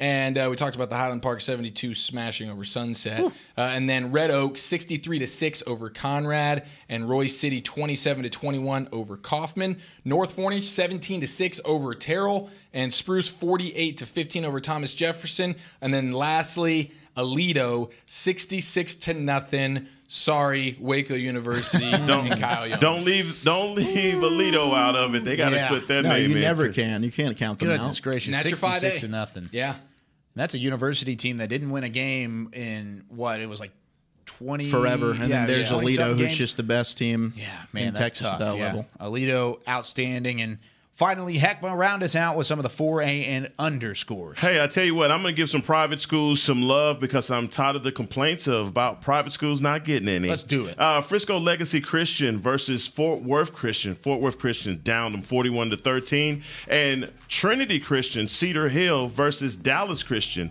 Primetimes, baby, had a big game. Shadur Sanders with 191 yards in this game. Yo, they completely dogged these guys from Dallas Christian, 37-16. Also, Fort Worth Southwest Christian beat Carrollton Prince of Peace Christian, 35-8. Arlington Christian versus Shelton. Arlington Christian won 35-20. And also in our game that we highlighted, Prestonwood beat Parish Episcopal 42-24. Also Midland Christian versus Fort Worth Nolan. Fort Worth Nolan won that game 42-13. Outstanding from the 4A level. And guys, as we look at some of the best highlights throughout week 9 of Texas high school football, Eric, we'll start with you. Who's your star of the night? It's an easy one for me tonight, boys. Backup quarterback for Fossil Ridge, Mr. Austin Stolman, comes in after the half, down 16-3, leads a storming comeback. Fossil Ridge beats Keller Timber Creek 20-19 on a game-winning field goal. Austin Stolman, you are my star of the night. I love that pick. That's great. And the reason why behind it was awesome. Look, it was billed as the battle of the quarterbacks. It's PCA, it's Parrish, and Dylan Cadwallader comes out victorious. 379 yards, 4 touchdowns on the night to lead the PCA Lions to a Big Taps victory over Parrish. Hey, guys, my player for the night didn't even play tonight, but he is the player of the night. Keidra Cobb from the Ken Geyer. Amazing. This kid looks like a young Jerome Bettis from Notre Dame. I'm telling you, he's running over people. I'm going to go with a Thursday pick as well. Logan Brungart is my player to watch, but also you look at the field goal. It's a little bit smaller on the screen there, but my stars of the night always are Game On Sports Productions crew. Thanks so much for watching. Everybody involved, Eric Chiafalo, Zach Wolchuk, and Heckma Harrison. I'm Kyle Yeoman saying so long from the Star in Frisco.